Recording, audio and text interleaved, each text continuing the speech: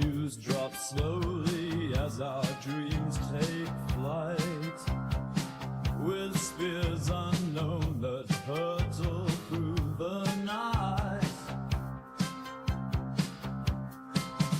The fallen horsemen clash, the cries resound. Lost armies perish in their cries, we're bound. By ancient stones we labor on the shore, by grey old cairns on hills where eagles soar. We're tired of empires, their endless wars. To simpler truths we open up the doors.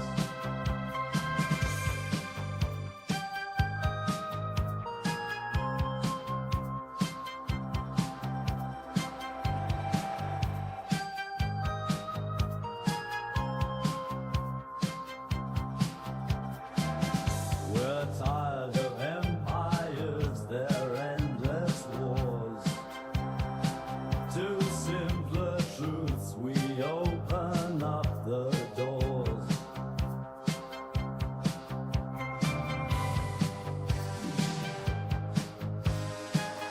Beneath the still stars, by the flaming gate, we bow to you, the master of our fate. The world may spin with empires lost and found, yet in your cosmos sacred truths abound.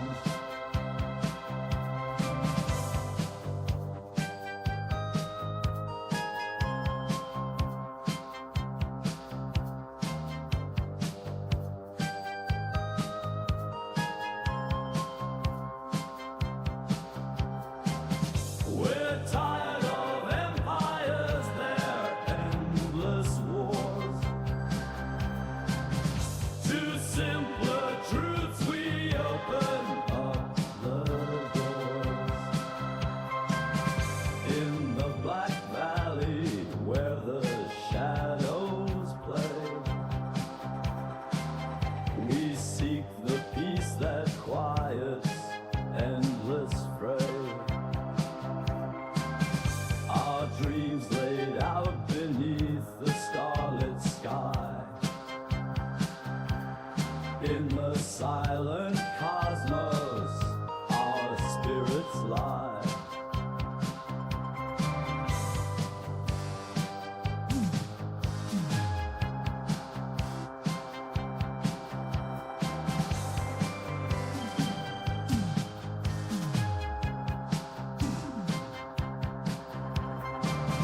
We're tired of empires, their endless wars. To simpler truths we open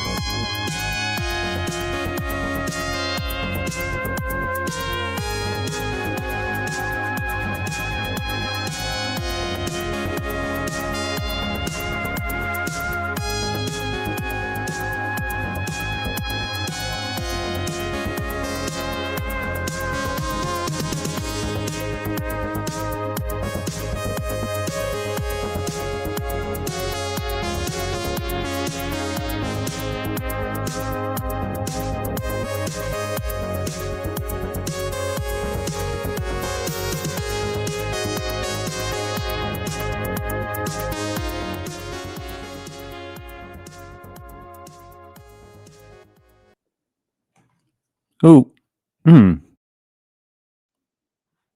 Why amn't I visible? That's weird. This happened 2 weeks ago. My camera doesn't come up. See, it works in that scene, but not in this. Oh, I keep making this silly mistake. Oh, there we go. Very professional start. How are you guys doing out there? I'm your host, Howard. We're awaiting, as usual, our host, Morgan, who comes around by about 10 p.m. And as usual, we're just going to chat with the chat, see where it's all at, and take a look at some news. A friend of mine just posted this in the Discord chat. By the way, if you want to join that, I'd need to update the invite link because they keep expiring. For some reason, you can't get a permanent invite link on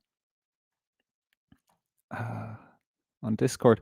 But yeah, a friend of mine posted this. I haven't read it, but it sounds funny. From dictator to gamer, Bashar al-Assad reportedly spends his days playing video games in Moscow. Okay, we're going to read that in a bit. Oh no, wait, hide that. That link isn't updated yet. If you want to join our chat room, you're more than welcome to. It's good fun. We've got a little bit of a community. It's dropped off a bit. You know, the new kind of the novelty of it all kind of faded for the very few people that are in there. So the more people we get chatting, the more people chat. That's usually how it works. So Dars K, nice to have you along. Oh yeah, by the way, have to shout out people. Anne, Aaron, Liz, good to have you as board. And Dr. Crispy is on his way in. Because for once I remembered to post the link to the show in the chat room. Good idea to do that, you know, let people know, the people who want to watch you know that you're streaming. Right, let me get my marbles, gather my marbles here. What were we going to talk about tonight? Catherine Connolly inaugurated. That's interesting on so many levels. So many levels. One of those levels, which we'll cover in weeks to come, is the astrological significance of that day. And the very moment she was inaugurated, very, very interesting stuff going on in the skies. Well, talking about that as well, I completely, I went to bed before we were supposedly to see probably the most vivid northern lights over Ireland. I'm kicking myself. However, without even knowing that I missed it, I had a dream of northern lights. Would you fucking believe that? Dr. Crispy says, a great day for Ireland. Which day is that then?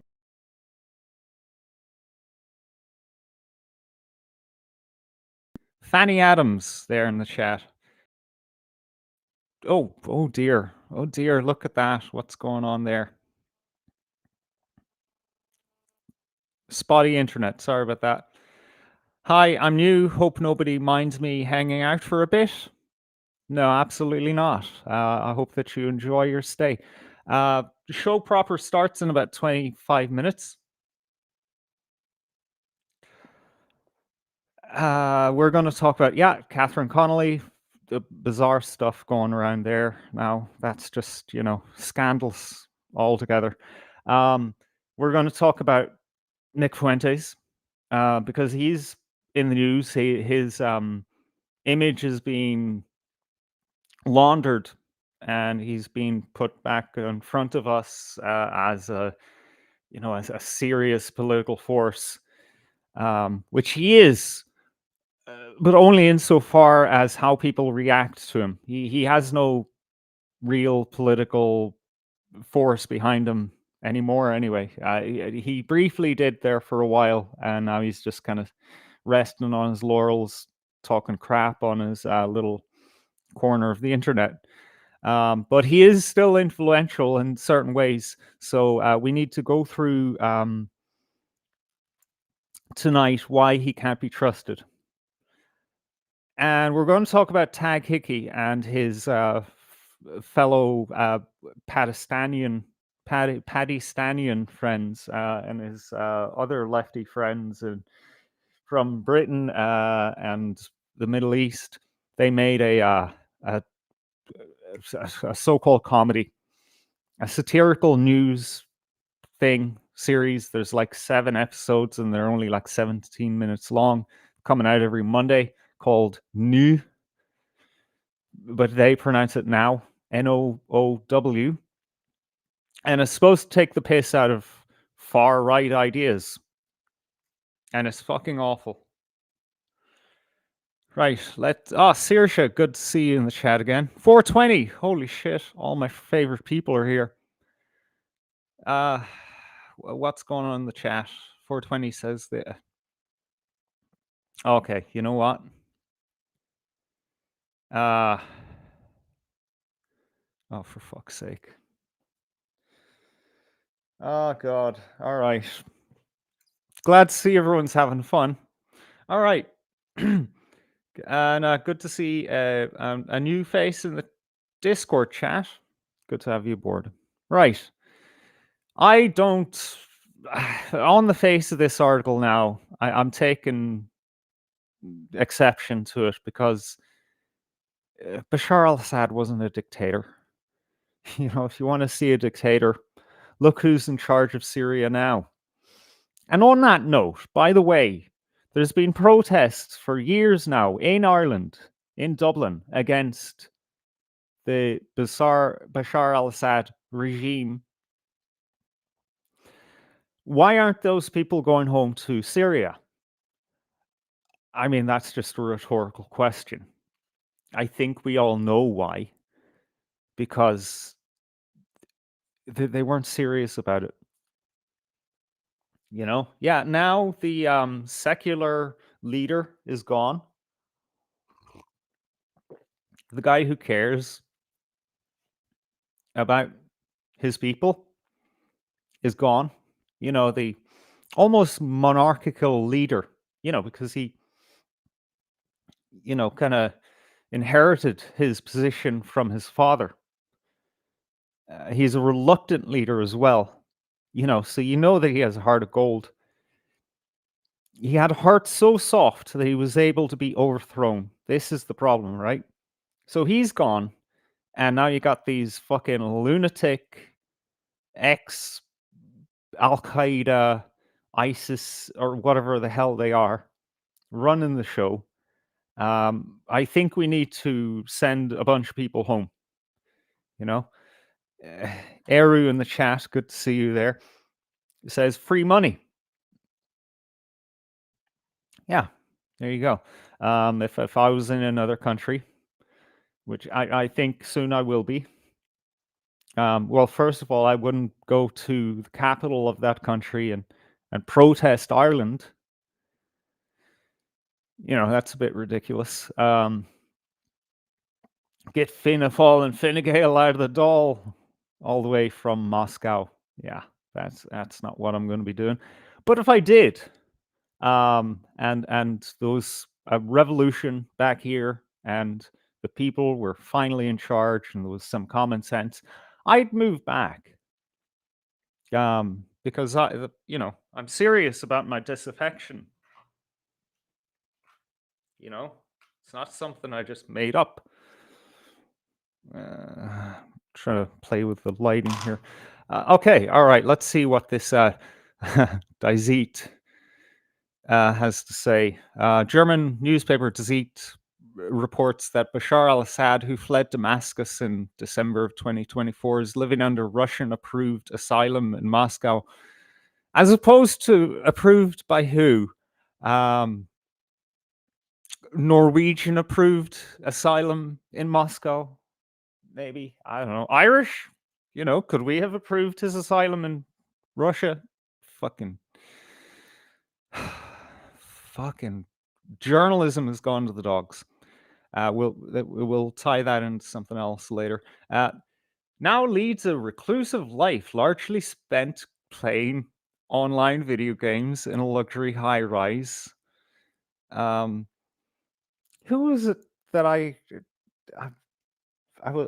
whether I saw it on a stream or I was having a conversation with someone, they said, wouldn't it be, just fucking great if Bashar al-Assad became a gaming streamer? Actually, I think I said that. I'm not sure. My memory is for shit. But here we are. He's a gamer. He may as well be a streamer. I thought he was an ophthalmologist, or the more complicated version of that word, or word that's like word for eye doctor. It's got like 10 fucking syllables in it that I couldn't ever remember. So why isn't he working as that? I guess he's I guess 60 years old. I mean, Jesus Christ.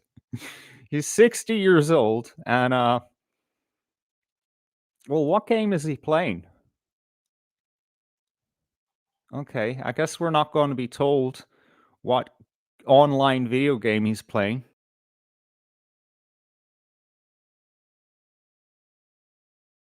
If I can pronounce this. Thank you, Fanny Adams. Geez, dude, my my internet connection is bollocks. Ophthalmologist. Ophthalmologist. Okay, that's good enough for me. I passed the test according to myself. It's good enough. Maybe he's just depressed, as this article goes into.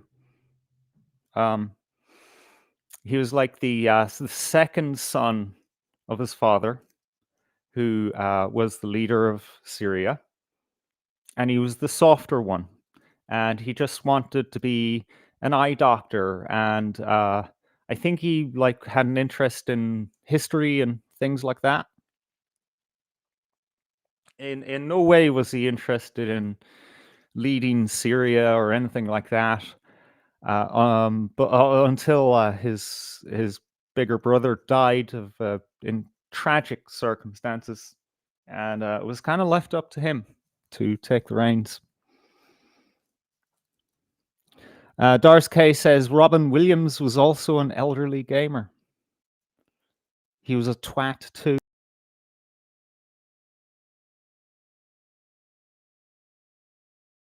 I don't know. A very varied artist. Is anyone out there in the chat? Can you tell me, are you having any interruptions in the stream at all? Am I hard to understand because my internet keeps dropping out? It's bugging the shit out of me.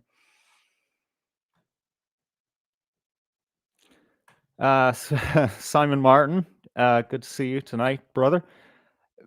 Good point. He says, I would not say it's Call of Duty. Yeah, I don't think it's I don't know. Would it be, when your country is in chaos, there's fucking genocides going on. It's just mayhem. And there's like 3 different countries invading it. Uh, well, like, are you going to play a first person shooter, run around, kill people kind of game? Would that kind of, you know, make you acutely aware of the suffering of your people? Or would you be like kind of wanting to get that energy out of you? Because you're 60 years old, you're not going, and you've never been a fighter anyway. It's not like you're going to go over there with an assault rifle and flak jacket and liberate your people or anything. You know, maybe, yeah, I don't know. I'll look into that anyway. Poor fella, you know, really. I'm sad for him. Okay, so I told you we'll have a journalism um, linking here. A 51-year-old man, the oldest ever recruit, and former RT journalist among new Garda graduates. Garda Jeremiah Burke, 51, said he wanted to join the Gardaí when he was younger but missed the opportunity. What was there, like only one opening when he was like a teen or something? Oh shit, I missed it. That doesn't make sense. you know, just if you want to do something in this life, just fucking do it. Within reason. I'm not telling you, become a cannibal or a terrorist or something. Like don't do things that harm people. Don't become a smack dealer, for instance. But if it's reasonable, take the fucking chance. Don't wait until you're 51 to do a job that you aren't actually fucking capable of doing at that age. It's ridiculous, man. The time has come and gone. The only reason why they let you in is because it's in dire straits, the forces.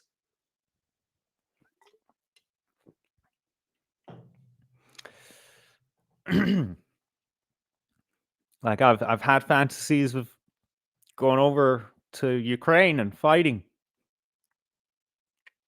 I know that's not going to happen. At my age, I don't think they'd want me. I'm just too old. I think just too old. And they've already got like loads of good young fighting men. I don't think I'd be much use to them. I think I'd get in the way mostly. And it did occur to me today while I was in the shower, just random shower thoughts that, oh geez, when you join the military, you have to shower together. There's this communal shower area in the base, I'd imagine. I don't think they're going to give you individual shower cubicles in the military. I thought, well, I'm not doing that. I don't want people to see my penis because it's not big enough. It would be embarrassing. Um, just keep up with the chat. Uh, oh God, Fanny Adams. I've interruptions in my stream. I think it's my prostate.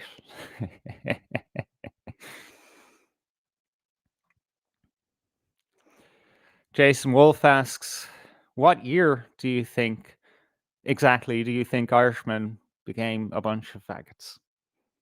That's a good question. I'd like to hear what the chat has to say about that.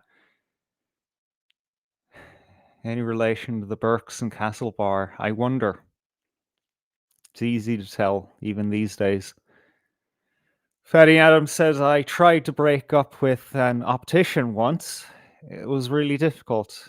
Every time I'd tell her I couldn't see her anymore, she would move an inch closer. That's fucking stupid. Oh, You guys kill me. 420 audit says 107 Gardaí are currently on suspension. He has chosen a noble profession. I mean, when he was young, I'm sure it was a noble profession. Still, in my memory, anyway, it was a good institution. It's just when I grew old enough to hang out with friends and smoke weed with them, or hash back in the day, that I learned to dislike them because, they were a natural fucking apex predator for me and my friends.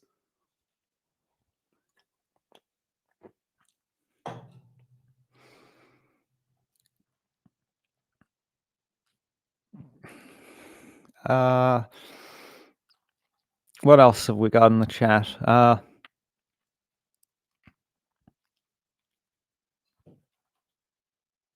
Oh, wow. Okay, that's a lot of laughy faces there in the chat, Dars. Wonder what's that in response to? KO, nice to see you in the chat. All right. The oldest ever recruit to graduate from the Garda College has encouraged other people his age to go for it. We don't need a bunch of old people in the Gardaí. That's insane, man. Jeremiah Burke, 51, said he wanted to join Gardaí when he was younger, but missed the opportunity. He said he recognized it is going to be a tough job, but said, "You're never too old." No, sir. You are too old. Sometimes. Eventually, you're too old for everything. Eventually, you're too old to make a fucking cup of tea for yourself. All right? This day when we fucking live until we're 109 and we're still milling about the fucking town doing this and that, and we're still sharp as a tack, those days are way behind us, okay? Stop giving people false fucking hope, okay? These days, no, I'm not going to make any generalizations there. Darske says, we don't need the Gardaí, full stop. I mean, it's a conversation you can have, yeah.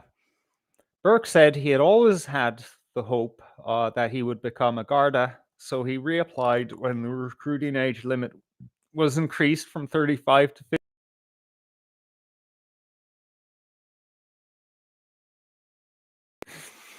Oh, that's what he means.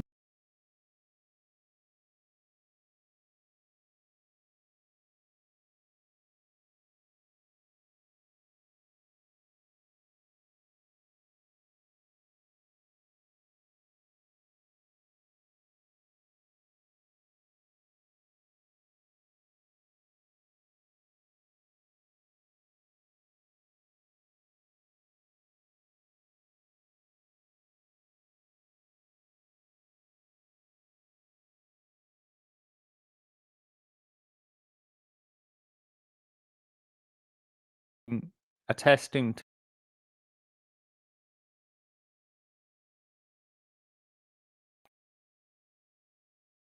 Have I lost my fucking mind, or does he not make any fucking sense?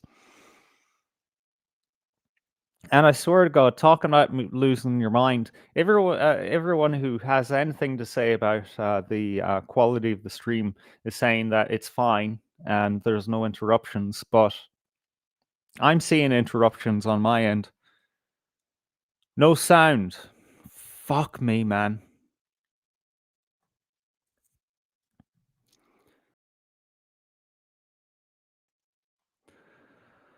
Fuck me sideways anyway.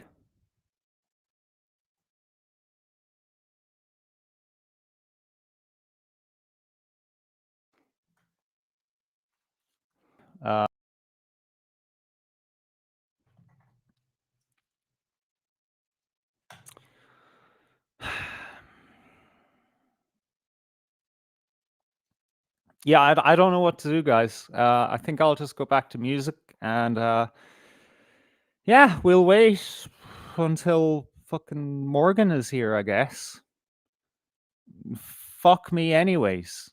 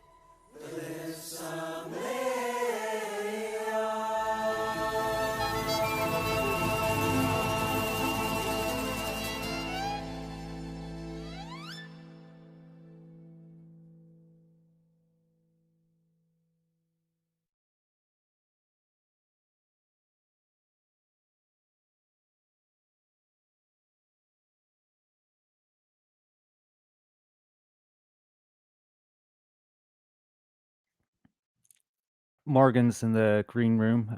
My internet has seemed to have improved, so I think we're okay. I'm sick of this shit, man. Everything's slowly fucking falling apart in this fucking country. I'm coming in Jesus Christ, man. before you commit suicide. Fucking Oh, hell. you always fucking do that, man. Jump out of fucking nowhere. Jesus Christ, you make Taghd Hickey look like a fucking a non-manic depressive. What's wrong? The internet giving you problems, or? Yeah, they kept dropping out occasionally. Oh, Yeah. they expected. We've got shitty weather. We've got fucking X-class solar flares hitting, bombarding the planet. We've got a giant comet. I don't know if it's heading our way, but it's still venting gas the wrong way. So they're describing it as anti-physics. Who knew? Oh, man. It's disobeying the law of physics. That's wonderful. If scientists don't understand something, just put the word anti in front of it. Yeah, you know. Antimatter. Yeah. It's a great thing about science, you know. Never fully right and never wrong. It's amazing. Like it's a great fucking get out clause. What are we looking at? Dublin Port, is it? Yeah, I thought it would be a little more stormier because I think it's Wexford that has a yellow warning right now. Yeah, Wexford or Orange, Wexford, Wicklow, and Dublin. All right. of all places. It's not too bad. It's been bad for the last couple of days, but it's Ireland. It's winter. We fucking expect it at this stage. Yeah. But the rain yesterday was atrocious. Like, It hasn't stopped raining here in like 4 days. yeah. Well, I had planned to look at the moon with the camera I have because it's got an incredible zoom. But ever since I planned to look at the moon, there hasn't been a fucking patch of clear sky at all.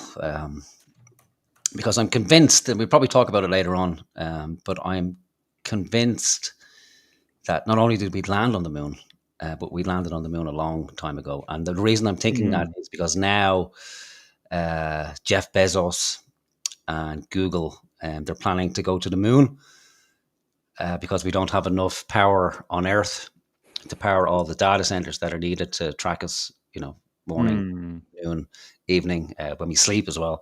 So they're going to build them on the moon, and factories on the moon, and data centers on the moon. Okay. But I think Google might be planning space. I think Google they're going to put some array of satellites in space, and they'll harvest power that way in order to power the data centers that are needed. So good news for the future. They'll be able to track all us future terrorists, or verbal terrorists. I think, isn't Micheál Martin just on the cusp of announcing that the far right is indeed an organized terrorist organization? So it would happen because they caught, what was it? We discussed it last week, 2 people, one guy from North Ireland, a foreigner, and somebody who's was last seen at the Sinn Féin Ardèche. That's the new, apparently, armed wing of the far right. So I don't know where we're going with this horseshit at all. But luckily, we have a new president. We have the wonderful Catherine to guide us through. She is going to be a president for all, according to herself and her campaign. Almost like a one for all voucher. She will represent everybody. Man, I'm tired already tonight. Jesus Christ. You're tired all the fucking time. We need to get an injection of fucking energy into you. Like, you need to. Have you tried sticking your fingers in the sockets or something like that, just to get a bit of energy flowing? Don't mind the Red Bull. A couple of 1,000 volts, you do the job. So yeah, we had her inauguration. I was surprised because there was some Muslim cleric was giving a speech, giving blessings from Allah upon Catherine. So it transpires there was 11 different religious denominations represented.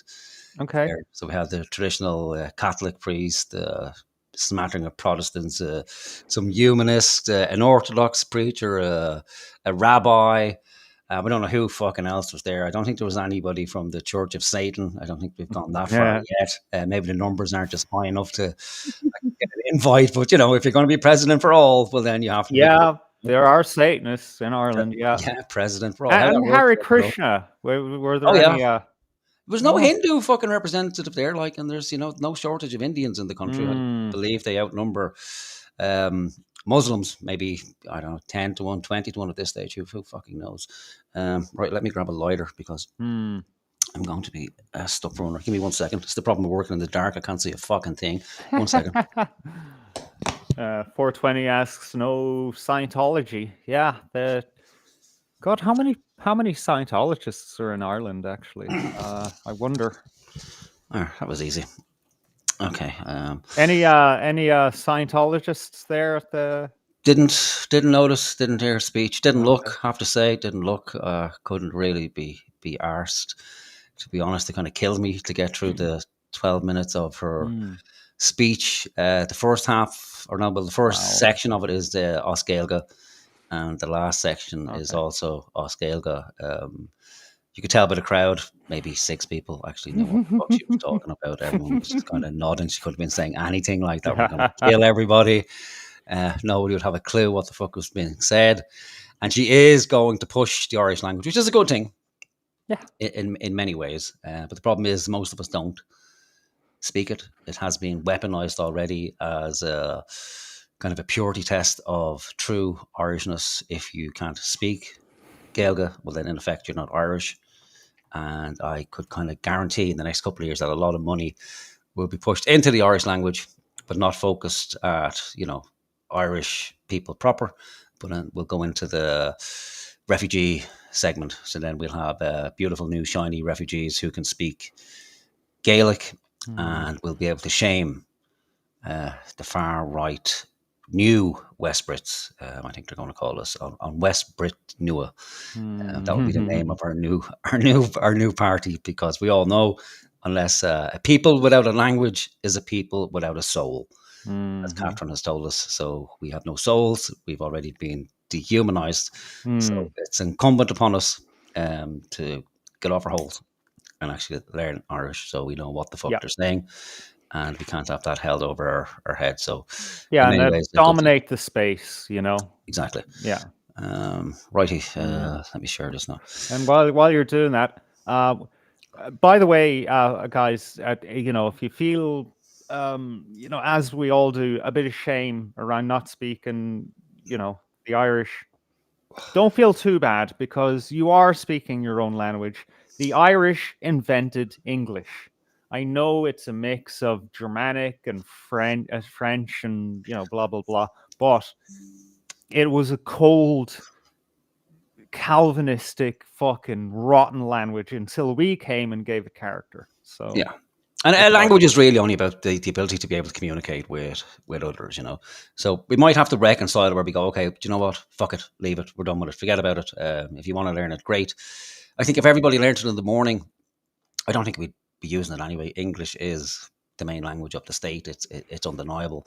But there is still, I think, a part of every Irish person who does carry that shame about not being able to speak Irish. And even those who don't, because it's not, in essence, a living language. You know, it's very hard to speak it on a daily basis unless you're living in a Gaeltacht area. But we'll carry on anyway. We won't that.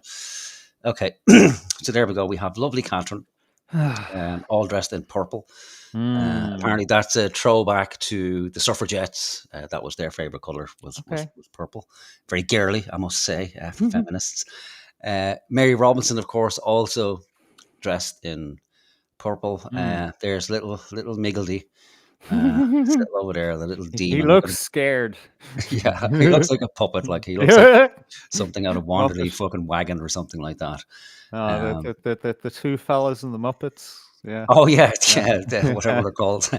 And there we have Dirty Leo sitting over there with his legs crossed. Why is he there? Because he's on the council. He's on our council. So any former Taoiseach or former president is automatically on the president's council. And then she gets to nominate 6 people outside of politics to sit on the presidential council as well, or whatever the fuck it's called. Oh. So we have, and Mary Robinson is over there to the left, and over to the right we have Bertie, looking like he has leprosy or something like that. I don't know what's going on with Bertie here. And then all the way down, all the way down the very end, we have Brian Cowan. I'd almost forgotten about him. When they got rid of Bertie, they threw. They got rid of Bertie, didn't they? Then they shoved forward Brian Lennon, who was in the throes of pancreatic cancer. This was during when the Celtic tiger escaped the zoo and was tranquilized and almost killed altogether. And then Brian Cowan came forward, and he was the kind of originator of lessons to be learned and going forward and all this kind of horseshit. Anyway, we listen to Catherine, see what she has to say. Now, the first part is in Irish, so we probably don't know what she's saying, but essentially it's a welcome. Okay. She's just welcoming everybody in the audience, welcoming all the dignitaries, her family, her brothers and sisters, the politicians from the north are down. So she welcomes them. He, she, a free vrehef, Harry, Wheel Corla on Stott, Wheel on Oroptus, Ambassador, Look at this fucking idiot. Like, this is the president, the former president of Ireland. He can't even turn his fucking phone off. And he doesn't even know where it is. Like, I mean, people are fucking giving out about Trump having dementia or Biden having dementia. This guy's no better. Thank God he doesn't have any political fucking power, really. And he needs it so loud. Like, that's how fucking gone this guy is. Like, how deaf he is. Deaf as a fucking post, like.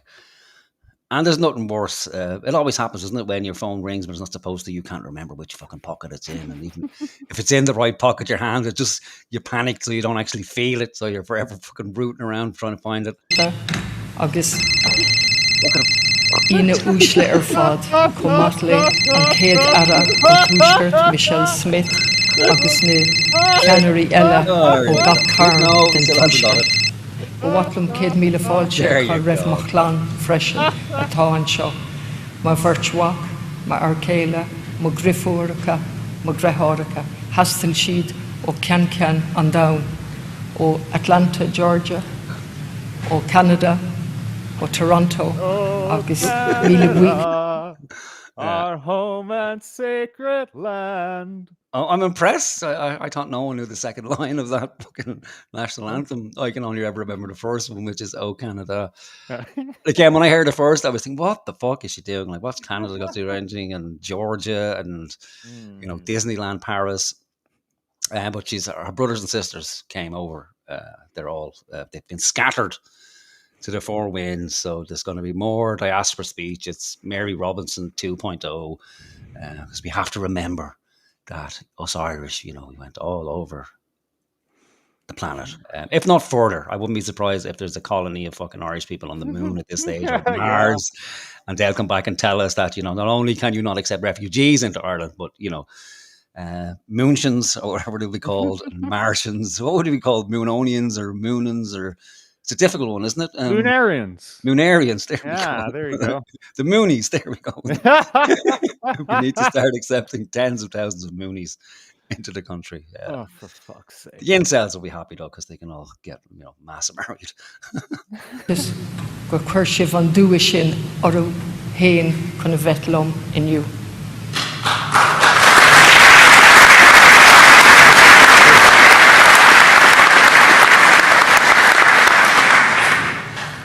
I stand before you humbly and proudly as the 10th President of this beautiful country. The people have spoken and have given their President a powerful mandate to articulate their... No fucking way! Let's just watch that again, because, the neck of him, and so unsteady, he can't even hold the fucking phone. Is he the type of guy who doesn't put a cover on his phone? That's why it slips out of his hand, like he's too cool for a cover on his fucking phone. The people have spoken and have given their President a powerful mandate to articulate their vision for a new republic. A republic... Oh. What's that read? It says, so the message is from Tulsa. Oh. With a slice of pizza as icon for Tulsa. Hey, Mickey D, new pizza menu available.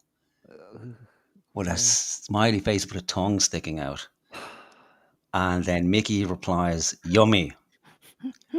Can't wait. Now, I'm not saying anything. And fair play to the Journal for popping up his text messages. This is the problem with data centers, because they've access to all our data now, including the president. Wow. So our former president, as he's now known. And look at him. No wonder he looks fucking happy. But they need to eat too. They are human after all. So we're told. Public worthy of its name, where everyone is valued and diversity is cherished. Where sustainable solutions are urgently implemented, and where a home is a fundamental human right. I have problems with that. That sounds great, doesn't it? A home is a fundamental human right. But a home for who? Is that a home for everybody? Does that mean now that we have to provide homes for... We already are providing homes for our visitors. Let's not fucking beat around the bush. No. But so that's... And again, she's supposed to be non-political as the role of the president, but this is very political, isn't it? Like outlaying her demands, like that we want this and we're going to have this and that and a home for everybody. And where's that going to fucking come from, Catherine? We need to get people out first so we can home the people we have, and then maybe we can have a look at it. But I suppose nobody's going to be surprised by this, sort of. The change that led to this joyful day began with a small group of elected representatives and volunteers facing what appeared to be insurmountable challenges. We were led to believe that it was too great a leap, that our ideas were too far out, too left, at odds with the prevailing narrative. Did I fall through some sort of fucking black hole or something, or into a new dimension where that happened, where horror ideas and beliefs were somehow against the prevailing narrative and were considered too far left? I thought it was just a continuation of where we are and where we have been for the last kind of fucking 20 odd years. Like 30 years, really. Yeah. I remember in school, I was being brainwashed into this stuff.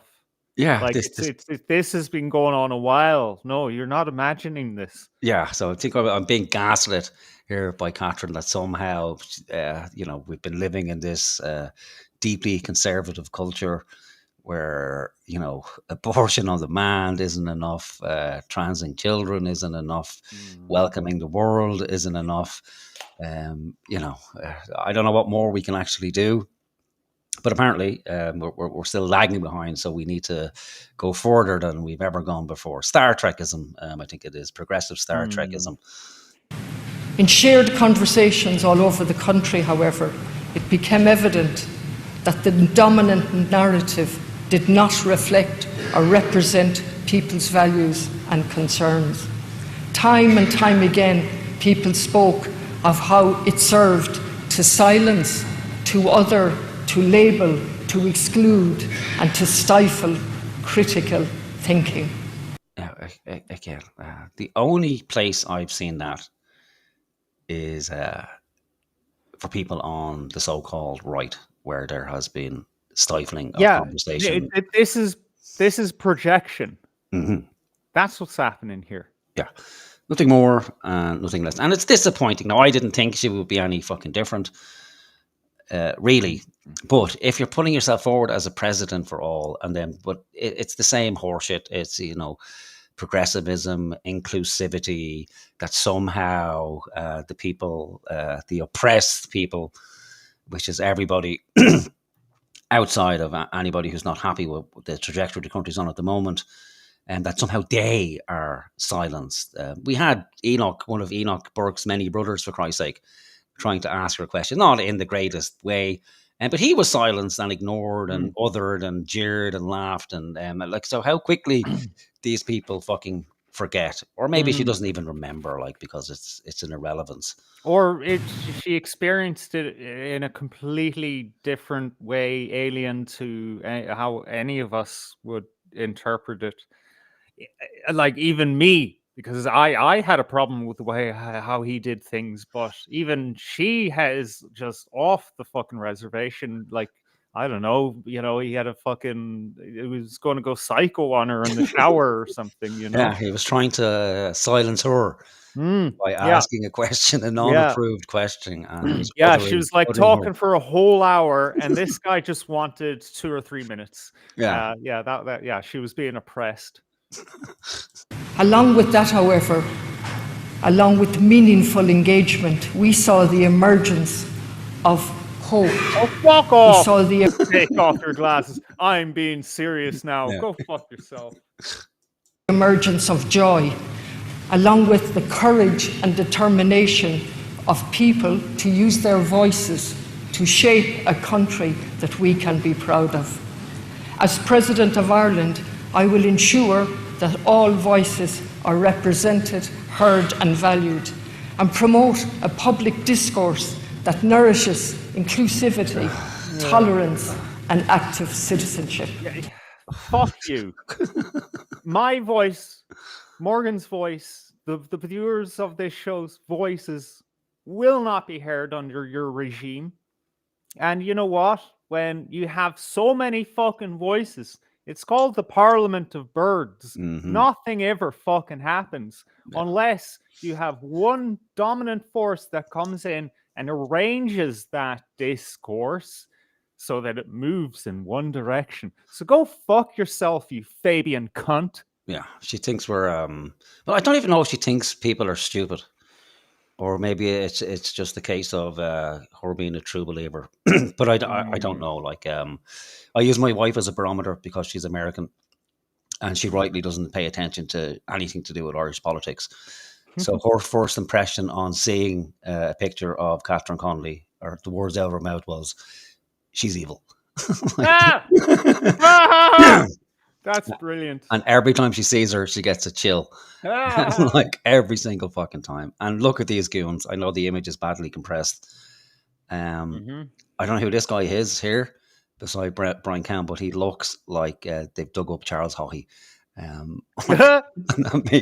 Maybe someone Yeah. better. Previous presidents faced different challenges reflecting the dominant issues of the day.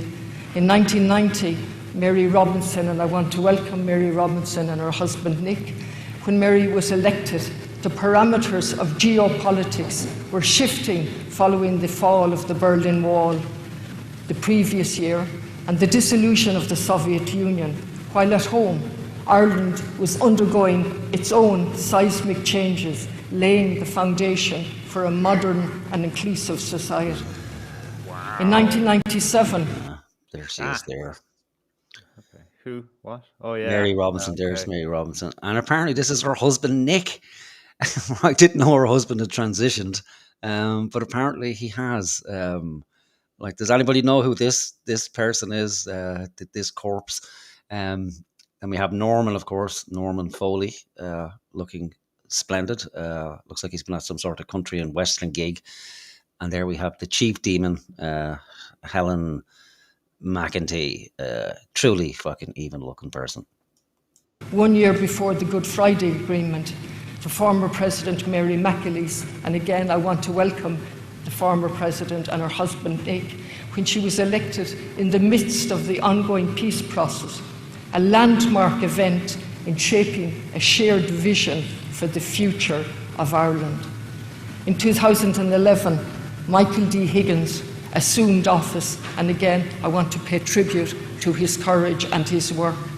Michael D. assumed office as a global financial collapse shook Ireland and the world. The reverberations of that crisis continue to impact. I know, he's decaying as we fucking watch. I know, right?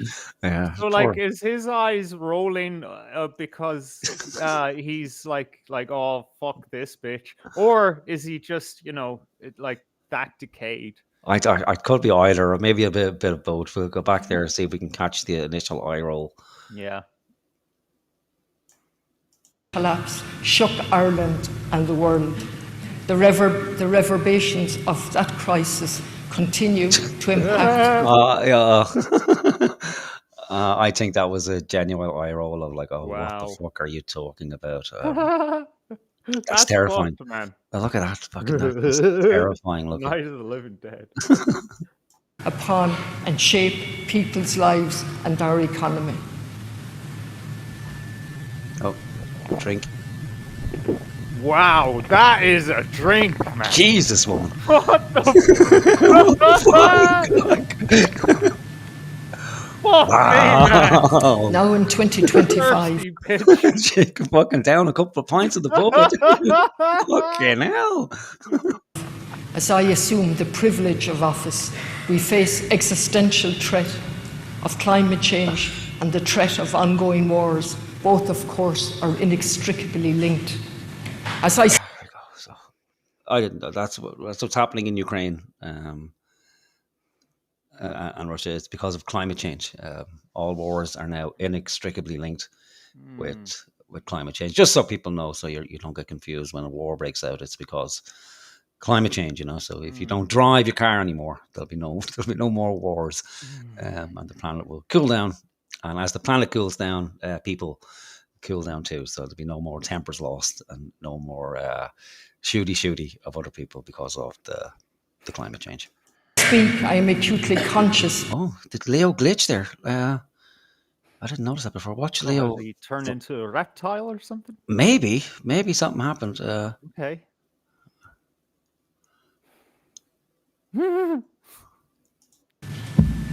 Now in 2025, as I assume the privilege of office, we face existential threat of climate change and the threat of ongoing wars. Both, of course, are inextricably linked. As I speak, I am acutely conscious of the 160 Whoa, buddy. Yeah. What was that about? I don't fucking know. Like, unless he sleeps with his eyes open or something like that, or he's fantasizing, he's caught some fancy boy in the audience there, and he's giving him a bit of a wink. I don't know. There's something strange about Leo. No, that looked like fucking CTE or something, just flaring up. 65 million people currently forcibly displaced from their homes and countries due to... Fuck off! I don't fucking care anymore. 106. Ireland's not full. We could fit them into fucking, I don't know, Galway, somewhere nice like that. Galway could take another 165 million people, couldn't they? The electricity grid could handle it. I believe crime is very low there. They need more people of colour. Maybe we can throw a few to Wexford, another couple in Dublin, maybe Donegal. I think there's still too many white people in Donegal, so we might throw them over there as well. War, famine and climate change. We cannot turn back the clock nor close our eyes to these realities. We can. I'd happily close my eyes if it would make a fucking difference. Every day. Yeah. Like, what are we supposed to do? Like, come on. Seriously. Like, by all metrics, Ireland does more than any other country on the planet when it comes to helping other people. Supposedly because, we suffered at the hands of the colonialists, and therefore we're the same. Anyone else who suffers, they are us. The Taghd will tell us, we are Palestine because they too suffered under the yoke of colonialism. But that's where the fucking similarity ends. There's a lot of difference between us, and we can't take fucking everybody in. It's like, when does it end? Like, I just want it to fucking end. Yeah. I don't want to talk about this shit. I want to just go back. It's every fucking time. Like, every time. They're always fucking moaning about all this going on in the world and that going on in the world. Like, I get it. We need to know about these things. But every time there's anything going on at all to do with the country, we need to fucking hear about how everyone else is suffering more than us. I wonder, maybe there's a reason for that. Kind of like how, always on the fucking telly in the 80s and 90s, probably earlier, actually definitely earlier, fucking black babies starving to death on the TV every fucking night. Oh, aren't you so fucking great, going, even though you're, it's like you can't fucking afford the electricity. You're a fat fuck compared to these poor brown babies. Yeah. Fuck off. Yeah, beaten into submission. I suppose we should thank our lucky stars that Bob Geldof wasn't actually fucking nominated by Fianna Fáil like that. Could you imagine if we had Bob Geldof as a president? We think this would be bad. Actually, you know what? No, actually, I would prefer him, because then it would be like just fucking balls to the wall, not this kind of softly. Yeah, you're right. Actually, you're right. It would be better. There'd be no doubts about it, no ambiguity at all. Well, even with this, there's not ambiguity, but again, it's because it's this feminine creature that's put before us, not this hush tones of softly, and the language of compassion and caring, and that we all have to be stoic. We're a very stoic nation, and really that's a cover word for fucking masochistic. It's like, give me a fucking break. These are the challenges of our times, and our actions or inaction will determine the world our children and grandchildren will inherit. It is both an individual and a collective challenge, and one which obliges us to reflect on the way we live and interact with our world and with each other. She sounds like Michelle Keane. It's the same cadence, isn't it? Like, like the way we act with each other and individually.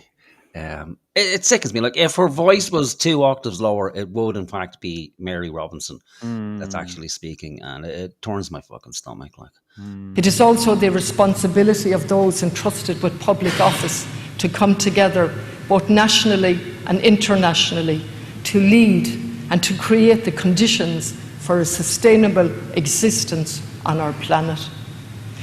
On our planet. What would those conditions be to impoverish the people further? Is it?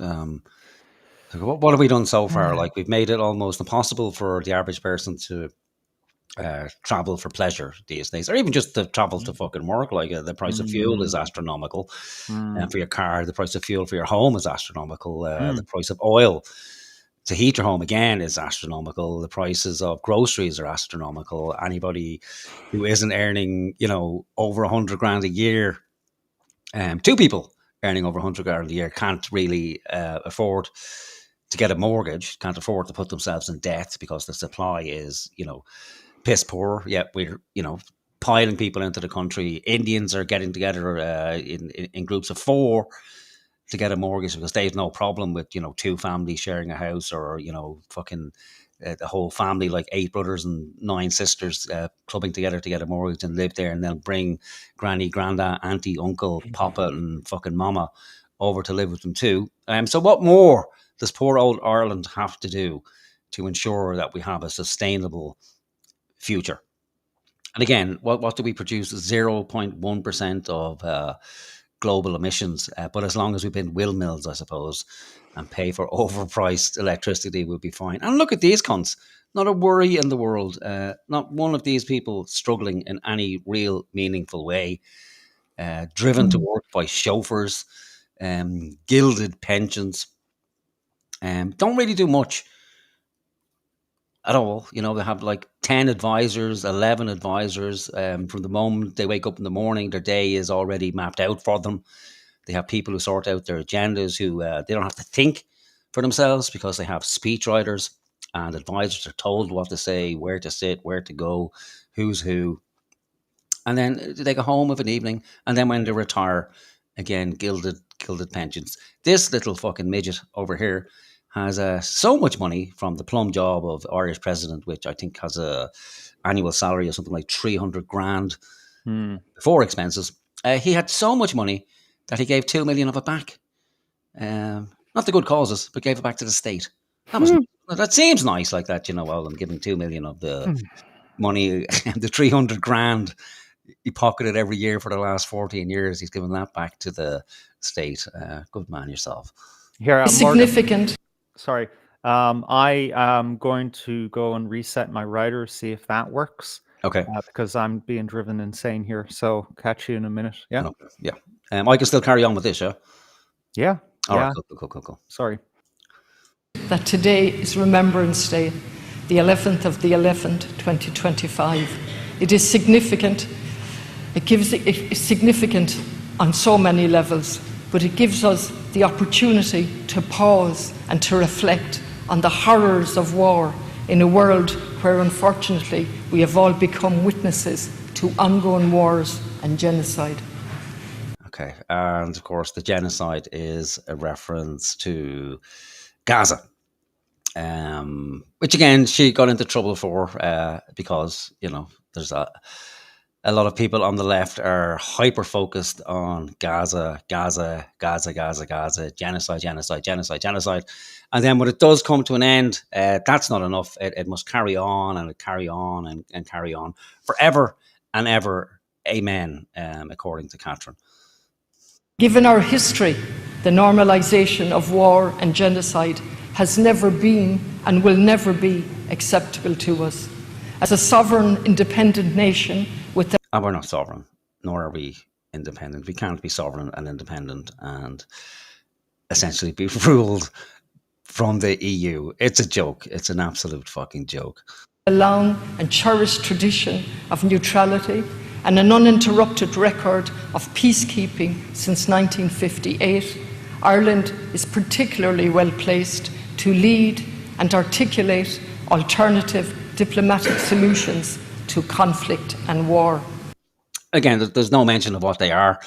I don't see what alternative strategy our government has put forth other than getting engaged in student politics and kowtowing to the demands of people before profit, where they implement their bill the Occupied Territories Bill, where they refuse to trade with Israel, and that's going to work out well in the future. And of course, our government won't do that. They can't do that because at the end of the day, the only thing that matters to the government, or any government for that matter, is the economics of it. So there's too many people's jobs in Ireland linked to goods that come from Israel, and that will determine it. And again, it's easy just to always focus on, the evils of Israel, and I'm not shilling for Israel. I've already been accused of being a Zionist, for Christ's sake. But we can't look at things so simplistically that, because somebody is attacked on the 7th of October and, hundreds of civilians are killed and raped and kidnapped, then as a country you're supposed to do what? Nothing, or send in the police force to tidy up and try to catch the bad guys when there's like 40, 50,000 of them. It's fucking ridiculous. What Ireland should do is probably mind its own fucking business, sue for peace, and just get on with that. Indeed, our experience of colonisation and resistance, of a catastrophic man-made famine and forced immigration, gives us a lived understanding of dispossession, hunger and war, and a mandate for Ireland to lead. Yeah. Well, how about this, Doug? And how about with the lived experience? And this is the same sort of conversation that happens in America with African Americans, that somehow, because they suffered, 400 years ago or 200 years ago, that somehow the people of the future also, or people of the present, lived that experience. Well, we didn't. It's part of our history, yes, but we don't make amends for it by inviting half the fucking world here because they're experiencing similar future shocks where they were colonized maybe 100 years ago, or in some are still colonized. That's not on us. Mm-hmm. We're currently going through what's often referred to as another plantation, where the people of the, Yeah. You would think that actually, our history would exclude us from having to take care of everyone else because we're so put upon ourselves. It's like saying to the African Americans, look, what it was like to be slaves. So go over to China and help the Uyghur Muslims. yeah, How does that make sense internally in that logic? Yeah, so maybe, focus on bringing the diaspora home, or make the country future-proof where, people don't have to fucking leave. Make it so that we're actually self-sufficient, and maybe start with food, something like that, instead of, culling the herd as it stands to save the planet. So we're going to save the planet by impoverishing the people and possibly starving them again. Because if the, world does go to shit, and Ireland is left alone to fend for itself, well, then I think we're going to be pretty much back where we started. Or maybe we have to wait until we get the population back up to famine levels before we can have another famine. That would be good fun. And then we'll see how willing other countries are to help us again. Maybe they'll wheel out that fucking dude from the Ottoman Empire sent 50 grand or something back then again. So there are many ways. If we really want to help these people and in their colonial struggles, well, then, bring over a group of them, or, maybe set up an Irish Mossad or something, and we can go around the planet assassinating the colonialists or something like that. But we don't have to bring fucking hundreds of thousands of people over from every war-torn country on the planet. Yeah, see, that's the thing, man. You're like, projecting, common sense and logic onto this thing, which is inherently just cuckoo and divorced entirely from reality. It's it's maddening, is what it is. Yeah, I don't understand what it is they want or think they can do. Like, it's I think it's just fluff, maybe shite, like a fairy tale to tell the people while they're getting fleeced, while we're getting fleeced. Sorry.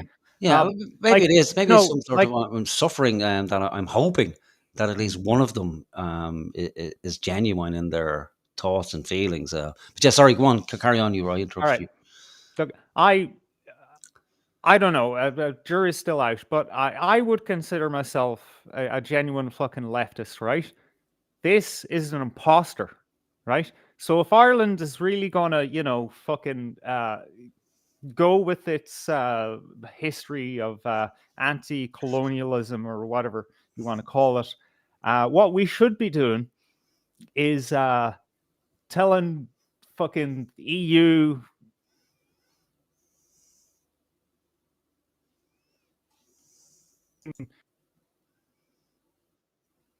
All right, gone again. All right. Tonight's going to be a fucking nightmare. Oh, fuck it. Go for it. Yes, you're saying the EU, what you should do is Yeah. Tell all these fucking globalist institutions go fuck themselves. Export massive amounts of fucking weapons to these countries so they can fight for themselves, and to bring back the IRA and send them over to those countries to train the rebels. That's what an actual left-wing anti-colonialist fucking government country should do, not this fluffy champagne socialist shite. Yeah. Well, see, maybe they've come to the realization that just won't work because the people are outgunned and they're up against so much. So the only way to do it is to invite them here so they can relax and be looked after and cared for. And be damned with the Irish population. Sure, they're a bunch of ungrateful cunts anyway. Like, they do nothing but moan and whinge and complain. And you have all these new foreigners coming in who are just so grateful for the opportunity that these people have given them. And we've seen it with Micheál, or Michael, whatever the fuck his name is, Higgins, ex-President Higgins, or former President Higgins, where he invites them into the Orison, Uachtaráin, and fawns over them. And he's, I think, the patron of maybe 6 or 7 different NGOs that have to do with looking after and caring for our foreign national friends. And meanwhile, Irish people continue to suffer and will continue to suffer because, unfortunately, there's no shortage of people in the world. And it does seem that these people simply view people as economic units. And as long as people are productive and good workers and willing to work for the lowest wage possible, well, then that's all that really matters to keep the economy going. And that's pretty much standard social Fabianism for you. It's that people are interchangeable, they are replaceable.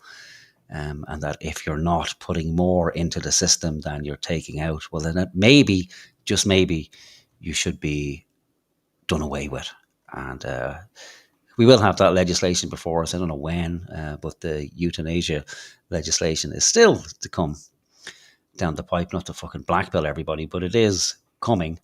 And I can guarantee you that the protocols that will be put in hospitals will essentially evolve around an economic decision. Is it economically viable to keep this person alive? And we only need to look to Canada to see that. We only need to look to human psychology to know that people will, in fact, carry it out because it will be compartmentalized. And somebody in your private life, you may say, well, do you think it's a good decision? If you ask them the question directly, do you think it's a good decision to end somebody's life based on economic necessity? Of course not. Jesus Christ, absolutely not.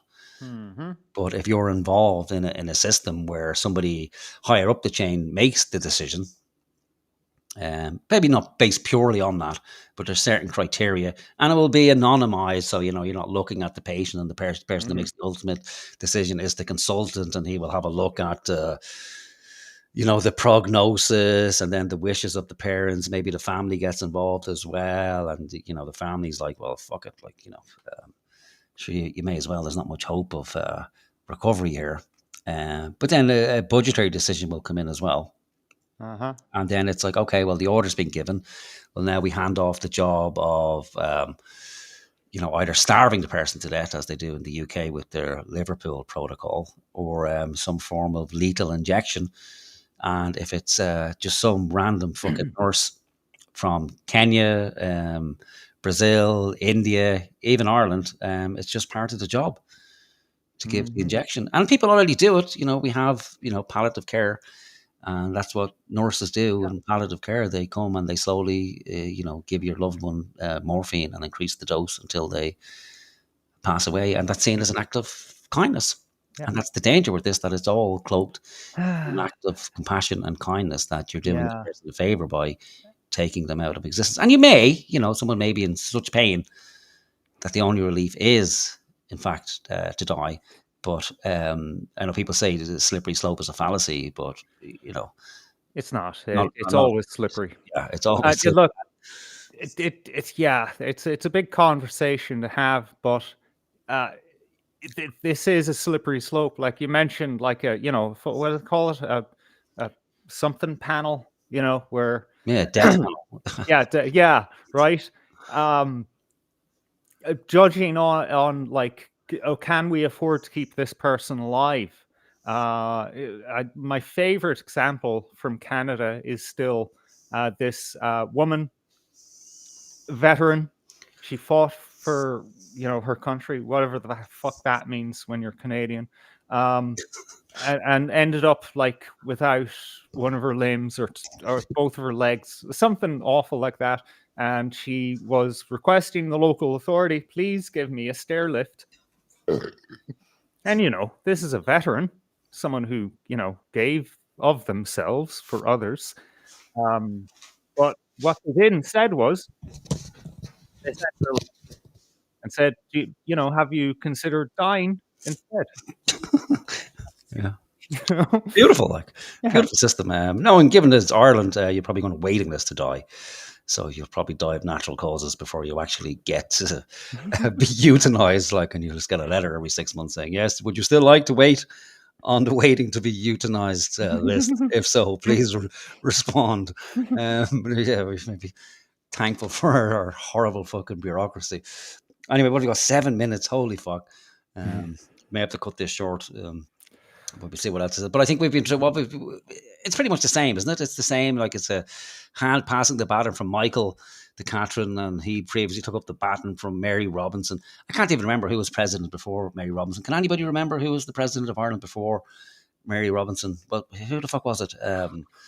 Was it Eamon de Valera? Wasn't he the president forever? And then we got a new president, or maybe Hillary or something like that. I can't fucking remember. And we shouldn't remember bits, because I don't even know if we need a president anymore. Do we really need a fucking president of Ireland? Do we? I'm getting around to the idea now that a king, a hereditary king, would actually be better. And there is someone out there, there's some fucking lunatic. I can't remember his name. 420 put up a video of him. All right. And he's I didn't look at that. Oh yeah, he's declaring himself as the king of Ireland, and he has a queen as well. Apparently, who's a traveling woman. So maybe I don't think we'll have a look at it tonight. But we may want a king, because I can't deal with this shit anymore. I don't want to look at this fucking woman. I don't want to look at him. I don't want to look at him.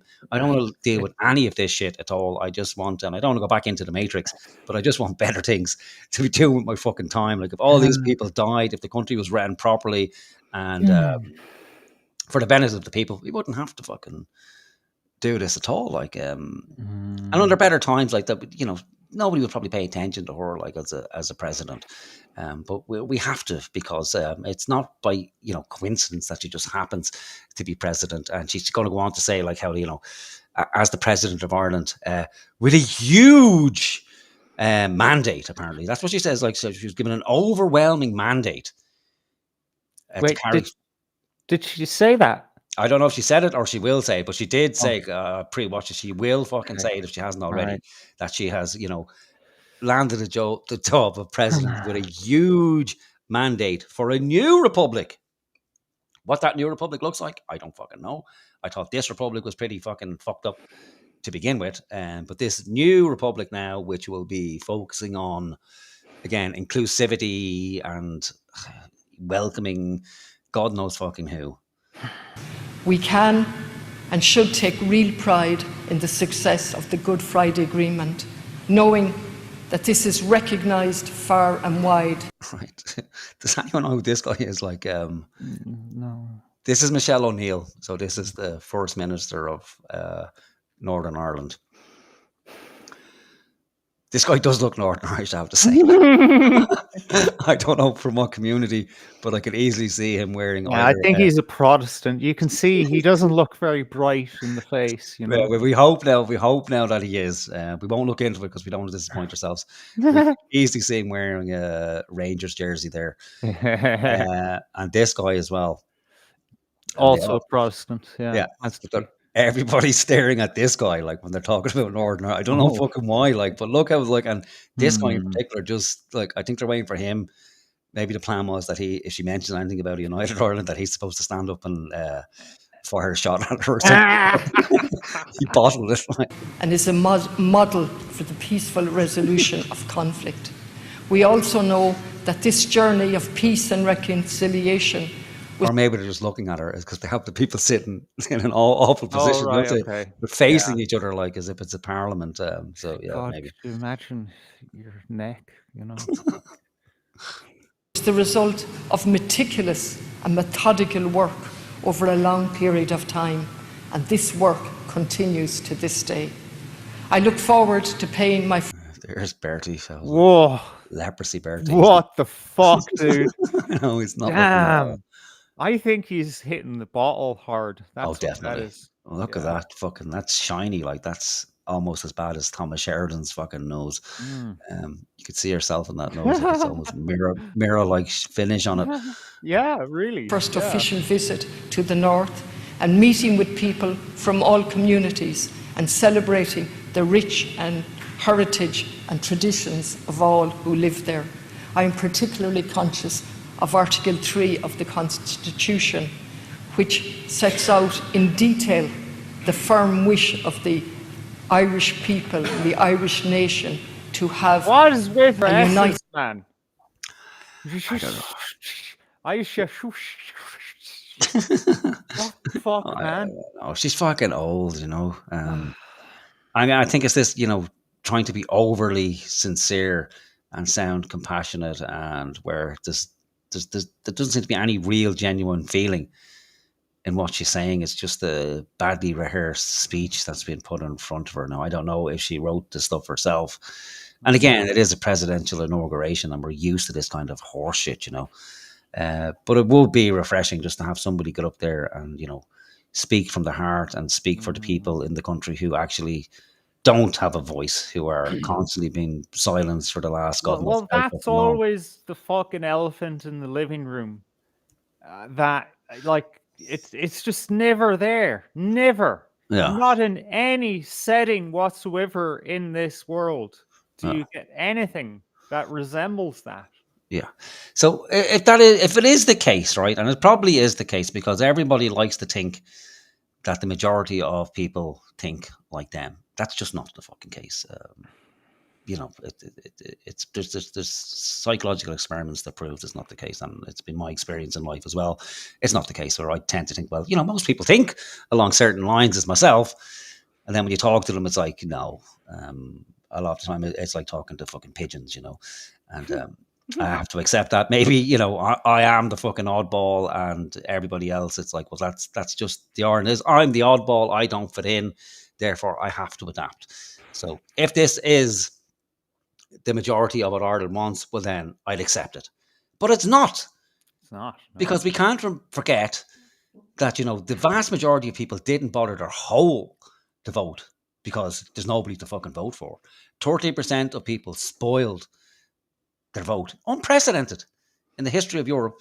Only, I think one other country in the history of modern politics has, expressed pleasure to a higher degree than ourselves.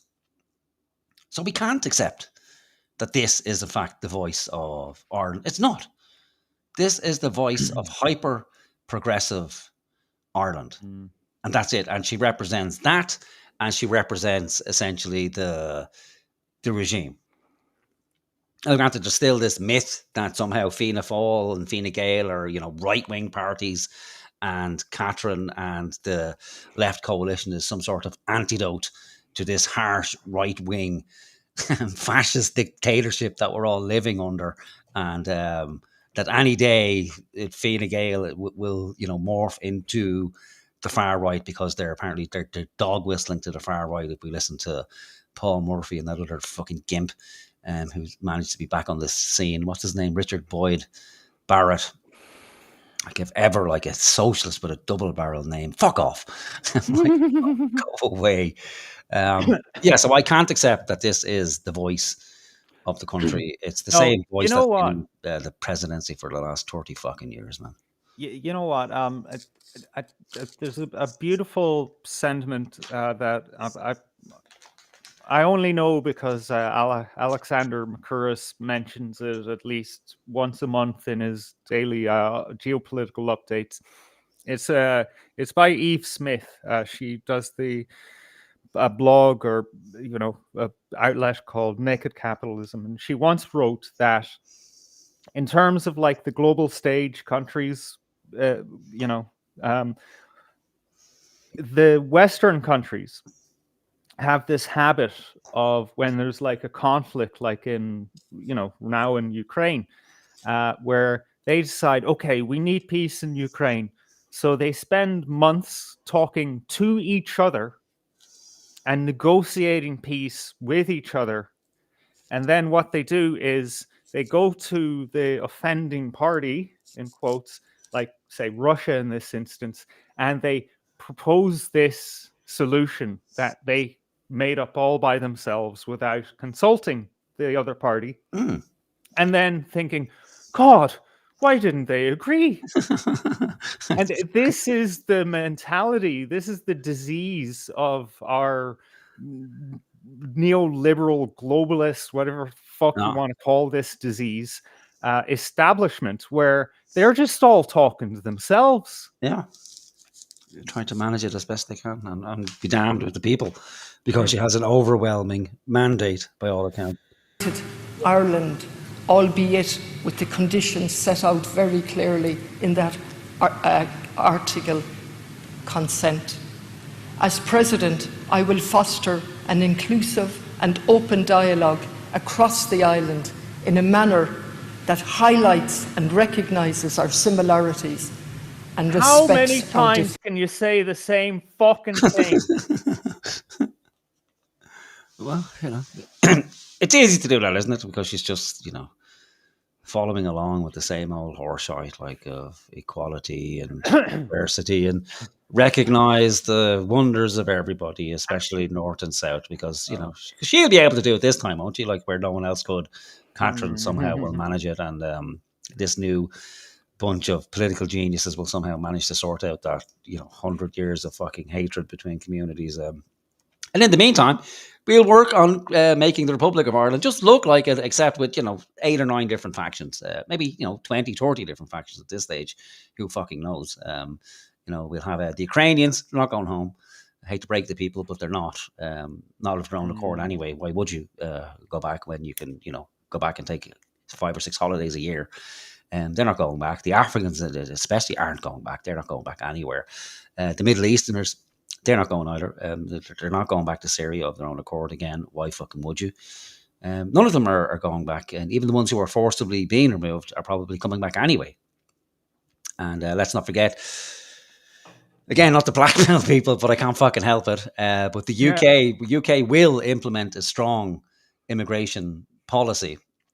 And they're very clever people. I don't know if people notice the British, they're very devious fuckers, So they're well aware that as soon as they do clamp down, when someone like Reform comes in and the hammer comes down, and they'll just cut people off financially, like, okay, no more payments for anybody who's here, quote unquote, illegally.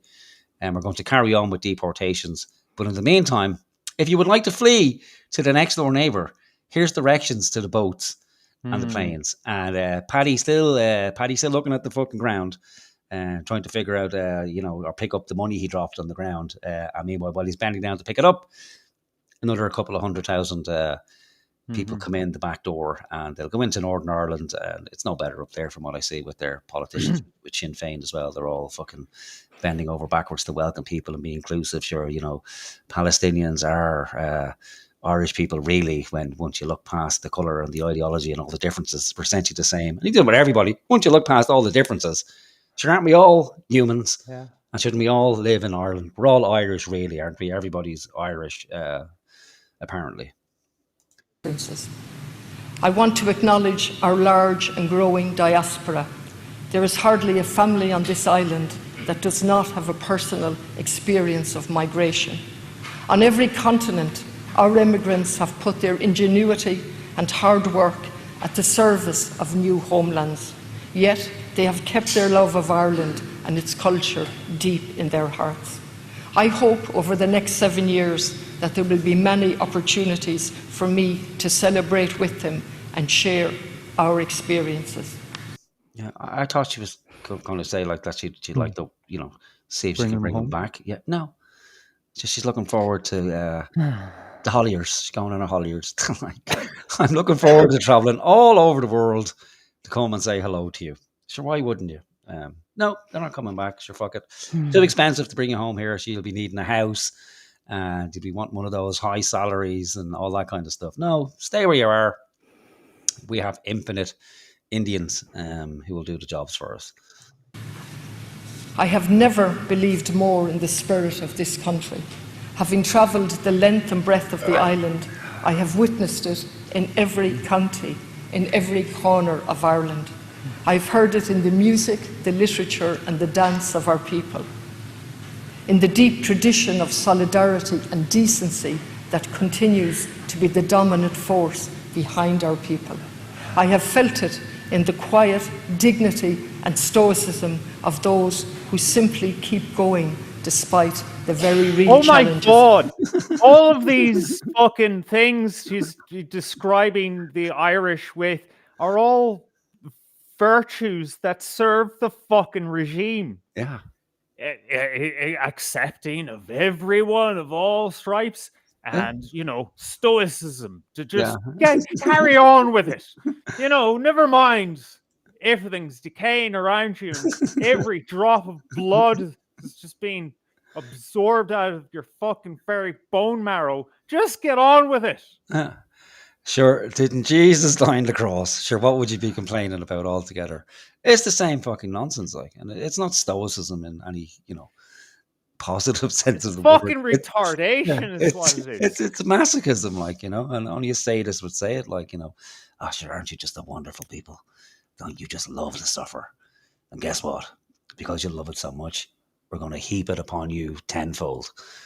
You can take it. You're great little people altogether. No matter what we throw at you, you just fucking lap it up. We lock you in your house and you fucking love it. You beg for more. We tell you to put masks on. Oh, you fucking love it. You wouldn't take them off. Even when it ended, you wouldn't take them off for fucking months afterwards. We told you to go and get some, mystery syrup. Not only did you love it so much, you queued up for it like you were fucking queuing for iPhones, a new iPhone. Disgusting, absolutely fucking disgusting. If they were real stoic people, yes, you wouldn't put up with it, but you wouldn't let it fucking crush you. But you would use it to make you stronger and not panic about it and not fall into the depths of despair. But you would use it to fucking strengthen your resolve to make sure that you don't let the likes of this shit happen again. I don't know how complicit this woman is. I think she was on board with the COVID mandates to begin with, and then she said, well, hang on a minute, this doesn't seem right. I didn't think I was an authoritarian piece of shit and that I would be, jumping up and down saying people need to stay in their fucking houses. You can't leave the house and travel more than 2 kilometers unless you have a good excuse for it, or unless you walk up to a guard and say, oh, excuse me, Mr. Guard, is it okay if I leave the house for a few minutes to get some exercise? I go, are you really going for some exercise? No, I'm sorry. I just wanted to get out and say hello to my friends and family. Back in the fucking house. Don't forget about that shit. Like people like, oh, no, that didn't fucking happen. Yeah, it fucking did. These are the people who stood over it. All of them. Yeah. That they face. I shifsha, winter na tira, cos winter na tira, a casuarum, agus me fud na tira, a sprag me, agus a sprag me irin le lin an actus. I'm going to fast forward because it's essentially just saying Irish will be at the forefront of her presidency as I fast forward through all the Irish parts. Fad, nach will Olam na Gaelga. Ní Sagunya. Like I have no interest in her speaking Irish because, as far as I'm concerned, this is cultural appropriation. When a hostile regime uses your culture to oppress you, That is cultural appropriation. Have we got? Is this the Orthodox guy? Is it? Yeah, I'm just imagining in my head him standing up and fucking beating the shit out of her with that cane. Yeah, that's my wife saw him and said, "Oh, he looks cool." All right, I'm liking your wife more and more, man. But I like that mustache as well. That takes fucking a certain level of character to grow a tash like that. That's like that's Nietzsche-esque, right? Fucking there. And then we have this guy, Jewish, either Jewish or really bad haircut. Little yarmulke there. It kind of merges into his beard. Yeah, that's weird, man. Yeah, it just all comes off like a Lego, isn't it? Just all comes off in one piece. I imagine this has got to be. This is the Catholic Archbishop, is it? And this is some sort of Protestant of some description with his little lizard's tongue or whatever the fuck they call that. Agus baisi a lauert fudna tíre, go mishnúil, go fillata, go ceolmhór, faoi mar atá cliste agam, agus mé fudna tíre. Agus dar nóí, Jennifer a lauert, go húdarásach, agus gan ein druggle nuair is scá. Mar ocail scur. To conclude, I believe that the President should be a unifying President. A steady hand, yes, but also a catalyst for change, reflecting our desire for a republic that lives up to its name. I will embrace the role of the President with dignity, determination and courage. Shut up! Yeah, we're done. Fuck off, Catherine. Just fucking shut up. You're fucking corporate speak. Fucking shite. All right, so let's remember that, like a president for everybody. Who will stand up for the voices that aren't heard. Everybody has a voice. It's just fucking HR department crap. Yeah. So we'll see how long it takes before people wise up. But I don't think they will. And again, very political inspired. I think she's going to be the most politically motivated president we've ever fucking had. And the left, the coalition of the left are buoyed. Let's not forget, they're buoyed by this recent success. So now they think they are within the finishing line of forming the next government. So we'll see how that transpires over the next coming months as well. This should be fun. Right, I'm going to grab a quick cup of tea. I don't know if you want to go to a music break or what we might do, or just I'm going to carry on yapping for a minute. What I might do is put on some music, and I might talk after the music. Go and do your thing. All right, cool. Yeah, cool. I'll go back to Dublin Port, I think. Oh God, I'm sorry, folks. I'm not much of a fucking an entertainer today. I'm just too many things to be pissed off about. So sorry if my outbursts are grating. Gonna play a little bit of music, and I'll be back after I take care of a few things around here, and I think we will be jumping into Nick Fuentes when we're back. Shall I? Yeah, there we go. Catch you in a bit, folks. I march no longer. I fight no more. You can send out all the tracks never lost, but I'm done with war.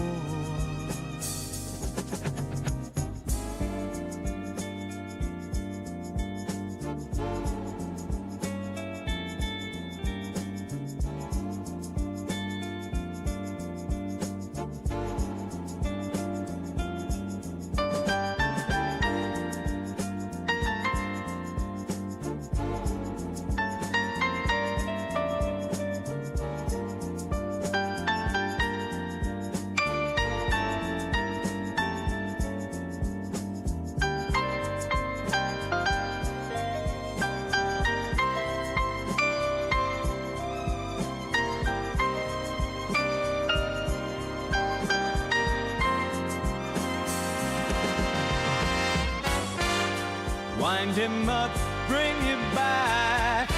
Conscript deserter. The worm drink is loose. Wind him up, bring him back. Conscript deserter. The proof is in the juice.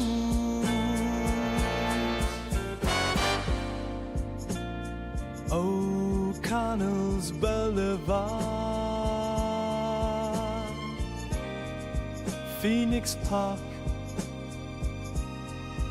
TikTok liquor, Thunderbird. And now that we have totally lost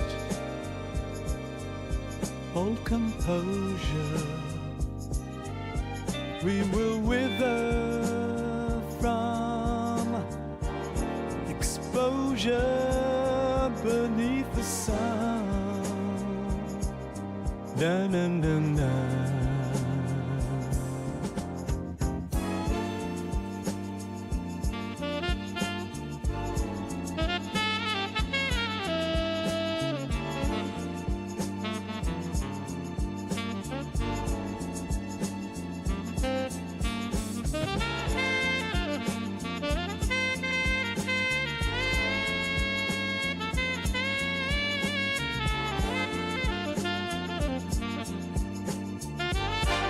Wind him up, bring him back.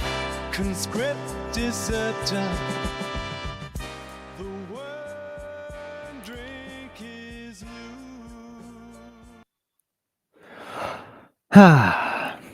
Just a quietening down there in Temple Bar. Yeah, not the busiest day, but not the quietest day on Temple Bar. Someone was mentioning Rip Off Ireland going for a pint in the Temple Bar. I don't know. I haven't been to Dublin in a while, and even longer still since I went for a pint in London. So Dublin. What am I talking about? London. It's never London. Never will be London. Sounds terrible. How much is a pint? Well, 30 quid. So, you know. Yeah, I don't know. If it's any more than like a fiver for a pint, I would consider that a little much, and it would want to be a really fucking special day, really special night, you know, to like spend that kind of money. As a result, I haven't really been out in quite a while. Derek Mousy in the chat, good to see you.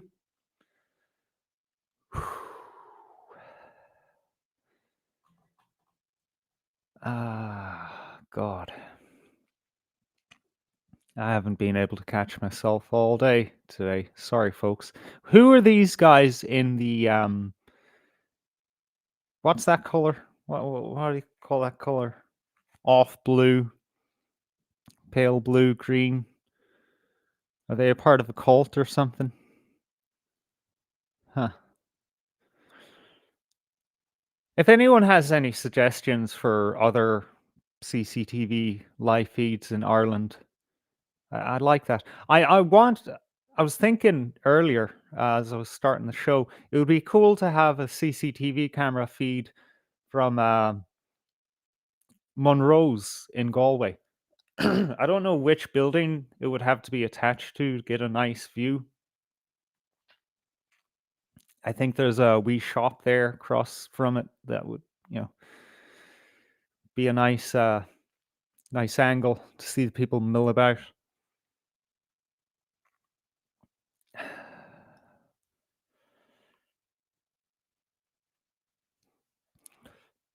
Another fantasy I have is finding what game Bashar al-Assad is playing, and we can find him online, you know, and we can stream having a conversation with him. Does he speak English? I wonder.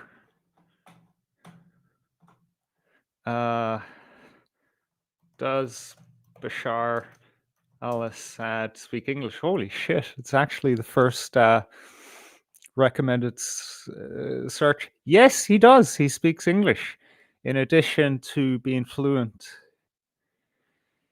in Arabic, of course.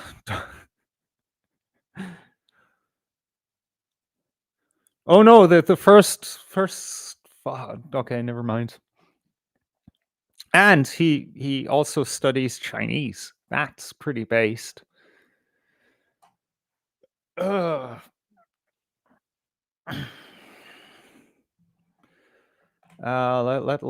carry on from where we were when we were starting the show.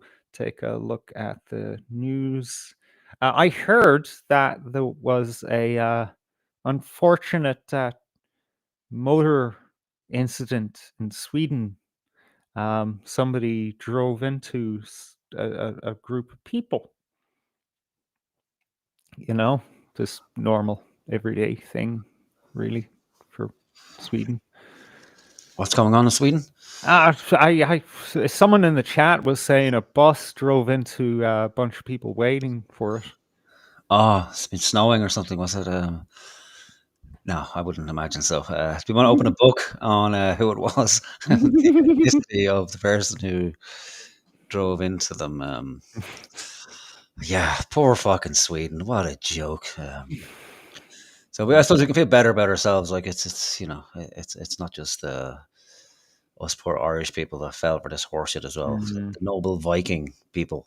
And it's proof that eugenics doesn't work. Like they were supposed to be superior people, and they fell for the same shit as well.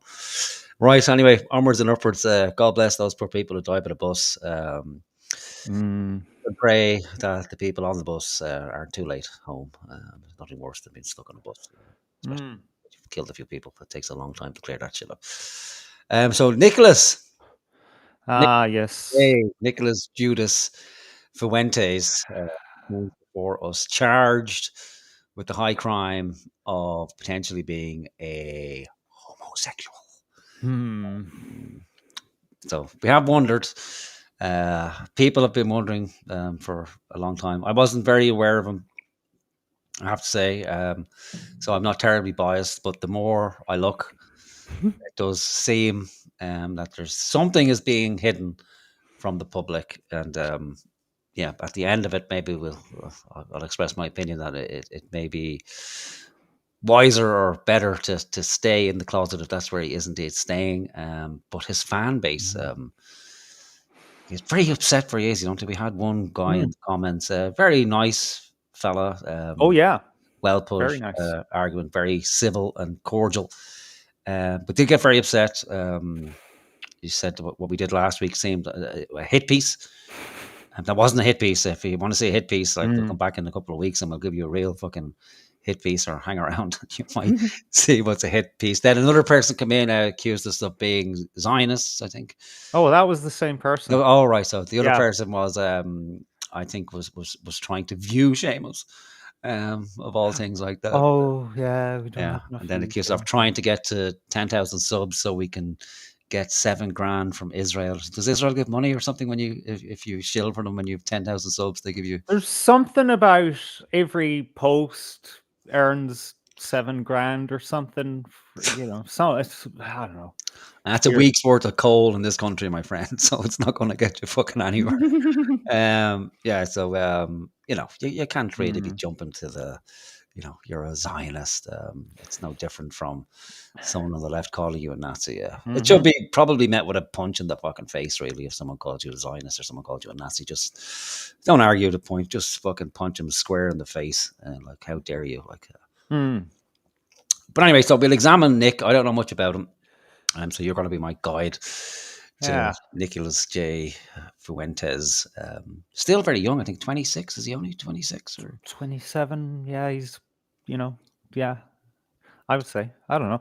Look, I don't know the nitty gritty details of his life in that way, but we do know, because it's frequently mentioned, that he's coming close to 30, so he should be maturing a little bit, but he's not. He's just the same old shite bag that he was when he started.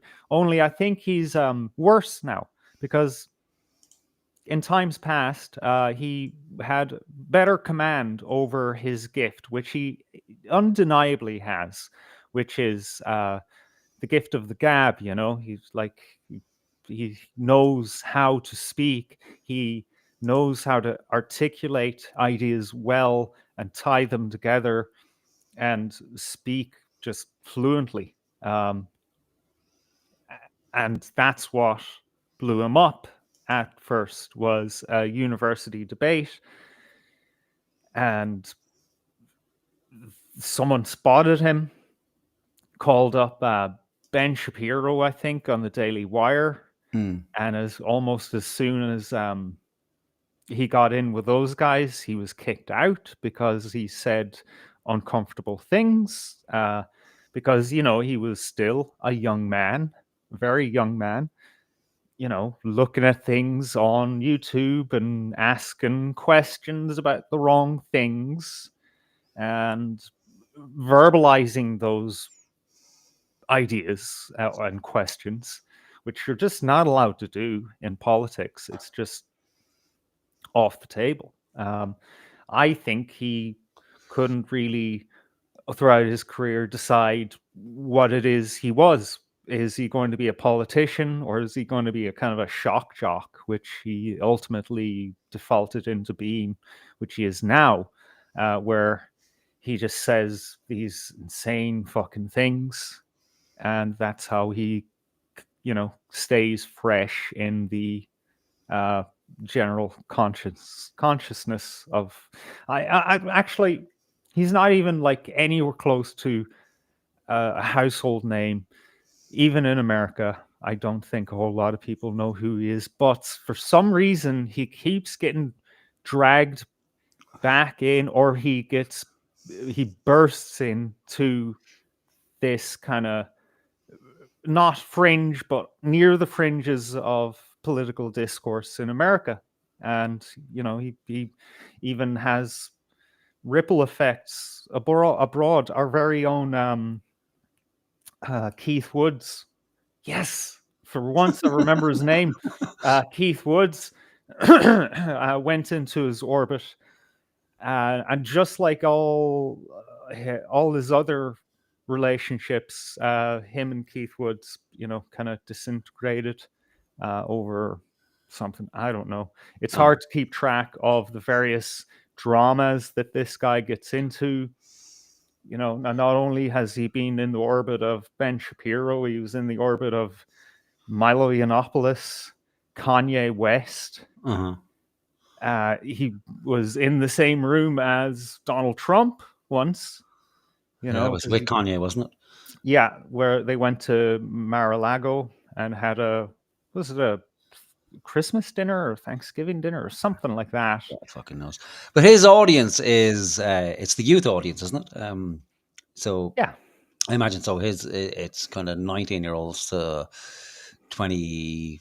I would say to 30-year-olds. Younger than younger. Yeah, okay. Yeah, and so it's part of that. What do they call his fan base? Groypers, isn't it? Groypers, yeah. Okay, and so part of that culture, from what I can gather, is to be kind of edgelords. It's a competition to one up people, like, so who can be the most outrageous, and which is a continuation on from an earlier culture. I'm sure it's been around for a very fucking long time, especially with youths and that. Oh yeah. And he was very big at the beginning. I think he was on board with Trump, wasn't he? He was all like, okay, we need to get Trump elected. At first he wasn't, and then he was, and now he isn't, and now he goes back and forth with Trump. Okay. And of course, the big thing was his mention of the Jews and the Jewish influence within American politics. And that's what kind of got everybody's heckles up, because everybody knows you can't broach that subject at all. Granted, I don't think he did it in the most sensitive of ways, but that's not his fucking thing. And that's part of the shock jock thing, isn't it? It's like, that's unfortunately, or fortune, whatever we want to look at. But that's what gets people's eyes on things, is the more outrageous you are, the more people are going to look. And eventually for him, it didn't work out. He ended up getting cancelled.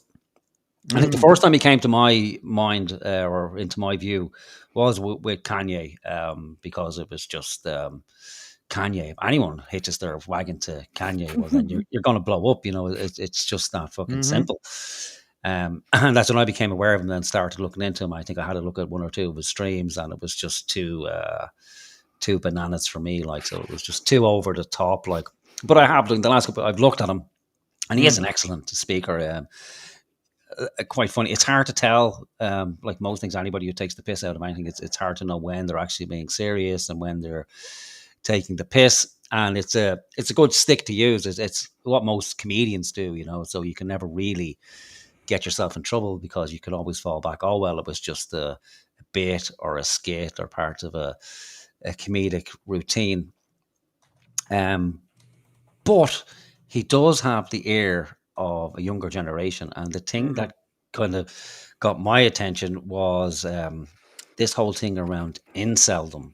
And I think that's where, at least to my mind, where the question of like, well, is he just a closeted homosexual, and this incel thing is a cover for that, rather than just come out and say, look, yes, that he admits that he's a homosexual, but may not actually want to engage in the act, or he is completely asexual, but he's putting forth this idea that the straightest thing a man can do is not have sex at all with a man.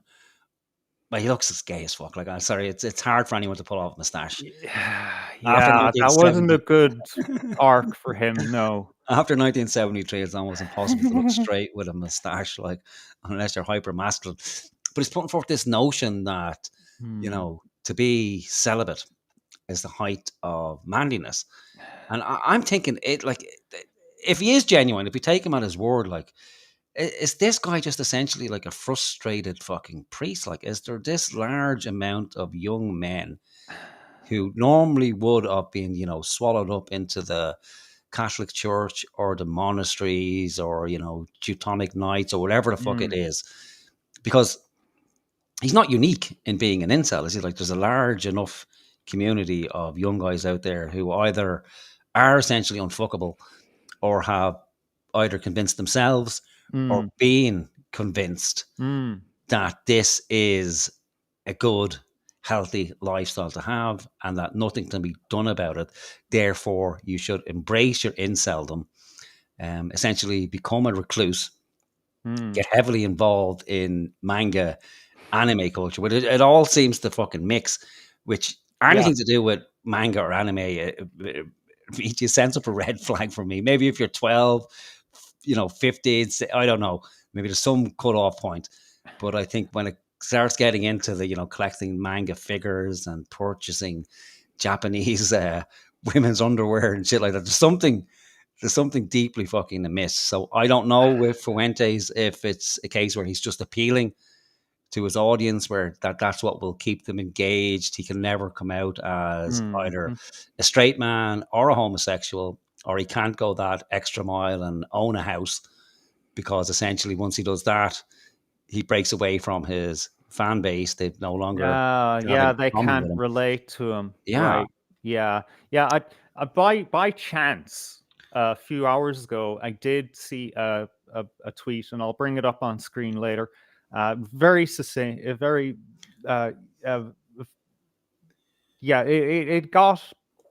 it got him bang on the money, I think. He condescends himself to the degenerate level of his fan base, which is, of a lonely guy, XY troubles, porn addiction, so that he can be relatable.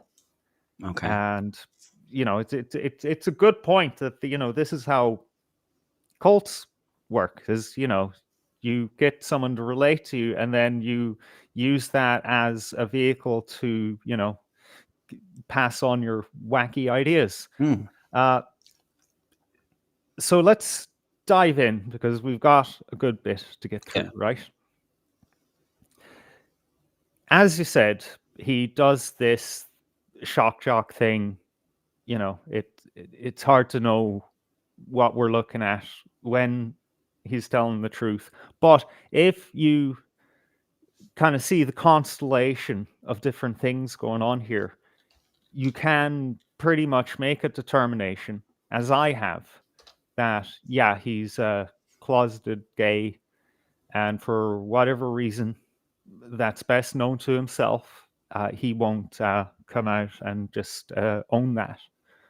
So this is just a bit of a background first to his thoughts on the act of being with a woman. Okay. If we're really being honest, never having a girlfriend, never having sex with a woman really makes you more heterosexual. Because honestly, dating women is gay.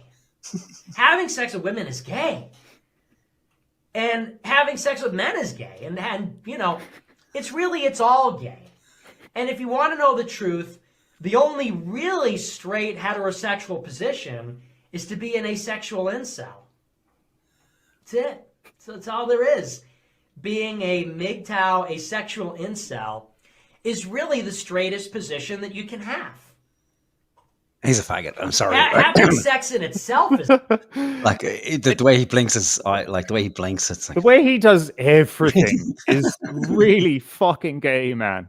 Yeah, I think up until Trump, anybody who expresses themselves like this and like this with kind of jazz hands, it's a tell.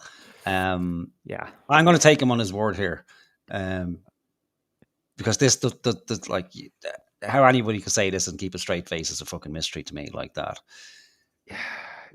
Yeah, exactly. There's some amount of truth to this, and I think that. Yeah, when people are, taking the piss like this, yeah, there has to be some kernel of truth. So, yeah, we've got more to see, though. Gay, I think that it's really a gay act to begin with. Think about it this way. What's gayer than being like, I need cuddles, I need kisses, I need the... It's all very sus to me, you know. I need to spend time with a woman. That's a little sus. It's a little bit sus. Okay. Abby Homer sent $15. Finally glad to see someone I can relate to. That's normal. I want a traditional marriage too, and because it's not popular, I get hit with the asexual and are you a lesbian? I'm just like Shut up. Anyway, I love her show. You clearly care for her country. Just wish there was someone like you for Scotland XX. No, we are not. Look, I'm not normal. Why do you keep putting that on? It's so weird how you people project these things onto me. I'm obviously not a normal person. I'm obviously not like a regular guy or whatever. So just stop trying to identify with me. I don't need to be like you. You just need to listen to what I'm saying. I'm not like you, and that's what makes me able to say these things. That's what made me able to discover them. That's what makes me able to articulate them. You should be grateful, okay, that there's a gulf between us instead of looking for identity with me. You should not be seeking it. I'm a very dysfunctional person. I'm clearly an abnormal person. I don't want a traditional marriage. That's what you guys aren't getting. How much more clear can I make it? Every show I'm like, I hate women, you know? Like I don't. Right, there we go. This is something he says numerous times, probably dozens and dozens and dozens of times every year. He says he hates women in one form or another, using those words. I hate women. Okay. So we have to take him on his word, right? Yeah, we do. But I can have sympathy for that viewpoint, depending on his experience. So again, we don't know. We can only project. He has no experience. That's the thing. But that's a bit. But there may be so we pretend for a moment that he's not a homosexual. Mm-hmm. But he's trying to approach women, and he's being rejected. Well, that can lead to a hatred. But he doesn't strike me as somebody who wouldn't be successful with women. Like he's not. Yeah. you know, Well, he's not tremendously handsome or masculine, but he's not a bad looking fucking guy. Like, he's got some charisma, obviously. yeah. And I can't imagine it's too far of a stretch for him to go out in public and use that charisma either to get a partner or just to, a couple of one night stands or hookups or whatever it is. But if he's saying that he's not gay, maybe he just has no fucking interest in him. He doesn't want to deal with it because, like he said previously, it will interfere with his lifestyle. At least the traditional relationship will interfere with his lifestyle. And there's many a guy, I think, is perfectly happy to forgo that. It's like, well, fuck that. Like, I'm having fun. He's into the politics things. He's doing what he wants to do. He doesn't have time for a fucking woman at all. So there is that to consider. That maybe it's just a case of that he just has no interest in women. He's no interest in men. He's no interest in sex at all. He wouldn't be the first person to think along those lines. But I must say, it does tend to be, as with those who are most vocal about a particular thing, tend in the end to have the darkest, dirtiest fucking secrets that are hidden in the closet. But yeah, I know. But we've a way to go, so maybe there's more proof that indeed he does tend to swing the other way. Oh, just you wait, buddy. And on the subject of problems with women, the Space Ghetto said he couldn't get a girl even if he wanted to. That is absolutely false. He has women throwing themselves at him. He just doesn't want anything to do with them.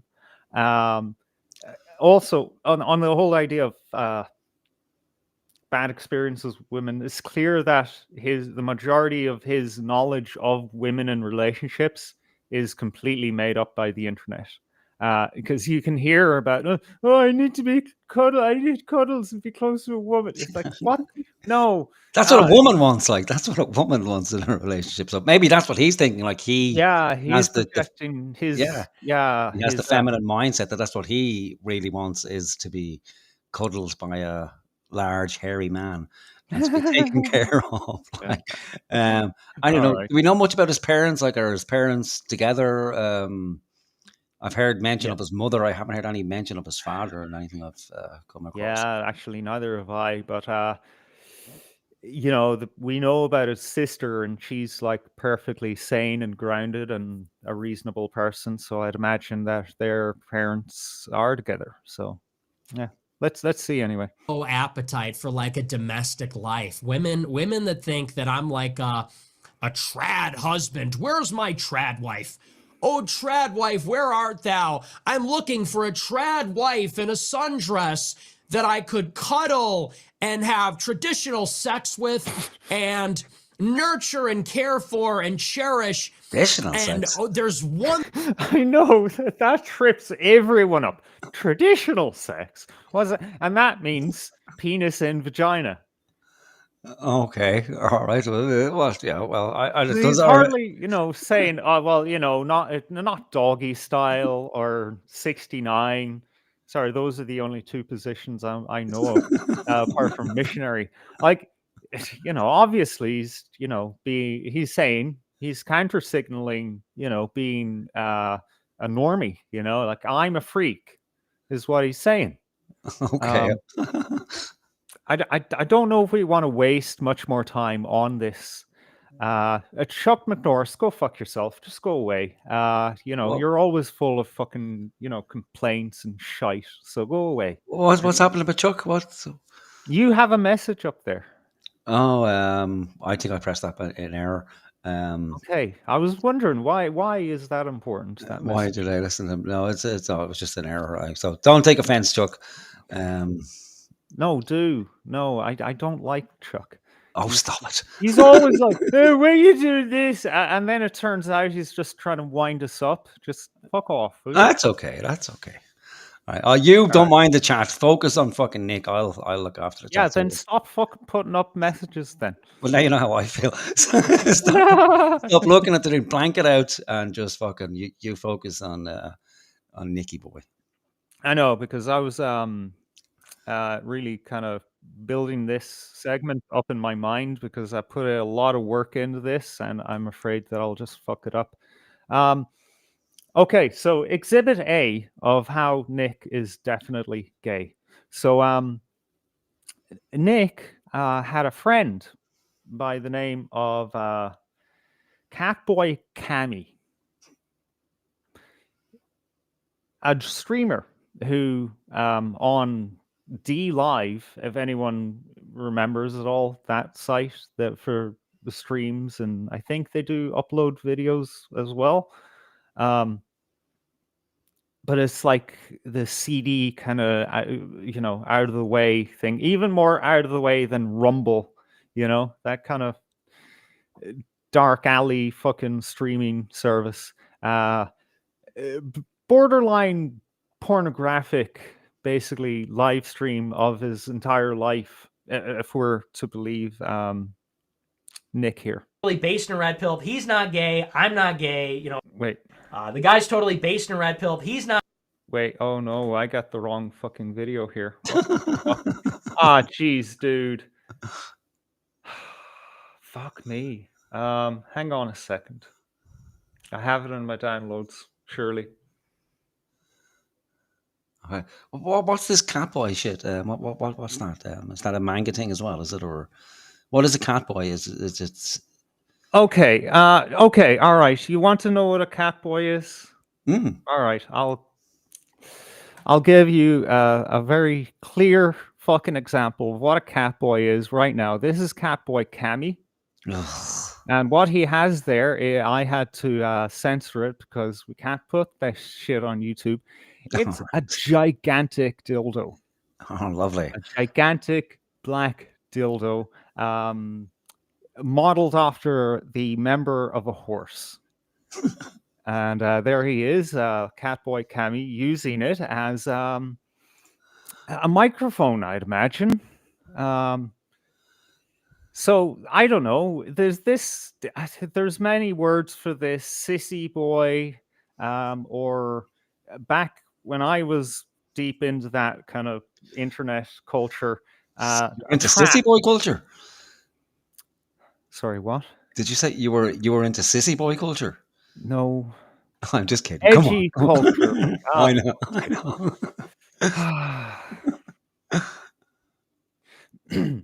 Trap. That's another word for it.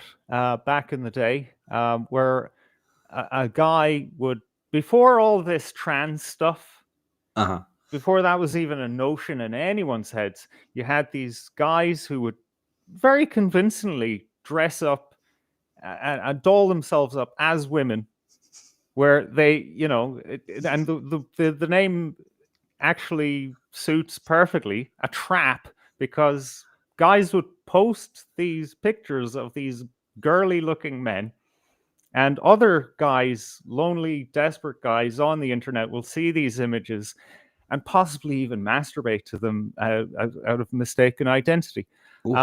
However, this has evolved into what we have in front of us, which is a kind of a not trans, but a kind of a gynophilia kind of thing. But in this permutation, he's a cat. He wears ears and thinks he's a cat or something. I don't know. Okay. It's all very weird. All right, and so in Nick's circle and the Groiper circle, they use this ironically. Is it like this? Is this to refer to other people? This is one of these ironic things of like, haha, we're into this thing, but not really. Yeah. Yeah. Okay. So the clip that thought that I had, which I stupidly deleted and replaced with another one, which I displayed. Sorry about that. He introduces this friend that he made, Catboy Cammy, because he was on D Live, because, sometimes Nick is up at 4 a.m. and nobody else is making content, but Catboy Cammy is. Okay. So he went into the chat and said, hey, I love your stuff. And Catboy Cammy on the live said, oh my God, is that the real Nick Fuentes? And geez, I really need to find that clip, because he gets so girly when he describes this. Like, just move that guy off the screen, really, because I'm getting disturbed now. I mean, yeah, it's really disturbing. Yeah, sorry. There we go. but he gets giddy, like, oh, do you like me? So this evolved into a date. Yeah. Nick Fuentes and Catboy Cammy go on a date, a live stream date. He's cute. Whoa. Oh yeah. Everyone always talks about who's taller. So I'm taller. yeah, he's clearly taller. Well, Nick's 7 foot, and I'm Well, only you're like walking 6'9". on, you're walking on the curb right now. The staff can't see, but you're walking. It's not you're walking on the curb. So, me and Nick. Okay, this is where I want you to pay close attention, because so far, it's just two guys hanging out, right? It's more than that. Oh yeah, okay, right. But if if that wasn't evidence enough, then just keep watching. Nick were hanging out last night. We come home, and there's been a shooting outside my house. Wait, did you establish that it was? Look at that. There was a comment underneath this this video on YouTube. It said, "I wish I had a woman that looked at me like Nick at Catboy Cammy." Yeah, that is young love, isn't it? That's fresh love, just looking deeply into each other's souls. So what they hung out last night? Is that what he said? Like that they had a sleepover? Was yeah, at the Airbnb that Nick got for Catboy Cammy, they hung out. Oh dear. And there was a shooting or something, or a car accident outside the apartment. All right, maybe that's where he gets his cuddle things from, because Catboy got frightened and was asking Nick to cuddle him and comfort him, and that disgusted Nick. Like, that Nick didn't want any of that at all. Like Nick just wants it, rough and ready, and then out the next morning. But yeah, you can still hear there is a deep and meaningful bond if their body language and the stares anything to go by. What else could it have been? There were so many cop cars. Oh dear. Who else do you look at like that? Yeah. Like that is not a normal thing. Yeah, that's the way a woman looks at her boyfriend, like, or her husband. It's like, oh, please, come on. Please, can I have that car? Please, pretty, please. You're going to give it to me anyway. Please. Oh, Nicholas Judas Fuentes. And what have you done, my son? Someone's asking who watches this crap. I think a lot of people. I think there's a big incel culture, isn't there? Like, because he's a pretty fucking big following. Oh, Nick Fuentes. Yeah. There's overlap in the audience between him and this kind of person thing. And he's saying stuff that people want to hear as well, don't they? Like, so outside of this, like, so he is saying what a lot of people are thinking, like when they're talking about Jewish control of America and America first, and that people are sick of this culture and that culture in America, and they want to return back to kind of traditional family values. But when the guy, espousing this just so happens to look like a raging homosexual, well, then it can be a bit hard to take. But you do have to separate that with what he's saying politically. Does that make sense? Yes. Is it all completely destroyed by the fact that he may well be not be a traditional Catholic or a celibate, and that in fact he is engaged in degenerate behavior? Well, then it's going to sour the message and his fan base. Well, maybe they might embrace him, because if they're attracted to him, it can be for a multitude of reasons. So maybe it's not just the case where they align with him politically, but they recognize in Nick what's actually going on with them as well, because that's where, part of the parasocial relationship. It's not just that they find this guy who resonates on one level, but that it may resonate on another level. And I'm sure there's no shortage of incels who are again, just struggling with the fact that they may well be, homosexual, but they've got themselves into this culture where they just can't bring themselves to say it, because then they'll have to separate from the group. And like you said earlier, it's cult behavior. And when you're in a cult, it's very difficult to be an individual, because once you go against the prevailing thought within the cult, you're expelled, or you run the risk of being expelled, and everybody is subject to that. Like, just think how hard it is, even in a group of fucking, 5 or 6 people, when 5 of them are aligned and you're the odd peg for you to express your genuine opinion. Very fucking difficult.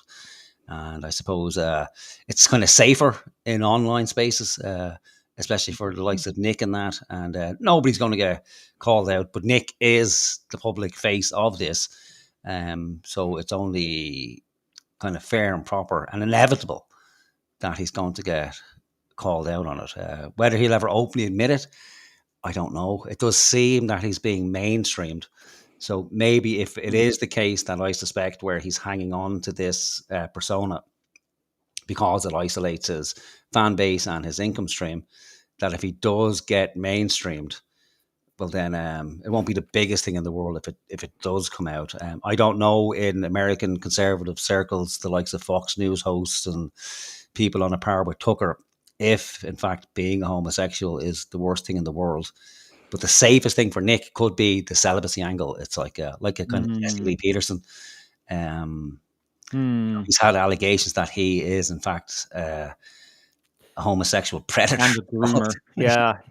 Of a groomer of grown men, apparently. Jesse is an incel as well. Jesse refuses to engage in sexual relations with women that we know of. There's a pattern here. It's really hard to say what's going on really with Nick in particular, but I think as we go forward, we will get a better idea. I think anyway. I think you're. It was either a shooting or like a car crash. Established that it was a shooting, or What else could it have been? There were so many cop cars. I just wanted to get that really in view, a good zoom in, because it's just too good. It's just too fucking good. I think we can carry on to the next part of current exhibit, which is someone on a live stream asking Catboy Cammy if Nick has ever I know, right? The more you see this guy, the gayer it gets. Who goes and hangs out with that? I didn't know this was part of the fucking internet. So this is a live stream he does from his bedroom, dressed as a... Well, he streams from everywhere. He's a IRL streamer, is what they call them. And is this guy an open homosexual, or is he's not? He's not. I mean, he's not gay, or what the fuck? Look, I don't know, dude. You don't get gayer than that. I know that, but I'm just wondering, like, if this is part of their culture, where it's like, Oh yeah, no, that's off is ironic, like. Oh no, this isn't ironic. No, him, Catboys. There will be a certain degree of irony, because that's how men kind of slowly acknowledge to themselves that they are this. Slowly, fucking hell. But this guy, he's like a fucking a bishop in the church of being a flaming homosexual. But anyway, look. Derek, or Mousy, I hear you. I'm thinking, I have some gay friends. I haven't seen them, but I'm starting to question myself now. Like, Jesus Christ, because I had a gay friend, does that make me somehow gay too? Like, it's a pathogen. Deep soul searching. Like, I don't know, man. You know, it's just at some point in your life you have to say, I have lived on the earth long enough to say whether or not I'm gay. Come on, man. Yeah. You never know, you know, it could just sneak up on you. It could be like some latent disease, like it's genetic, it only kicks in and you're like Oh no, perish the thought. Jesus Christ, man. God, no, don't even fucking say it. It's Jesus. That's scary. But no, I don't think it works like what's that. going on with that artwork in the background as well? That's even more disturbing than fucking cat. Is that one of the fucking 7 dwarfs being fiddled with or something? What the fuck is going on? I don't know. As far as modern art goes, that's pretty good. You know, yeah, that's okay. Like, All right. I mean, at least he has an interest in these things. You know, I mean, he's not the worst person. You know, he's not like a fucking crack addict. You know, and It does have a smoke alarm up there as well. Safety is very important. Like, yeah, and no chirps, which is, you know, that's a positive, right? that's impressive. Anyway, on a live stream, he's asked by an audience familiar with Nick, has Nick ever mentioned anything about women, you know, in like a, you know, in a way of being interested? Does Nick ever talk about being attracted to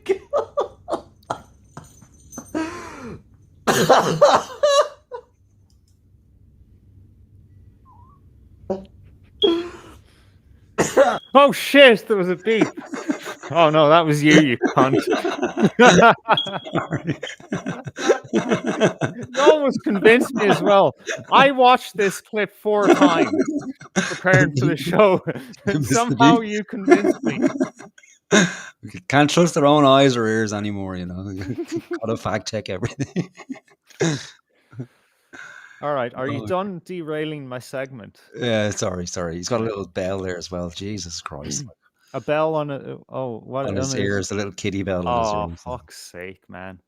Yeah. They want to make that illegal now as well for your cat. If you have a cat in Ireland, it has to wear a bell going forward because they kill too many birds, apparently. So you have to give the birds a fair warning if your kitty's out in the loose.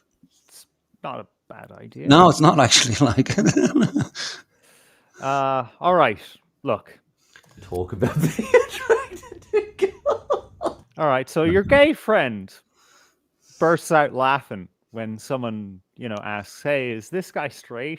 yeah. What does that say? You know, it says, well, he was in my ass 2 nights ago, so yeah, I don't fucking think so.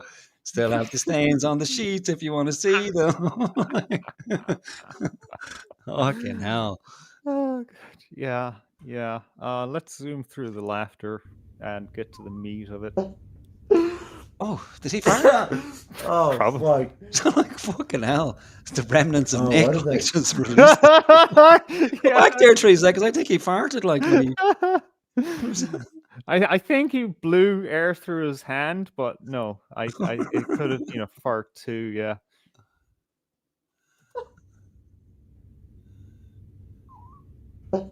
The way, yeah, actually, he moved like you move when you fart. Yeah, that's muscle memory right there, like from his time with Nick. An anal queef. Like, fucking hell. Oh, fuck. Oh, why did they... Oh, fuck, they got me. That was funny. Oh, tears yes. and everything. Like, wow. Oh yeah. He found this genuinely fucking hilarious. Actually. Yeah, look at the memories. That's a memory laugh right there. Like, yeah. Yeah, you're right. Yeah, He's it's like, yeah, having look, fond like, memories. He was Yeah. just over there, like, you know, that night in the bed and breakfast and the Airbnb. Yeah, he likes Right. girls, all right. Oh my god. And you know what? Can you believe that it fucking gets worse from here? Oh, Like it our couldn't. whole segment. Like It couldn't. Oh, it gets so bad. He's spoken before about how he wants to get married and have a son. So pretty sure that's stuff he's spoken about on the show as well, so Nope. yeah, he has he has expressed a desire to be with women. Oh dear. Oh dear. And listen to the verbiage. He wants to get married and have a son. Not that, he actually has, a natural interest in, being with a woman, right? Yeah, but he There's said he hates difference. fucking women, and it couldn't be clearer. Like, he hates women. He doesn't want to be in a traditional relationship. Mhm. He's different from everybody else. So, Okay. So not so long ago, Nick Fuentes was outed for being in a Twitter or X chat called The Dollhouse, run by this individual named Dollhouse Pariah, who is a trans woman.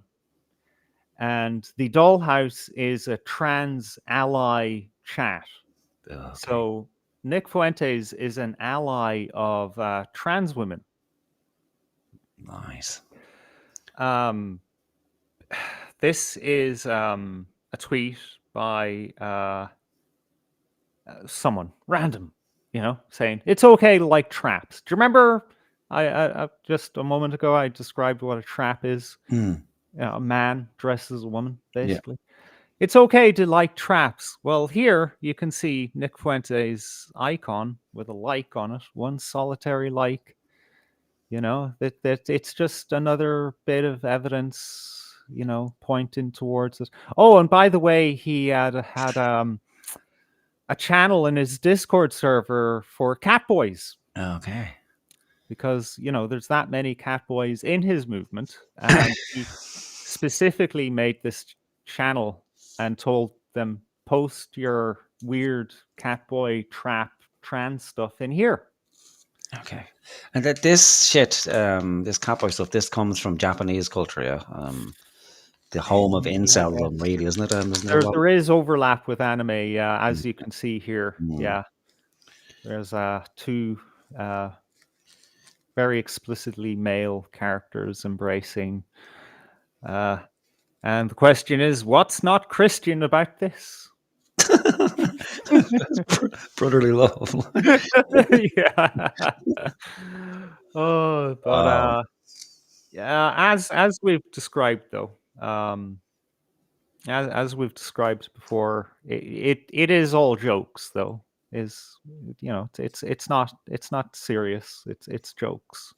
Secretly being gay and having a fetish for catboys or femboys is a long-running conspiracy. It would stay mostly underground and only known among right-wing circles who didn't like Nick. That was until rising leftist streamer Vosh caught wind of this and blasted all the evidence to a more mainstream audience that they had collected. I assume he got this information from a poll thread, as I refuse to believe Vosh even spends even more than an hour researching a topic. Like, you really think he spends hours watching archive.org re-uploads of Nick? I bet that's a gold mine, by the way. To promote this conspiracy theory. He also couldn't have used Kiwi Farms to obtain this information, as this video predates Nick's Kiwi thread by 4 days. The case against Nick is the following: a Catboy channel on his Discord server in which Nick appears to have taken a part in. Nick claims his account was hacked and his audience was just joking around. I get killed about it on Gab where people are like, we've discovered this when I used to say my account was hacked. Okay, this will get confusing if I don't explain it. This person who made this documentary is showing a video of Nick showing a video of himself and commenting on it. So he's down here in the corner, just in case you get confused. All right. That was a joke, okay? The whole thing was a joke.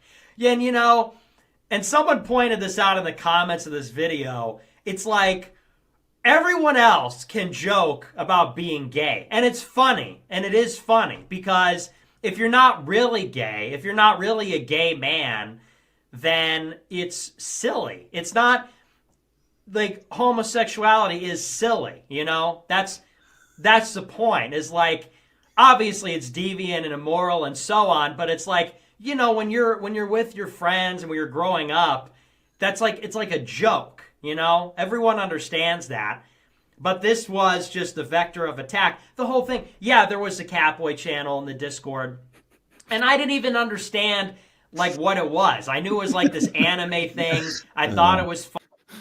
I didn't know what it was. It was cylindrical shaped, had a rocket-like top to it, and two round objects dangling beneath. I thought it was some sort of lollipop. It was only after the fact that when I bit into it. Yeah,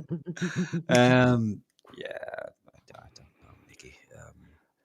And this whole thing about how come I can't joke about being gay?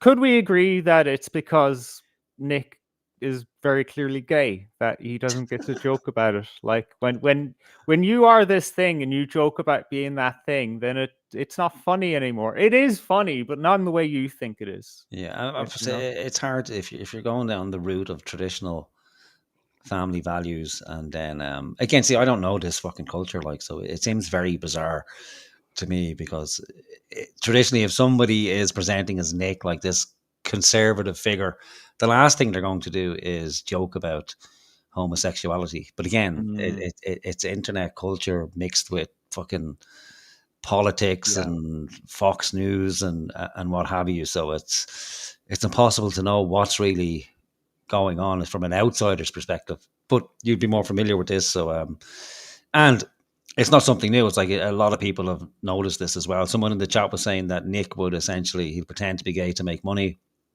Again, yeah, but I've kind of seen enough evidence that would suggest that he doesn't need to. He's most likely a homosexual. He's very effeminate at any rate, and to kind of play it off that, you know, being a celibate is the height of masculinity and straightness. If it is a joke, it's very deadpan. And I've seen a little bit of Nick. That there's not much comedy in there. Some of the shit he says is amusing. Oh yeah, but I haven't seen him kind of outright being comedic. Joke Yeah, there is a difference, isn't there? Yeah.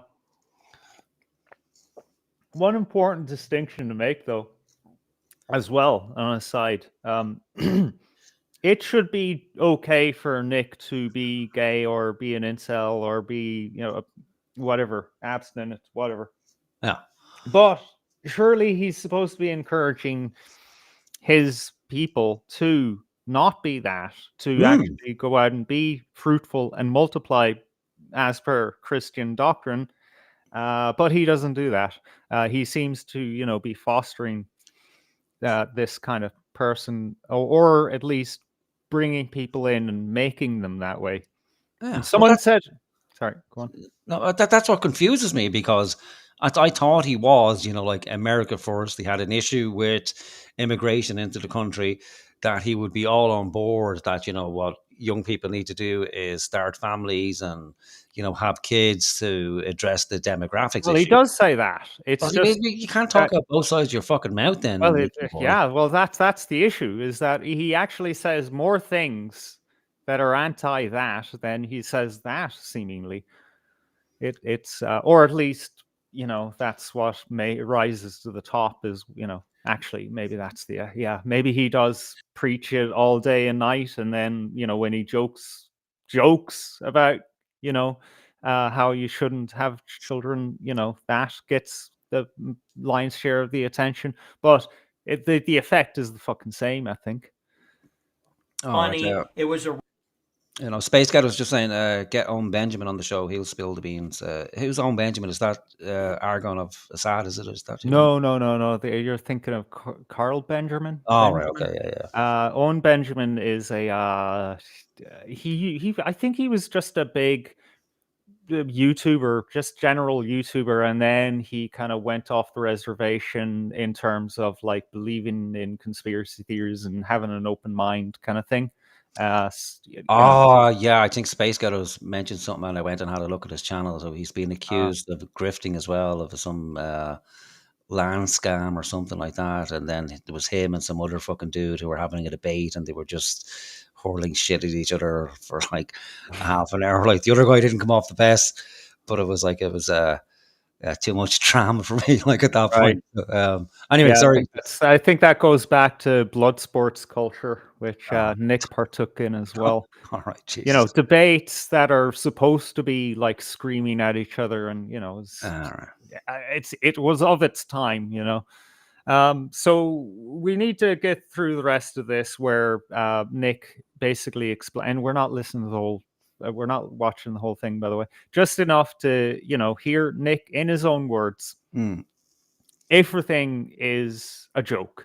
Absolutely everything's a joke, which, you know, suggests that nothing is a joke, really. Running joke on the show, and then I would say, oh, no, I was hacked. And it was part of a running gag.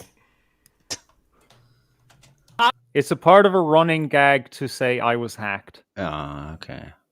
Yeah. I haven't got a clip of this because it's honestly there was so much to clip, and also it's really fucking disturbing.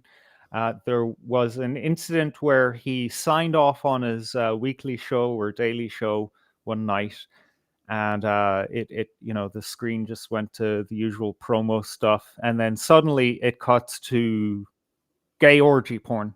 All right. For like a whole minute of men moaning. I don't know what it looked like, because all of the copies out there are pixelated so that, you know, nobody has to fucking see that.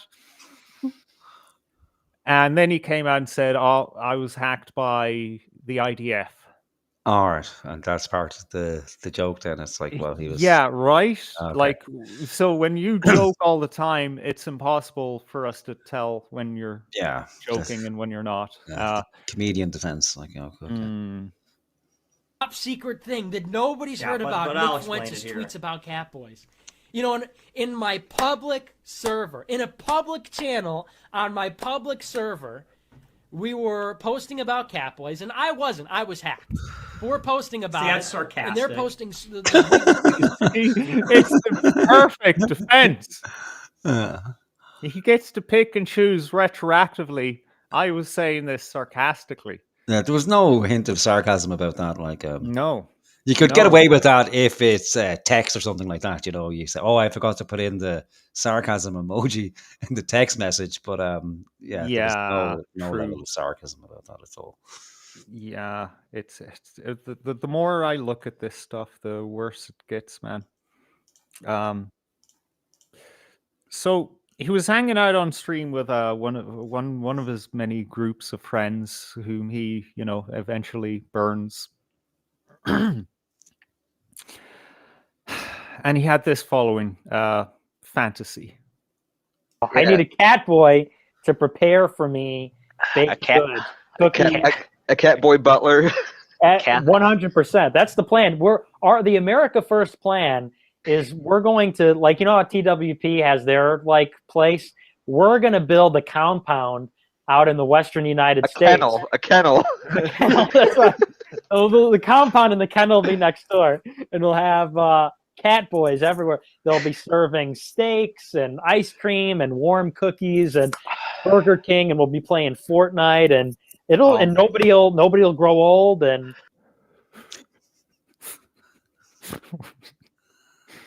why would you joke about these things? Oh, I don't know. Like, maybe young guys they joke about that, but that's a weird one. Like, it'll never grow old, and this sounds like some sort of fucking Muslim heaven fantasy. You can have whatever you want when you get there. Infinite cat boys. Infinite cat boys. This is just wild. Like, it's entirely possible that you know, these guys get so deep into their fucking echo chamber that joking about these wild things that everyone else knows is a joke. But you know, you've gone so far down into this rabbit hole that it just comes off as just bizarre to everyone else. But I don't know. It's hard to tell with Nick. He might be a wolf in sheep's clothing. So one of his friends, he made a prominent figure in his America First organization. I think he was like the accountant or something like that. He had a very kind of groomy relationship with. This is Jason. Let me see. What's his name? Jason McNeil. And he has a disturbing experience to tell us about. Let it, bang. Oh, Jesus Christ.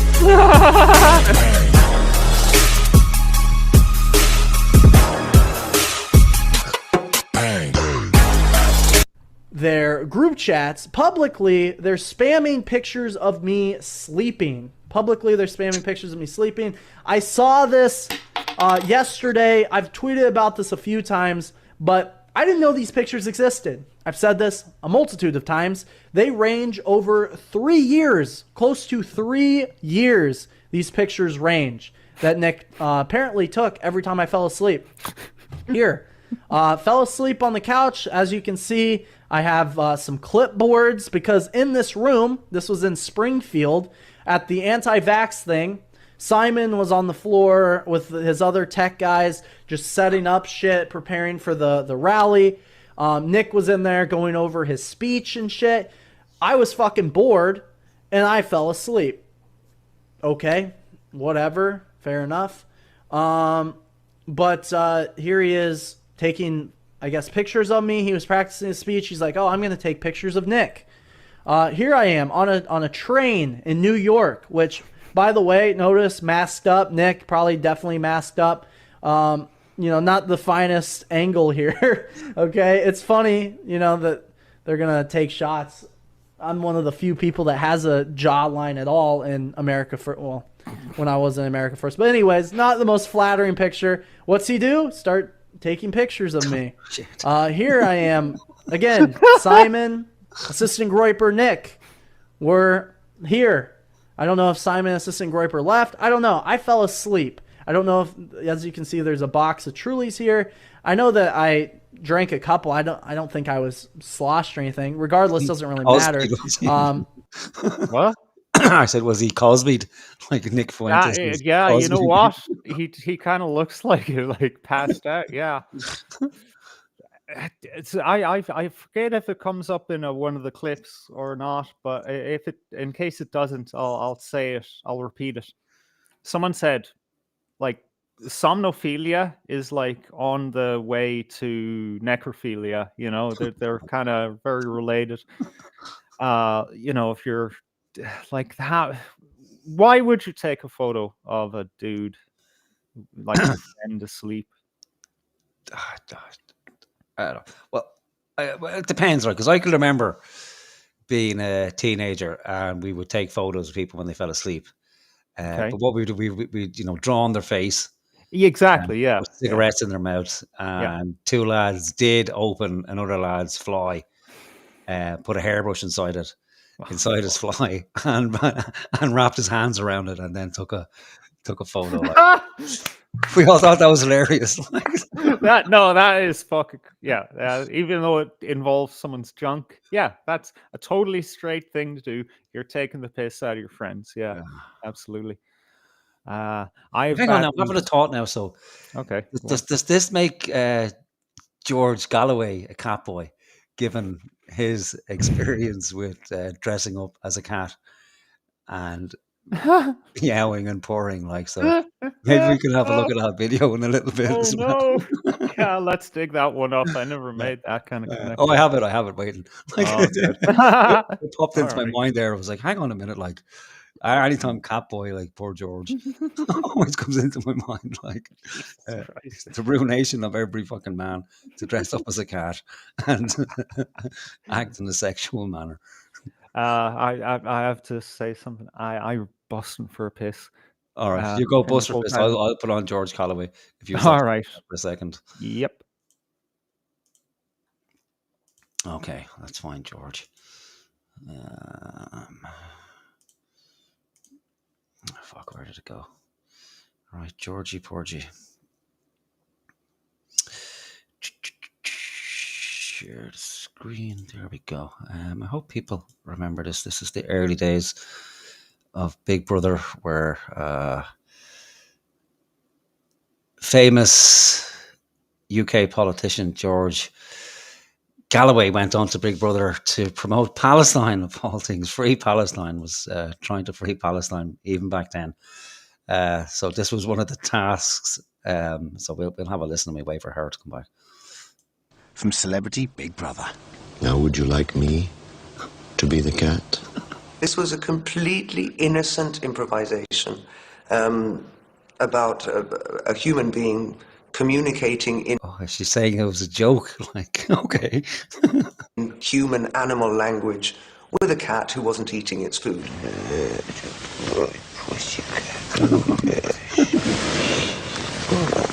More tickles on the back, yes. So I talked to him in cat language and he responded in a catty nature of some sort.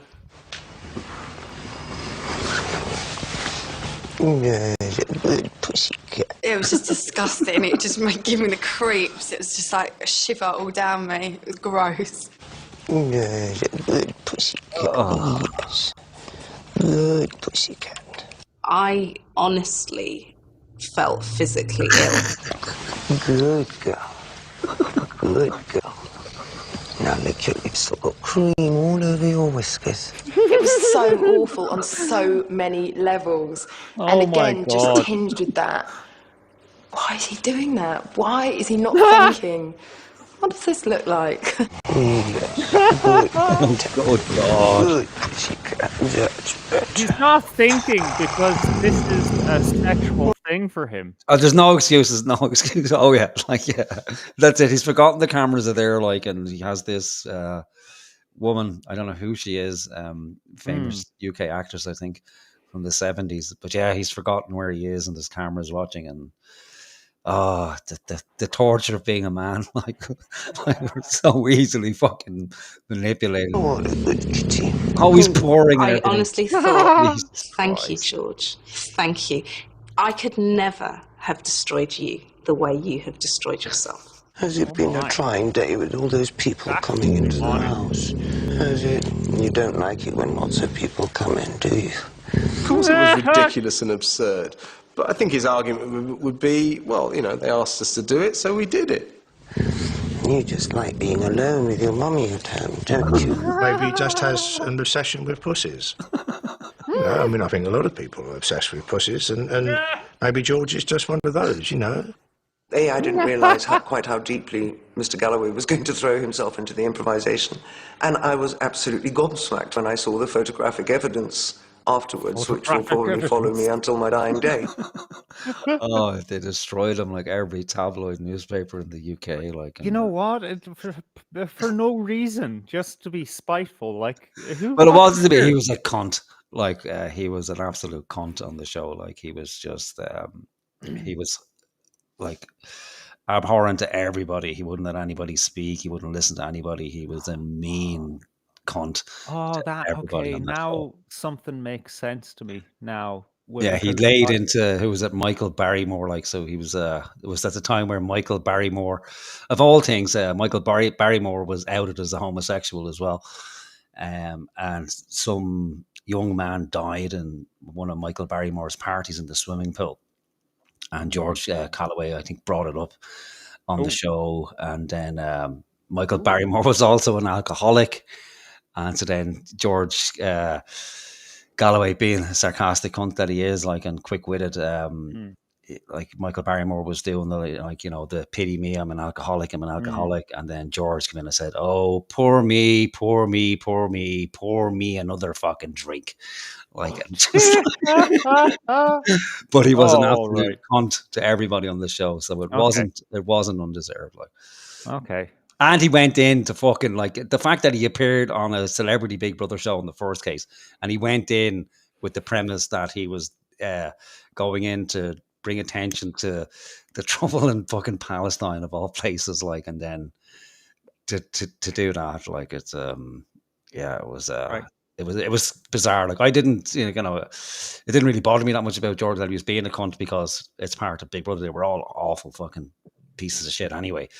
But just the cringiest thing I'd ever seen on television up to that point was to watch him be reduced to that. It's like, what are you fucking doing, man? George Galloway did seem quite shocked when he came out and Davina showed him all the headlines. I'm sure he thought they'd be, front page of all the papers. Isn't George Galloway brilliant? Don't you wish he'd win Big Brother and be Prime Minister and everything?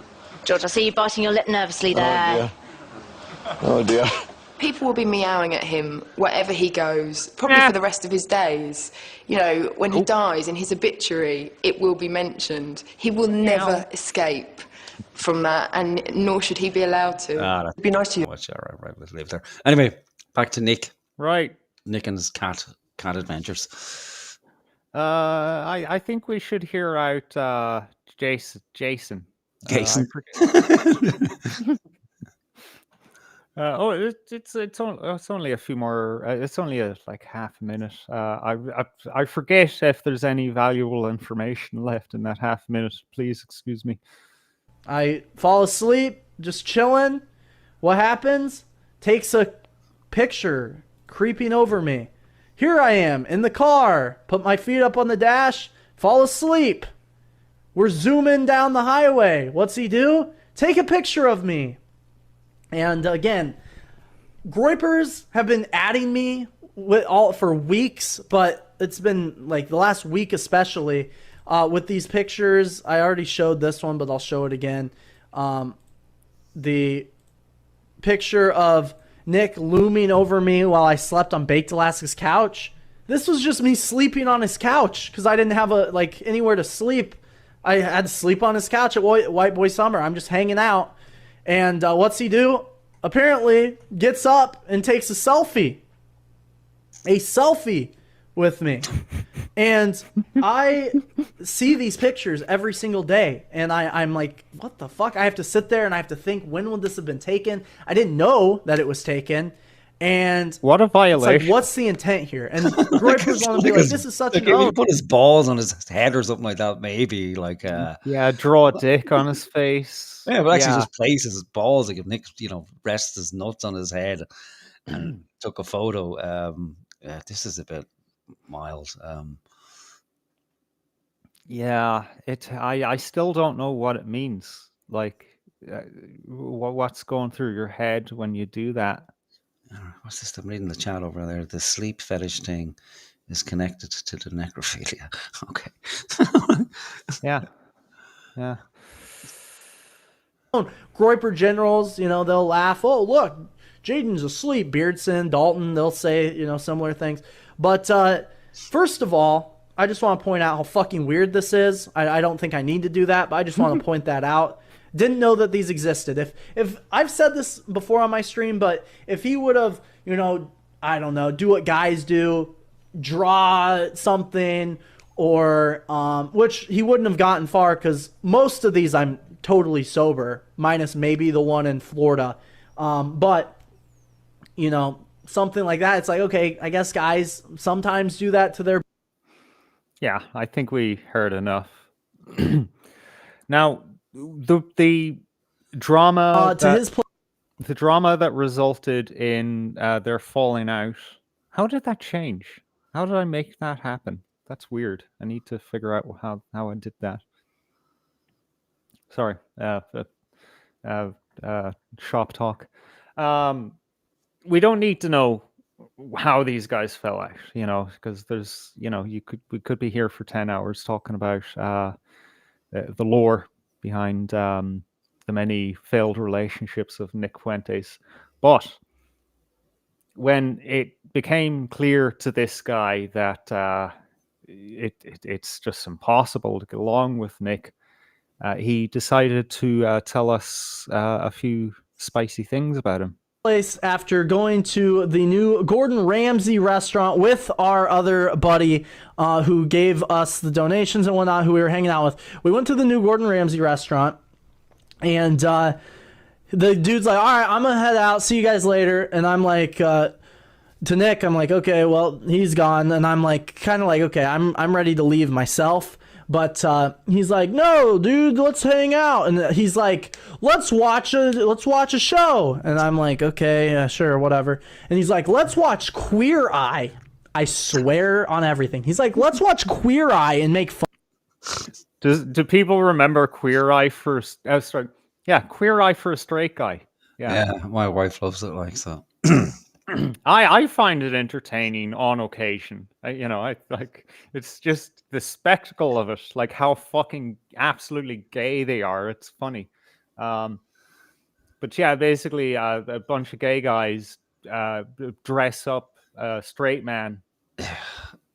And I don't know what else do they buy them accessories and tell them. That's it. Like they fucking it's generally, isn't it, like the way it's framed? It's some slovenly white guy who can't get laid, and then in come got no riz. Yeah, the gay guys to the rescue. Like to one of them dresses him, another one is the black guy is the psychologist, and talks to him about his problems and how to solve them. And then there's another guy who decorates the house.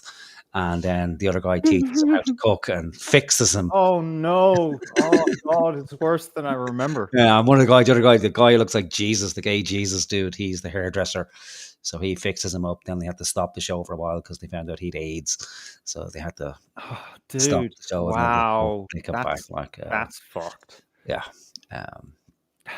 I remember now the episode of South Park where it turns out that they're actually crab people. Crab people, and they're actually here to take over the world by turning the world gay. Yeah, that was funny.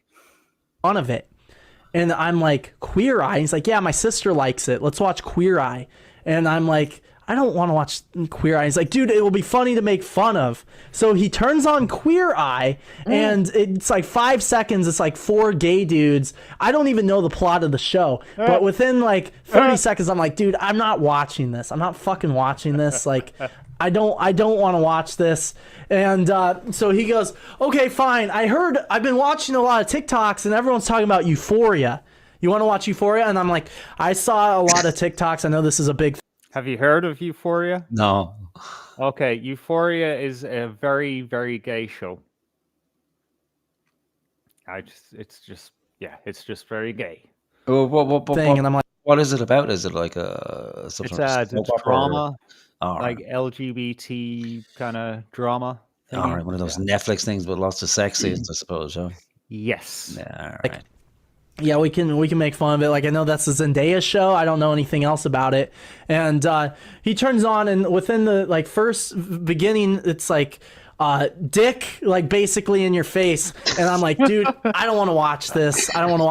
This is odd. I don't want to see penises. And it's like a tranny show. I'm like, I'm good, dude. I really don't want to watch this. And he's like, what? You've never seen dick before? Like, what's the big deal? And it's like, I just don't really want to watch. I don't want to see, like, if I don't have to, prefer to avoid watching a show like that. So, and he's like, nah, dude, come on. And I'm like, no, I'm all right. I'm good. Doesn't that sound very groomy? Yeah, it does. Like, let's play a game. Like, what's the matter? Are when you don't want to watch it because you're gay. If you're not, if you don't watch it, that means you are gay. And I went back downstairs, did my thing, and then he tells me, a couple days later, I talked to him. He's like, yeah, I watched all of it. I'm like, you watched that whole show? He's like, yeah, dude, it's good. I'm like, I don't think it's that good. And he's like, dude, you're just like being a prude. Like, who cares?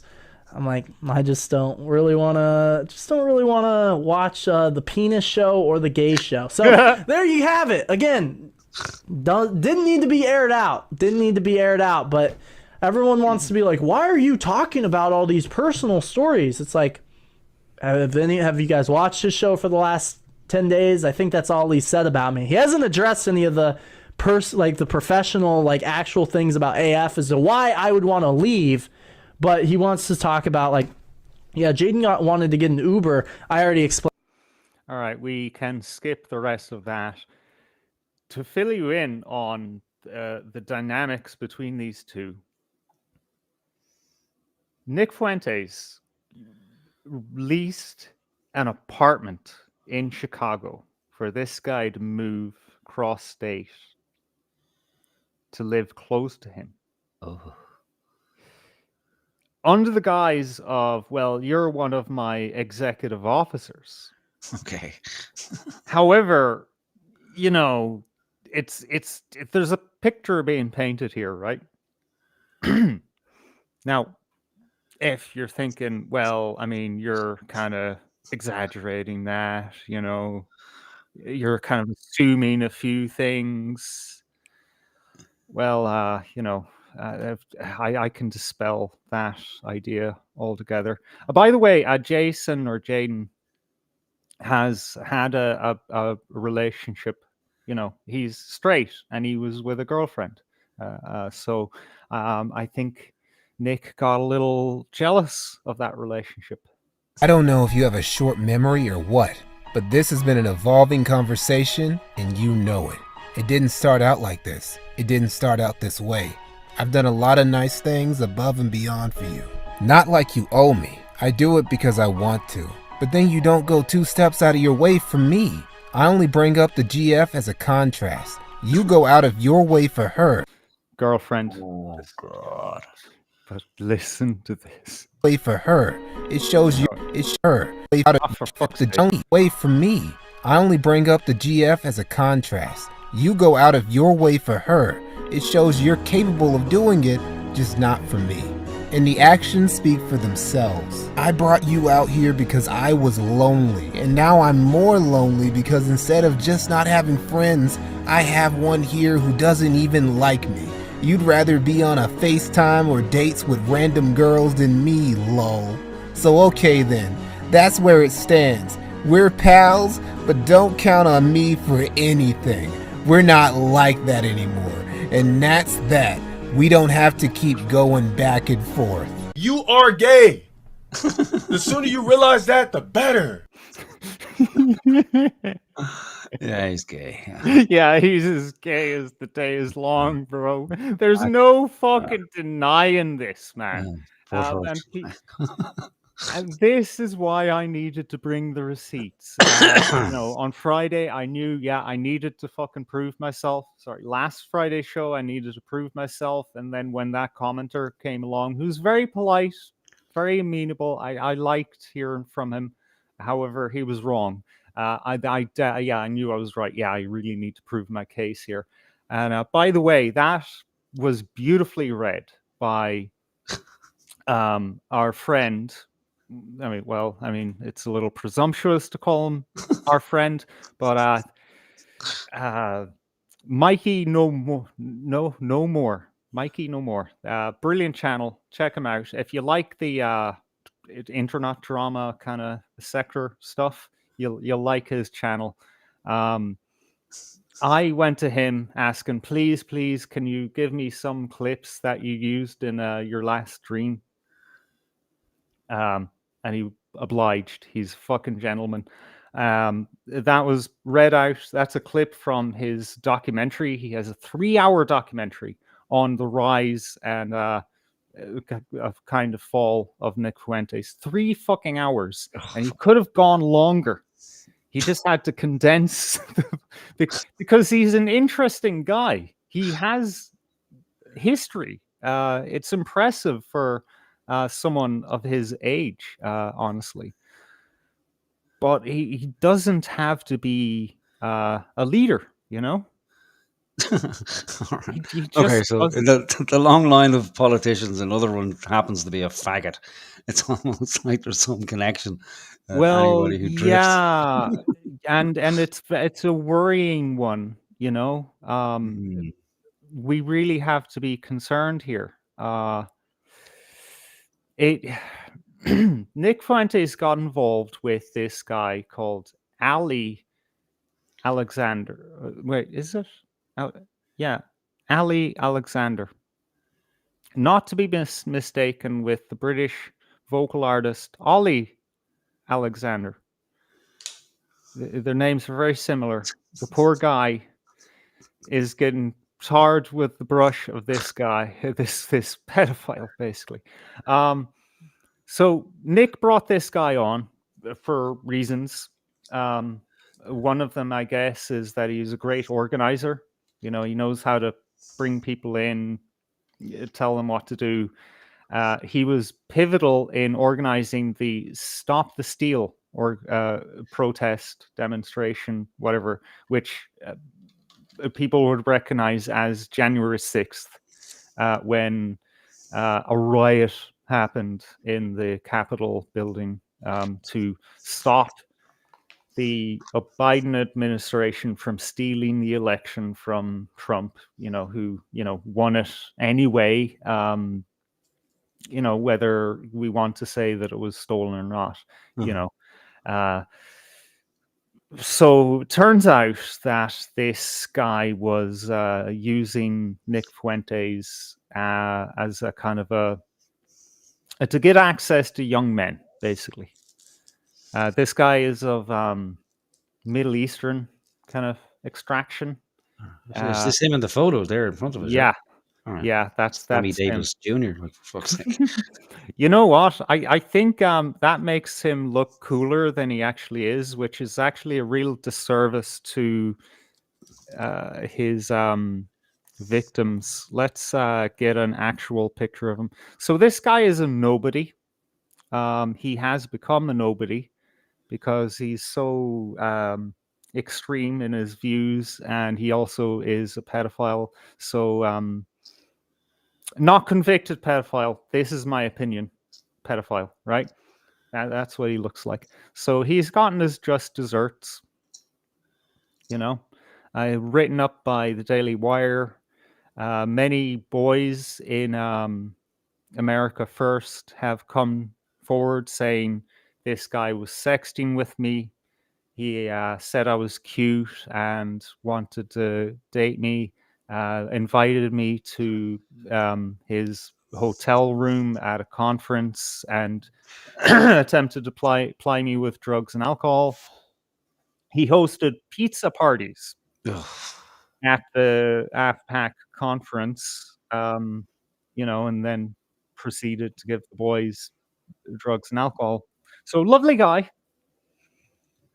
except that Nick Fuentes claims that he had no idea. However, he definitely had an idea. He was told about it. And he freely admitted that he knew. But, he may not have realized that he was on a hot mic, as they say. Connolly moment? Oh my God, yeah. Yeah. 2016 vibes. We gotta get that on a boombox. We gotta get Connolly! Connolly! Connolly! Connolly! Connolly! Connolly! Connolly! Connolly! Come on. Nick Fuentes in a mask.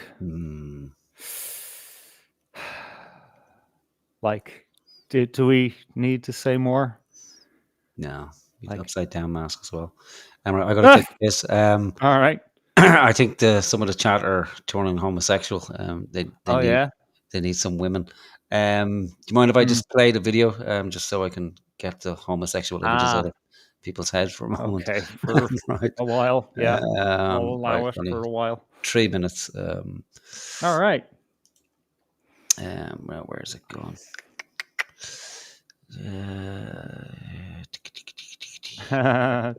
Dennis Carr. Shag away. Oh, there we go. Right. I couldn't remember what I named the fucking file.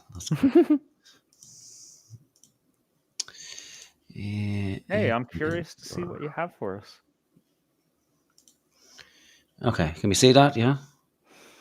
Yep. Okay, so midnight at Nicky's house. Right, I'm gonna have to fly for a piss because it's not going to be on long. Right, I'll be back in a moment. Right. Okay.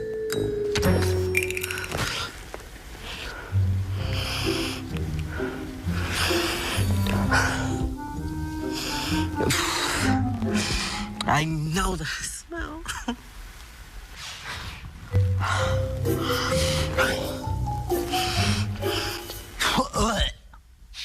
That smells like ass. Nailed it!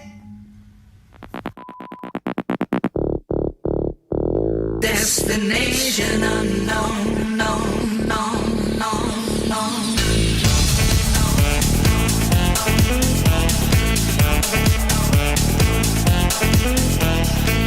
I left my job, my boss, my car, and my home.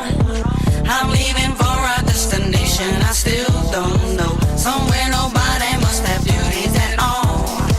And if you like this, you can follow me. So let's go. Follow me. And let's go to the place where we belong and leave our troubles at home. Come with me. We can go to a paradise of love and joy, a destination unknown.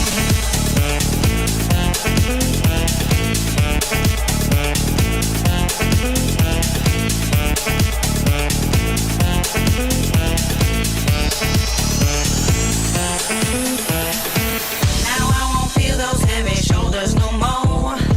My life got better, now I finally enjoy. Yes, all the people wanna come here and so. Come on and join us, you can do that now. Let's go.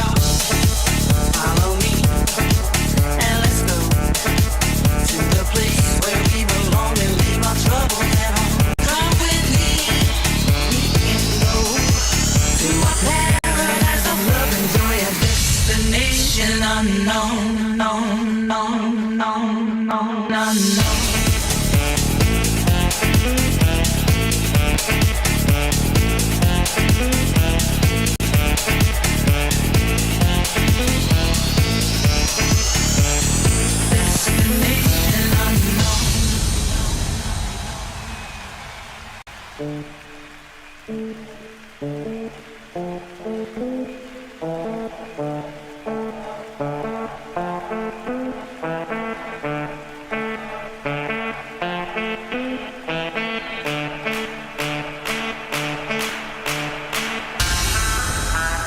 Destination unknown. Destination unknown. Destination unknown. Follow me and let's go. Destination unknown. Follow me and let's go. Destination unknown. Follow me and let's go to the place where we belong and leave our troubles at home. Come with me. We can go to a paradise of love and joy, a destination unknown.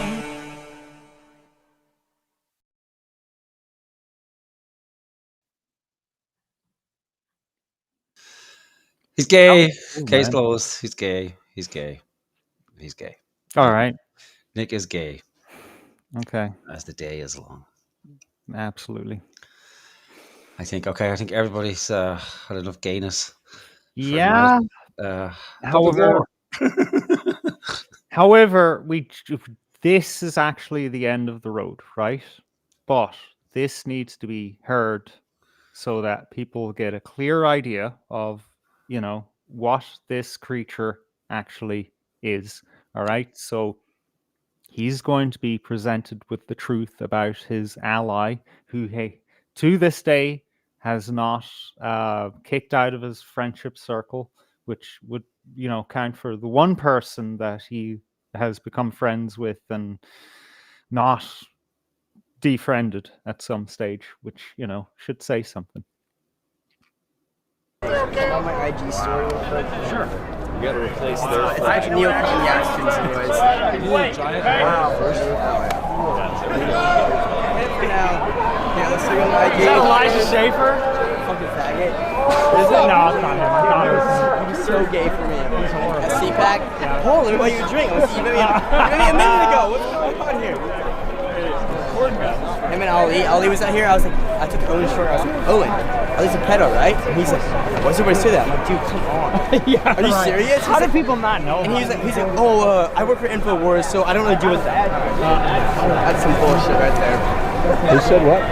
Owen Schroyer was giving me the bullshit. All right.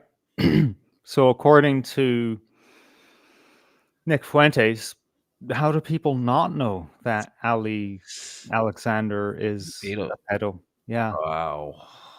right? See why I needed to finish this? Oh, So, Nicky. it's okay to be gay. It's okay. It's okay to like cat boys. It's okay to like trans women. It's okay to, do anything as long as it's not hurting anyone else. I guess, I suppose. There seems to be a pipeline, though, doesn't there? Yeah, see, that's the thing.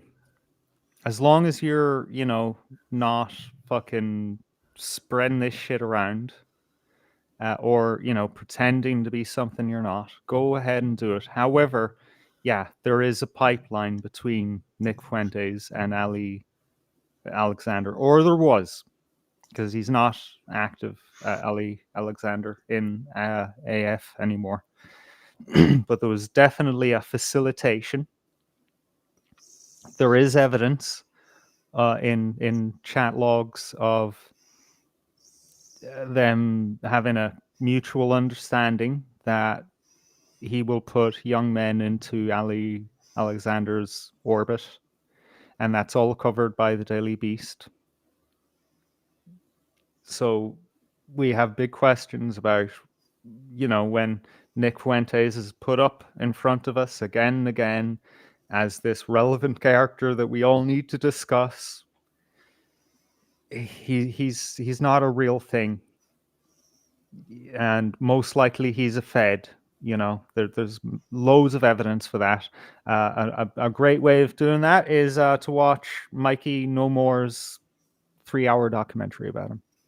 Yeah. Well, even if he's not, if he's associating with pedophiles or people who are, that he, by his own words, he's shocked that people don't know he's a pedophile. Well, then it's like, talk about being compromised.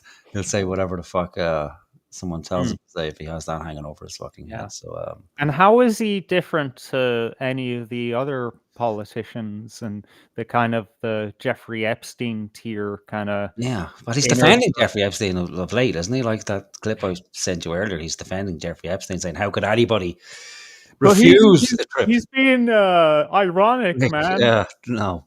We want to call that up for the laugh. We put it again another time. We'll move on because I think people are fucking enough. And I was going to go into Magnus Hirschfeld, but I'm not now because it's just I think people will just vomit and don't. Yeah, Saoirse was saying in the chat, all the viewers are leaving.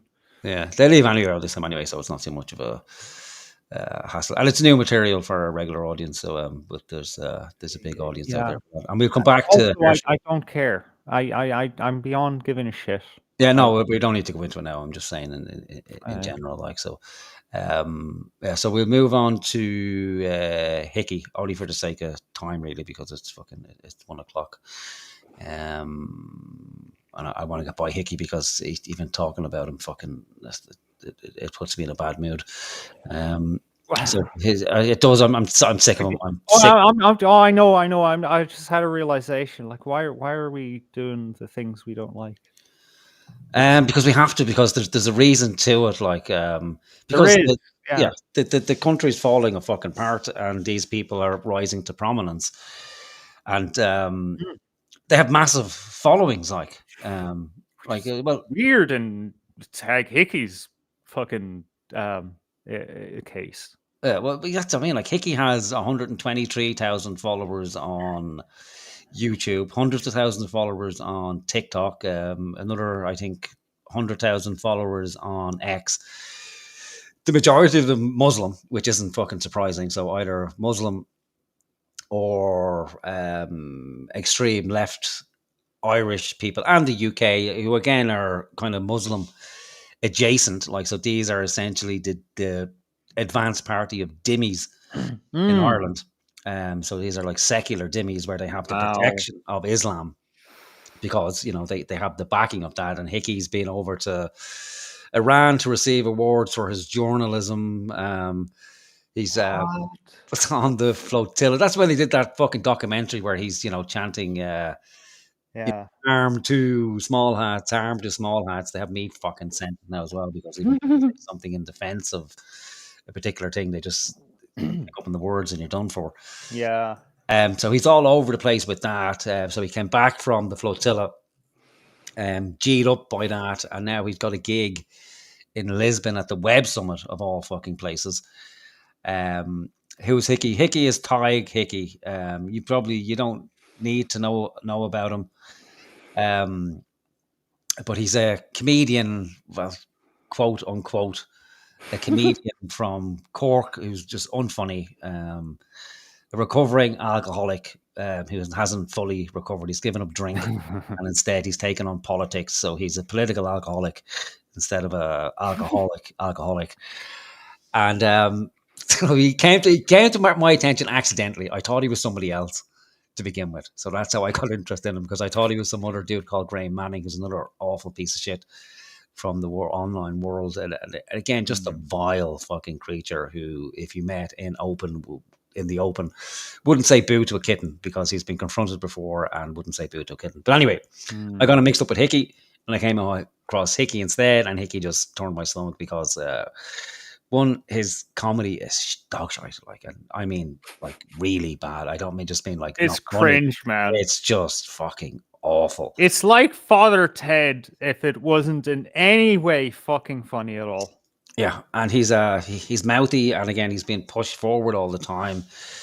Again, was George Galloway fucking platforms him several times. Yeah, and like Jimmy Dore and all these places. So it's anybody who's left leaning, and it's this circuit of, it doesn't matter what he's saying, he's never challenged on anything because it's part of an echo chamber. So we just like to take the piss out of him. And he was promising for a long time that he would put together this Saturday Night Live-esque comedy show for anti-imperialists. So an anti-imperialist Saturday Night Live comedy style show. That's still coming in the pipeline, but in the interim, they have put together this 5 or 6 part comedy sketch show. I've pared it down to 5 minutes because I couldn't put people through the torture of fucking watching the full 70 minutes. And last week we watched the Hasbro sketch.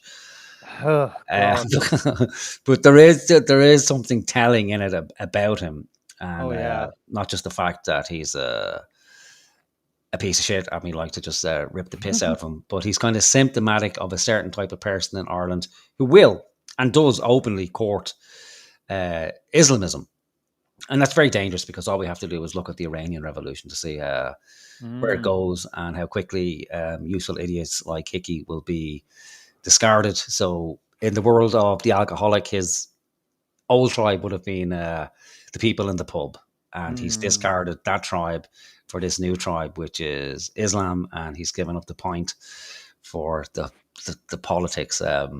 So I might write a little thesis about Hickey and the dangers of becoming a Jimmy, because it's not nice, because you have to be subordinate to your Islamic masters, and we've seen examples of that with Hickey, where he is in fact very subordinate to anybody who is a shade darker than himself. The flotilla struggle session. Yeah, because he's white, he's obviously privileged, and he acknowledges that and takes the knee to that, and that's fucking disgusting. Like it's awful. And also he plays the fucking like the Republican fighter fucking LARP, that somehow, like, you would think that he was deeply involved with the struggles in Northern Ireland, that he was an IRA commander or something like that, and it couldn't be further from the fucking truth. And his old comedy routines used to be based around drink and the pub, and then he magically just happened to come across the cause in Palestine. As he's recovering, he's decided to give up the drink, and then he's grasped onto Palestine and issues in the Middle East, and that's essentially his new crutch. Like it's secular Christianity. Yeah, is what it is. You sober up and then you become a born again Christian. Yeah, but he's just become a born again wanker, but has this affinity for people in the Middle East, and I don't know why. Maybe it's something to do with being from Cork or something like that. It seems to be particularly prevalent in Cork, of all places. Maybe it's just with the the whole republicanism in Cork and this kind of chip on their shoulder that somehow the real republic, or it's the whole Michael Collins Dev horseshit that he's hanging on to that. So now we'll have a look at his comedy sketch. I chose one of the sketches, and surprise, surprise, it's about Israel and the Middle East. Okay, so is this a part of NOOW? Yeah, it's part of NOOW or NOW or whatever the fuck it is. Like Now with 2 O's, yeah. Yeah. I, by the way, when I was looking for, I don't know, I was looking for the cast or the staff behind that show, and I did look at as the first episode of this that came out on Monday, and I could only stick like 20 seconds of it. All right. Like, it was fucking awful. Like, first joke, fucking, oh my God. No, where the fuck? Like, if you're, fucking miserable and dejected about society and the world as it stands right now, and you think, oh, I could actually be more fucking depressed and hopeless. Go watch that episode. It's only 17 minutes long, but, it's packed full of horrors, I'm sure. Okay.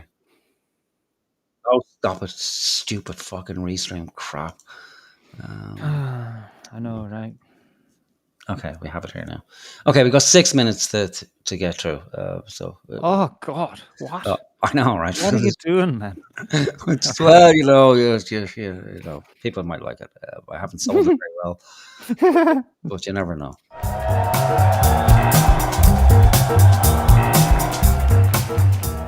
Hello, and welcome to our brand new show, Now. Because now is the time to listen to the concerns of immigrants, poor people, and the global south, and say, shut up and get on with it. Yeah, get on with it, you whiny twats. And before you start, I've no problem with immigrants. Nicole's an immigrant, aren't you, love? Well, no, I don't live here. Yeah, but you're, foreign. I suppose I am to you, yeah. See? This is I've got when no you issue stop with watching. Yeah. It's when I would have naturally stopped watching as well, other than the fact that I have to fucking plow through. But that's what he thinks of us. Yeah. People who aren't aligned with him, that's how we view as for dirt. And the joke there as well. As long as they're willing to work, they're okay. But no, I don't care about that. That's worse. Than the ones who don't work, because that's just a red herring. Like, so we get rid of these, pretend to get rid of the 30,000 guys who are essentially undocumented and won't integrate and can't integrate because they don't have the fucking skills. You get rid of them. Grand, that's fine. That only leaves us with 700,000-800,000 other people who do work, and that's the most important thing in Ireland, by all accounts, is your ability to pay taxes. Yeah. Or be put to work like a good fucking slave. Like, so, Irish slaves, we're not great. They used to like us in the Americas, but then they found these other slaves who were, easier to control, stronger, could last longer in the sun. And the same again, they've now found these other slaves, mostly Indians, by all accounts, who will come here, work for nothing, be happy for the fact that, you and your fucking entire clan will need to get a mortgage, and be happy for it and be thankful. And God forbid if someone looks crooked at one of your children, well, then we'll have a national campaign to shame everybody in Ireland and blame everyone in Ireland for some kid who got run into with a fucking a bicycle by another 12-year-old traveller on a bike, and that's headline story for 3 weeks. However, Irish child gets raped. Let's move on now. It's not worth talking about. It might cause trouble, and we don't want trouble, whatever fucking happens. Sorry. Dennis in the chat said, "So cheap." And you know what? This involves a luminary in comedy, Alexei Sayle of The Young Ones fame. It involves a fucking real studio, some amount of investment, and all of this hype, and it's dog shit. Yeah. I couldn't believe it when I saw it. It was like, when we saw the trailer for it, it was like, what the fuck is going on? Was this made in someone's kitchen? Like, the production quality is absolutely shit. And that's to be expected, because nothing good can come of this, because this isn't any sort of creative work. this is just propaganda, is what it is. It's just political propaganda. There's nothing creative about it. There's nothing real about it. There's nothing groundbreaking about it. There's nothing artistic about it. Our artists are supposed to be concerned with the truth. And fuck left or right. It's supposed to be to search for the truth and to stand up against power wherever it fucking lies.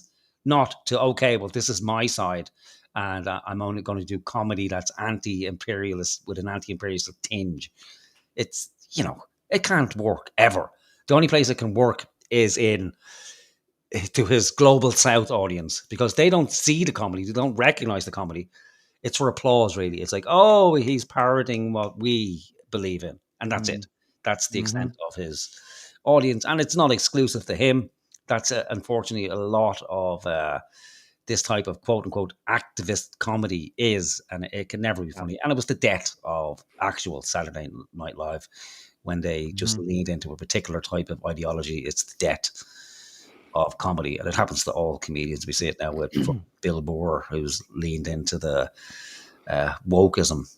I say in no small part thanks to his left-leaning brown wife. Yeah, seems to be a.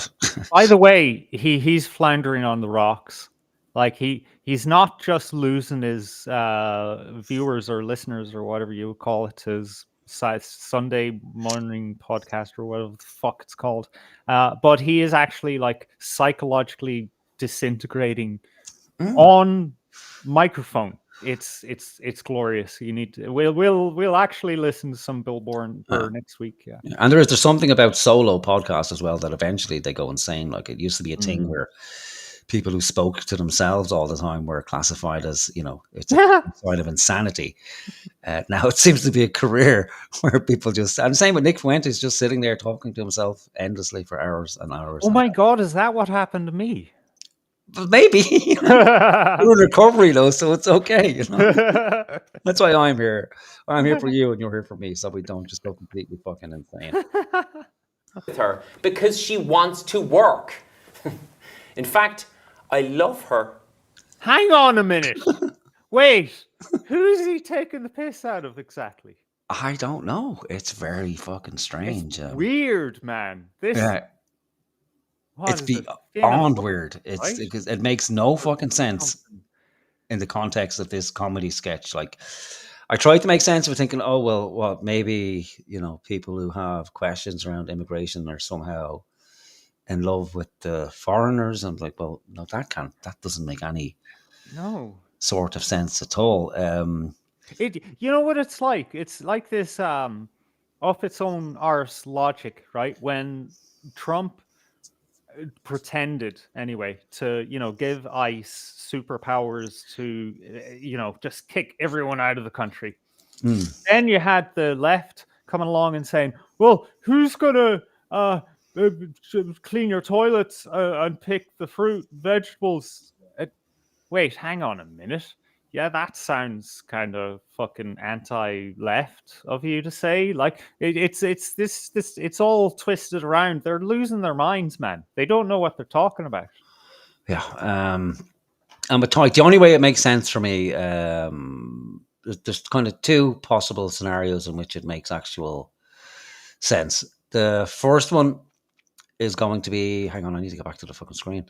The first scenario is that he has come across us ripping the piss out of him. And we kind of know that's the case because in some of his videos when he was on the flotilla, he made references to some of the little pieces we made about him. And beyond that, it couldn't be anything else. Well, he knows that we're in his Patreon anyway. Yeah, so he knows we're there. He called us Zionist agents as well, Zio agents apparently. So we're working. Oh my God, maybe that's him in the comments, man.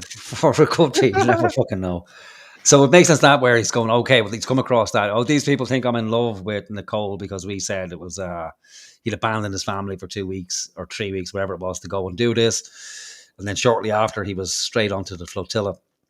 And you can tell by his interactions with her that he was kind of enamored, and she is a kind of good-looking woman, you know. The only other thing is that he actually loves her, and he just thought he would work it into his comedy somehow, because it's the most mental thing I've ever fucking seen for this is the opening of the sketch now, so we can imagine this is going to be a recurring theme throughout the whole show, where he's going to, publicly profess his love for his anchor here. And this wig thing has to stop. It's fucking the cringiest thing Is ever. that the same wig that he was wearing in that fucking comedy pilot he did for RTE? Yeah, he's kept the wigs. Oh my god, dude! He has this one. He has a grey one. So he's like 4 wigs and 4 fucking outfits, and apparently no makeup in the studio either. So you can see his fucking. But isn't that AIDS lesion. intentional though? It's like, oh, look at these far right people; they have skin issues. I don't think it goes that deep. I don't. I think it's like, okay, listen, we'll give you the fucking 2 weeks in the studio at no cost, right? Just shut fucking up about it. Here, have it. But you have to come on the flotilla because we need people with. Oh my god, that's the trade. Yeah, look, he stole the soul. And he had to, again, we know that they had to draft in Alexei Sale and a cast of other characters, because by Tagh's own admission that initially it was his show, but as the show progressed, he decided that it would be best for him to take a step back and let other people have a chance to recover their careers. In fact, there we go. I love her. Yeah, we know, Taghd. We've got a great show for you tonight. Violence. Is it wrong? Yes. No. No. No. Yes when they do it, and no when... she's Israeli, by the way, in case people are struggling to figure out the accent. when we say so. Oh, she's But putting there's that accent on because she's Romanian and Spanish, so I just thought that was her normally speaking. No, it's hard to tell what's going on. Yeah, I know, right? No, she's again. You'd have to be in the in crowd to know, So she's, oh my god, Israeli hatred personified, essentially, like that. It's only wrong to kill when other people do it, not. But I thought this was about the far. Wait, hold on. Who's this? You're mixing your fucking. Oh, fuck off! I don't care. Go on, play. Any real harm in using violence to destroy a people and commandeer their culture? No. Wait, Hermano. Wait, did you do that edit? No. Oh my god, that's terrible. That's actual dog shit. No offense. That I assumed, because. Oh, thanks. Mi nombre es Pablo Emilio Escobar Gaviria. No offense. I just offended you. Shit! I better say no offense.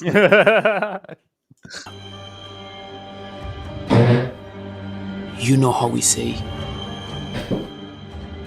We say plata. What the fuck am I Or watching? plomb. What the fuck am I watching? Huh? This is not funny. I didn't. What? I didn't assume that it was supposed to be funny at all. But it is it's classified as comedy. So I suppose we'll let it play out, see if the joke emerges. Okay. Entra, hermano. Entra.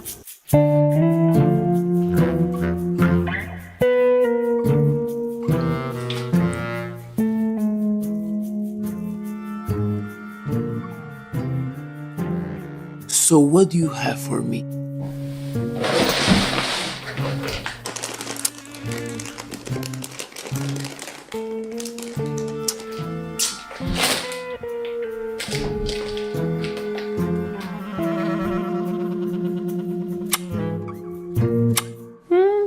That's good, hermano.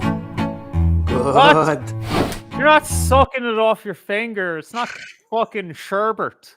It's fucking cocaine. You don't want that shit in your tongue. What the fuck is this shit, man?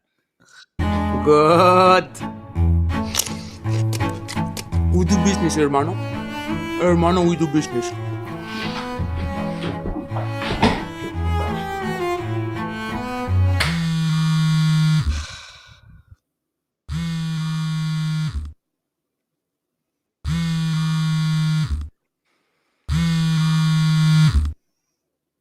No, mi hermano.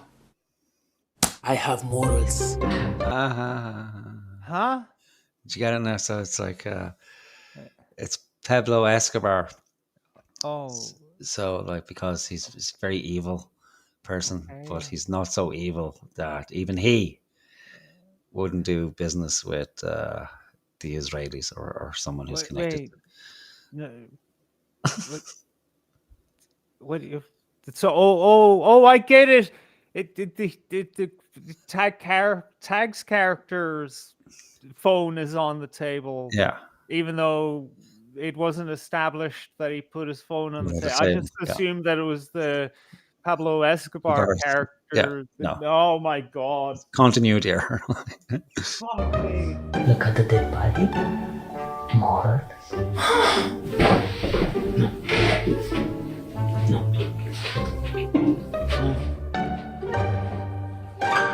Wait, sorry. Look at the dead body. What was that? Sorry. I don't know. It makes no fucking sense. It made a reference there because, you know, just in case the slow audience out there didn't get the connection that I just killed this guy, but I won't do the same to you because you're worse than the devil. And then it had to point out, oh yeah, by the way, didn't you see earlier how I killed this guy? And there's like this contradiction. Yeah, but you can go. Oh my God. Wait, yeah, exactly. Why didn't he kill the Israeli too? Oh my God, man.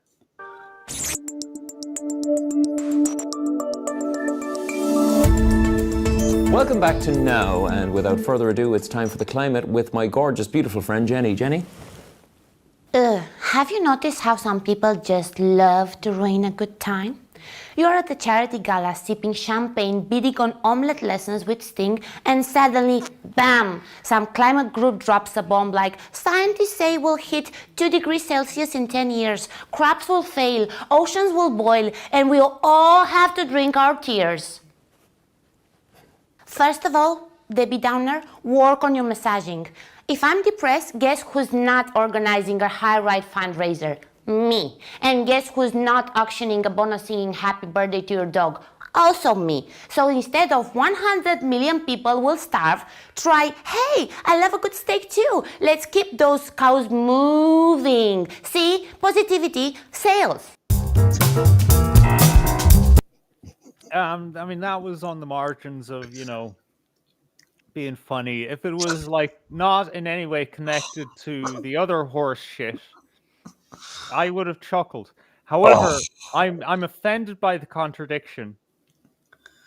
Like, are these people not aware of COP, where like every year, seemingly, all of these mega rich people, including Greta Thunberg, fly fucking private jets, things that burn as much fuel, I hear, as like the whole of Ireland's cars in a year or something. And they go have a big conference and sip champagne and eat steak.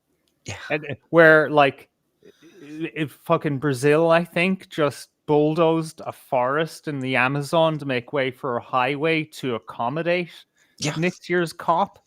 Like, these people don't know anything, man. Yeah, but they're saving the poor people from starving. Like, they're going to save 100 million people from starving by killing all the cows. So everybody's going to live on vegetables and sunshine. So it will be okay. I hate these people. You know, and I believe it's a big winner in Muslim countries as well. The whole climate catastrophe, disaster, whatever the fuck it's called these days. I'm delighted and also obviously a little bit terrified to say that I'm joined in studio today by a family of Islamist extremists. Islam, why do you hate us so much? You know what? Actually, I'll give him one thing out of this whole thing, right? The shorts is fucking funny. That's not. Come on. I can't agree with you. It was funny in 1968 when it was original that the newscaster isn't wearing trousers behind the desk. It's like, is that supposed to be underwear? Yeah. Oh, okay. You see, I don't know, because it's like Go back there. Is he wearing underwear or shorts? I don't know. Maybe he doesn't have underwear, like they're doubling his fucking shorts. Ugh, yuck. The Israelis stole all his underwear. I'm delighted and also obviously a little bit terrified to see.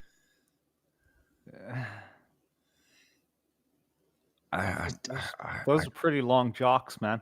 I don't know, like shorts, jocks. I don't know. It makes no fucking sense to me. Like it's like, what are you doing? What are you doing? And get some skinny fucking Muslims on. The whole thing's supposed to be about Gaza, like they're supposed to be starving. Like, don't get Yeah, good point. fattest- Oh my god, these guys defeat themselves at every fucking turn. It's hilarious. Jihad Kebabi over here. Look at the size of that fucking kid, man. Say that I'm joined in studio today by a family of Islamist extremists. Islam, why do you hate us so much? My name's Omar. We know each other. I was at your wedding, mate. Oh my god! Oh my god! What? I don't know. There's something weird. Like there must be some sort of bloodlust. I don't know. That's apparently what the far right or people who are classified as far right do with Muslims. We somehow can't work out the difference between an individual and an ideology.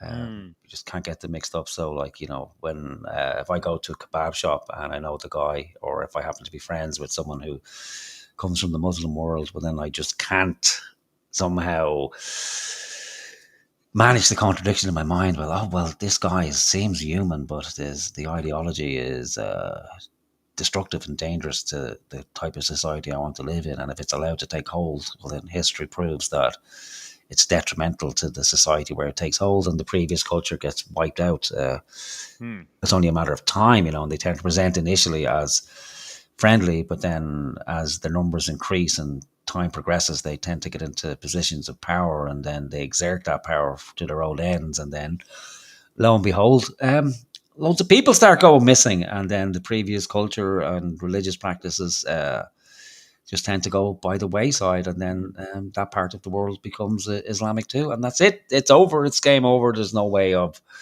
recovering from it. Therefore, I must shoot them in the head now, instead of try to avoid that by bringing it to the public attention that, hold on a minute, do we really want to import hundreds of thousands of these particular people when it's been proven everywhere in the world that it doesn't really work?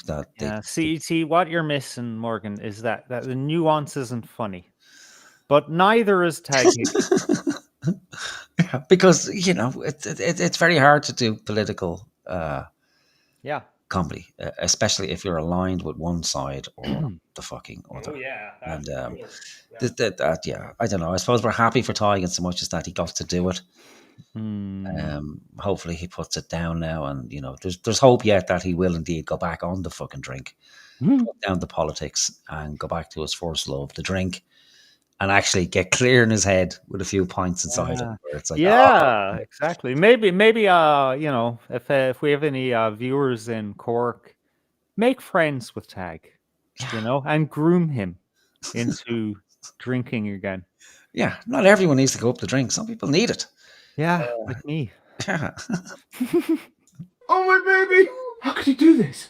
And would you say that hatred is just baked in to your faith? Okay, now that's funny. Faith? I have to say, that's funny. We're like, yeah, I just shot your wife, and then I'm going to pretend to continue to have a civil conversation. Yeah, I get it. I'll hand it to him. Academically funny. Unless there's a fucking laugh, it's not funny. Okay, we're not here for an app. Well, I laughed. Well, it was quiet. Only it was because I'm currently in a desert of laughter, and I found like a little shot glass of water. I've lost all respect for you. You laugh. It's disgusting. What are you talking about? We're peaceful people. I make jam. You said it reminded you of the Yorkshire Dales. Oh! Oh, my sweet baby boy! Damn, that kid's fat. I mean, do you see that big fucking... Oh my god, that kid has like some kind of hormone issue or something. You shouldn't have that kind of body fat at that age. Yeah, a 9mm round wouldn't get through that amount of body fat. You can't. It's like trying to kill a fucking seal, a full-grown seal with a 9mm round. Like it's impossible. Nobody's buying it. Like there would be conspiracies around this immediately. Like just, talk about a magic fucking bullet. Like I'm gonna kill you. Don't worry, folks. I'm okay. I'm okay. Well, there you see it in action, my friends. The intractable, incompatible hatred and hostility of what George Bush famously described as the Muslims. George Bush. Really? Yeah, it's edgy and up to date. God, dude. So then there was Sandra, right? And by the way, 2 kids. I mean, that was just clearly just lifted off of Bill Hicks. Do you remember that thing? Oh, it was very theatrical the way he did it, like a country western fucking setting. It's like, pick up the gun. Yeah. Pick up the gun. Did you see it? He had a gun. Yeah. Yeah. Yeah. I shouldn't. I can't bring myself to mention Bill Hicks' name in the same breath as this thing. I refuse to say his name. Okay, so what's he talking about here? Like, okay, this is another tell, I think, for Hickey. Let's have a listen. Right? 2 kids. Like, I still took her on. Wasn't even that good looking. Out of the blue, sends me a text. Oh, I think you're a bit weird. Like, I can't imagine why. see? And I've got no issue with her because she wants to work. In fact, I love her. Again? I know you're obsessed with me. I know you're obsessed with me. I know you're obsessed with me. See you next time on NOOW. All right, so he like I can't understand it. Like, so opens the show with professes his love for her. Yeah. Closes the show by mentioning that this supposed woman called Sandra, who had 2 kids, wasn't that good looking, but he took her on anyway because she thought he was a bit, he thought she was a bit weird. So I was going, what the fuck is this? Like, this can't be anything other than some sort of weird projection or that he's drawing on his own life somehow. So I had a little kind of look into his autobiography, if you can believe that. Like, the fucking cheek. Huh? Yeah, he wrote an autobiography in 2023 or something like that, titled Taghd Hickey, A Portrait of the Piss Artist. Oh, I remember. Oh, actually, no, I don't, because that's just the name of his fucking comedy tour. Yeah, so right, yeah. So because he's done so much, and oh my god, like that's the kind of thing that you do after you're famous. You write the autobiography, and then you go on the tour that's named after the autobiography. Yeah, so not egoic at all. Not at all. Of an alcoholic. Very humble human being. Yeah, riddled mind. Alcoholics are known to be very humble. So I didn't buy the book or read the book. I refuse to do that. If I find one at a bus stop or something like that, I'll put some gloves on and fucking read it or something. Beyond that, I'm not going near it. But I did. I looked for some excerpts, and in it he describes obviously his struggles. The book is essentially about his struggle with alcoholism and how he overcame it. But in it he does, or in articles beyond that, he does mention that a pivotal part of his recovery was meeting his current partner. I told you, she saved him. Yeah, exactly. So that's what transpires. She, in fact, saved him. He got to know her. They had a work relationship, of all things. That's how they met originally. She was a producer of one of the theatres where he was doing this comedy routine. And I think she kind of looked at him and felt pity. So this is where it's coming from. Like that, what he's talking about is not him, but her, and how she viewed him. That she saw he was struggling with alcoholism. I think in one of the articles he mentioned that he got a phone call from her out of the blue. And she kind of said like that she thought he was a bit weird, but did he want to go out on a date? So that's what's happening here. That poor Taghd is projecting how his wife, or it's not his wife, it's his partner. They haven't been married. They have children together. Right. But that she indeed looked on Hickey, who came to the relationship with a daughter from a previous relationship, that she looked on him with pity, took him under her wing, and kind of has mammied him ever since. And she looks after all his bookings. She does all that kind of stuff for him. Oh my God. In his own autobiography, he describes, or the articles afterwards, he describes their relationship as that she puts up with him. And she takes care of him with his ups and his downs. So I'd be worried now that their relationship mightn't be as strong as she thinks it is. Not he. She thinks it is.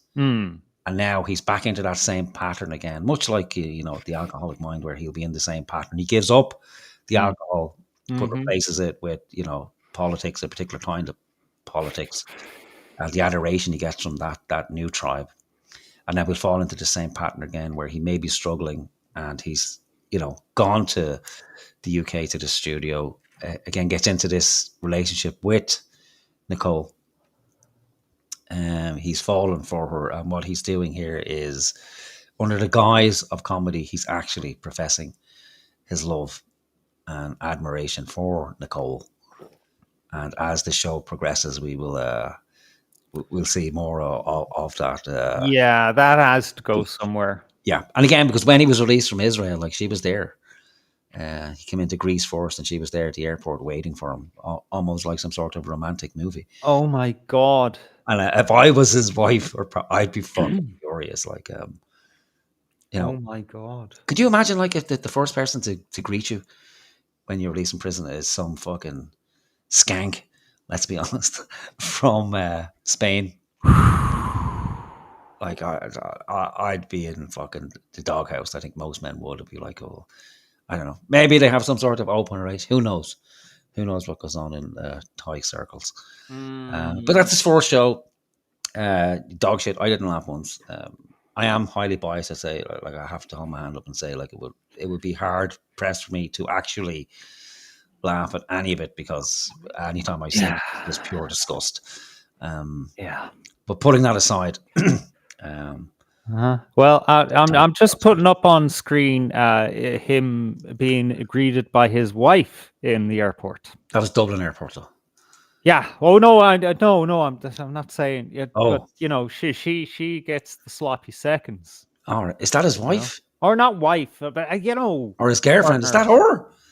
I imagine so. I mean, look at how they're embracing. That's not family embracement. Yeah, she looks like she's trying to get away from him. It's like, stop. yeah, she's leaning back. I'm not your wife. I'm not your partner. Who are you? I know she must have dyed her hair, because we did see her in that documentary. Okay. Put that photo back up there again for a second, please. Oh, sorry, I was premature with that. Yeah, she had brown hair in the last photo, and I think he actually smuggled in a Muslim with him. Look at that. That's his handler, hiding behind the Palestinian flag there. Foreigner-looking dude. So unfortunately, we will come back and look at the next offering from Taghd. We only have 2 days. I think 2 days before the next one is released. That seems to be 1 day is when they release them. That's what he says anyway. Yeah, so Serge saying he's a plonker. Yeah, he is a plonker. He's a fucking, an absolute plonker. But and Howard was saying to me previously, he's the type of guy whose career will probably skyrocket, because he's as long as he can swallow his pride and take an offer from RTE. But he is the type of comedian that would, no one would be surprised if he appeared on the Late Late Show and did a 3-minute routine and then sat down with the other fucking sellout Keelty. It's the regime. It's how it operates. Yeah, and RTE did produce a list of their 10 up and coming comics, I'm not going to play it. I can't. It's not good. It's really not good. It was very female heavy as well. 7 women saying essentially the same fucking thing, and then 3 guys with the same comedy routine from 1960s Ireland, where we're inhibited. All we do is drink and eat hang sandwiches, and we're sexually repressed. That Irish men don't talk during sex because we're so sexually. What? That none of that was relevant at least until like 20 years ago. You know. I know, like it's like it hasn't moved on at all. I think there's something inherently wrong with comedy. I think it's dead. Like I think it's gone. I think it. Yeah. I don't even think it ever existed in fucking Ireland, to be honest. Well, I mean, it was on life support. We're receiving transfusions from England, because they're the fucking capital of comedy. Like America, other countries have their thing going, but it was the UK. That's where it's been at for a long fucking time when it comes to comedy, and we share a land border with them. So. Yeah, that's dead now as well. The BBC is done for with comedy. I can't remember the last piece of decent comedy that came out of the BBC. Okay, I think people want me to actually play the fucking clips. Yeah. Right, we'll go for it. What people? 1 people? That's enough for me. Okay. I'm easily bought.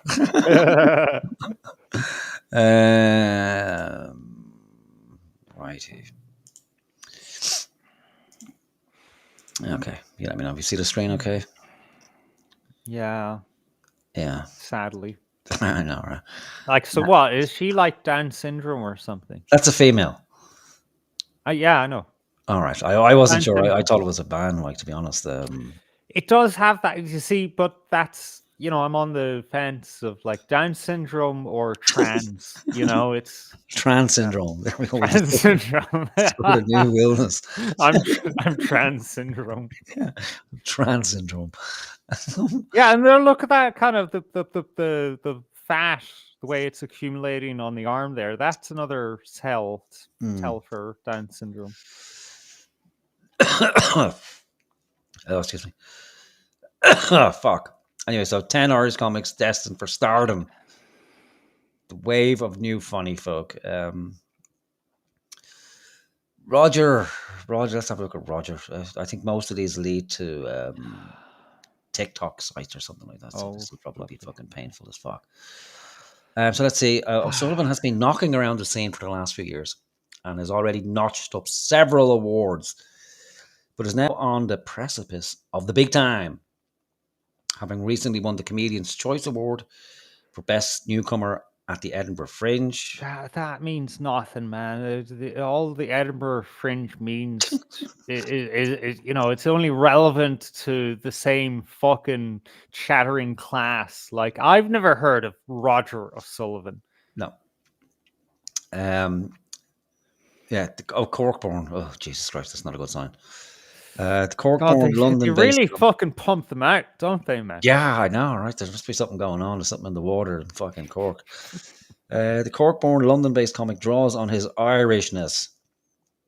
I'd like to say an Irish comedian who doesn't do that. It's so fucking old. Oh, I'm Irish. Look at me. And what's Irishness? Fucking pints and packets of crisps, yeah? And hang sandwiches. Fuck you. Yeah, that's Irishness. That to them anyway. Like that.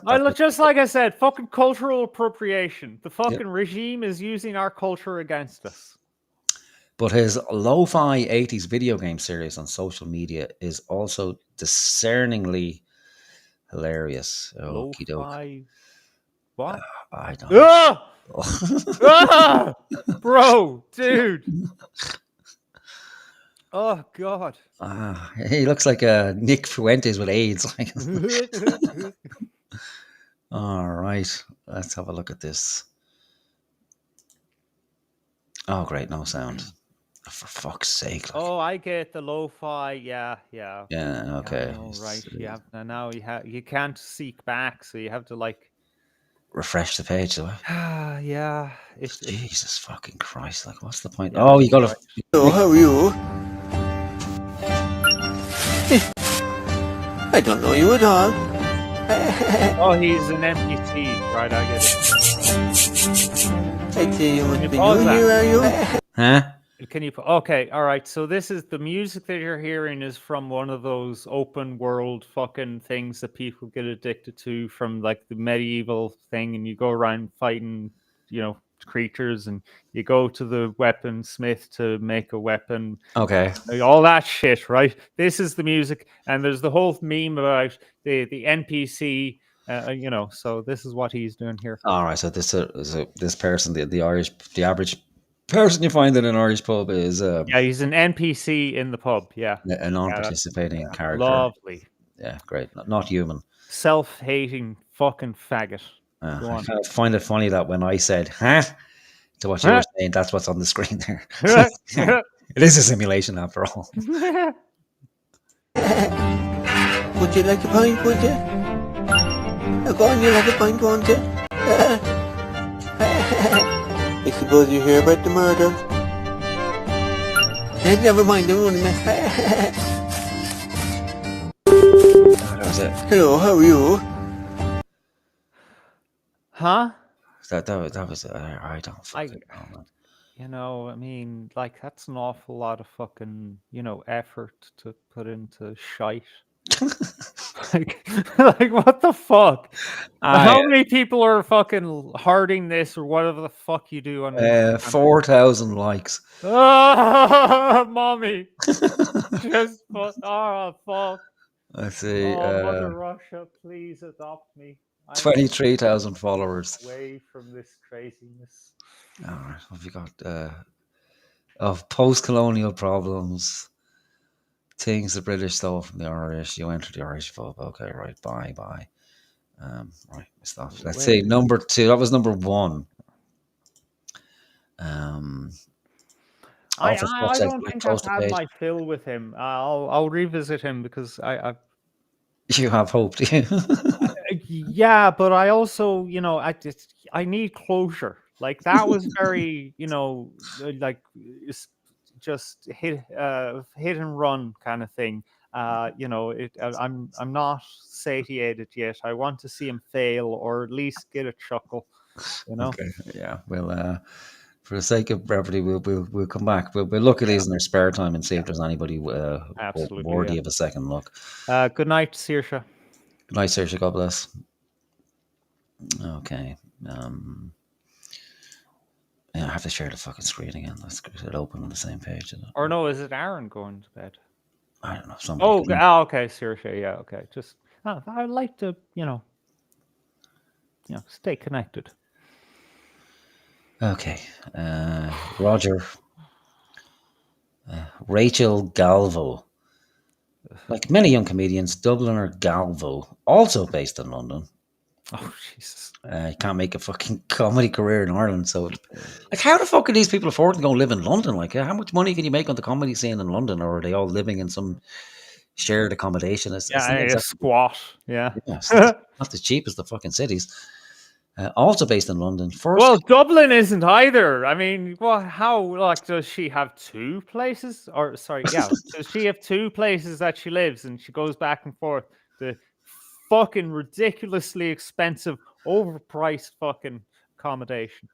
We'll find out now. Like many young comedians, Dubliner Galvo, also based in London, first cultivated an audience on TikTok, but has been tipped for greatness thanks to her quick wit and her willingness to poke fun at herself. As her debut show, The Shite Feminist demonstrates. The Shite Feminist? Yeah, The Shite Feminist.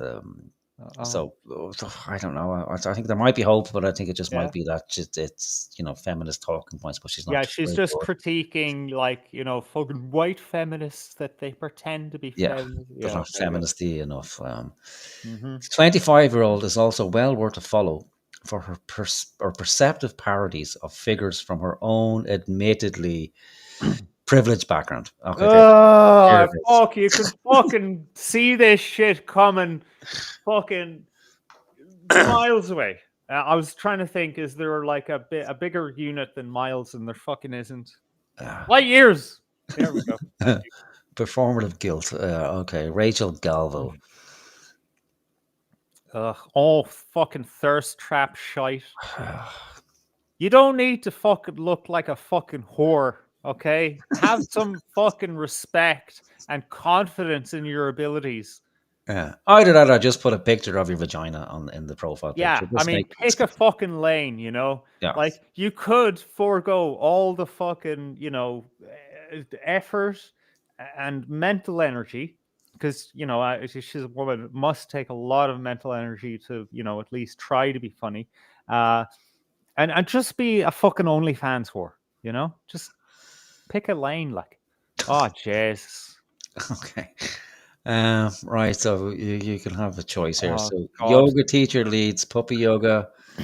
Your posh English colleague who has never been to Ireland, of course. Dad's turning serious at any given moment. The non-traditional heroine in period dramas. The mother that talks about her daughter like she isn't right there. You know what? None of these are going to look good at all. How about the mother-daughter thing? I mean, that's the least offensive, right? Okay. To our sensibilities. Or we could go, hang on, we might go for something popular. Oh. Oh yeah, that's 83,000. 80, that's fucking a crime, like right there. 83. Well, we haven't seen it yet, so I'm being presumptive, right? So I'll see if I can click this and then click on the fucking sound as well in quick succession. No, you know what? Click and then the space bar immediately. Okay. Then you pause it. Oh. Oh shit. Okay, happened there? sorry. Yeah, I guess space bar is closed. I know, isn't she all grown up now? We're just out getting a coffee. She's tying on to me like a lost puppy because she's just been broken up with. She has daughters of her own, it's fine. He broke up with her. I'm sorry, it was mutual. But I have a feeling this might have been a reason he broke up with her. Very needy, very needy. You go in and get the coffees now, Bet, will you? But that, and she actually shot herself when they were away together in Lisbon. Big dramatics. She rang me on the phone crying. Peter had to go up and get her and whatever. Just keeping an eye on her. We don't want her to be sectioned again. A flat white, darling. Flat white, yeah. But anyway. How are you, Maureen? Mwah, mwah. I know, isn't she all grown up? I think we're out of our depth here. I think this is woman stuff. It's still not funny. Like we can imagine like that. So what's the Well, premise? no, it can't be funny to you because you don't have the lived experience of being. Oh, a fuck woman. off with the lived experience. I've lived with fucking women. Don't you fucking start, you piece of shit, fucking riling me up like.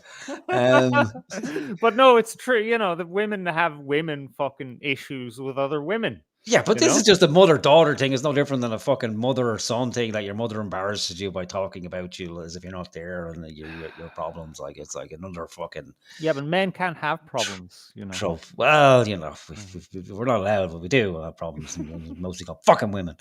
Yeah. I think I see a pattern here. Yeah.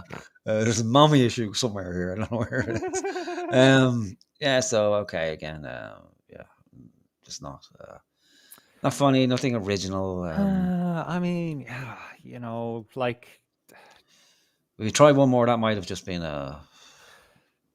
Oh no, I think it's indicative of all our work.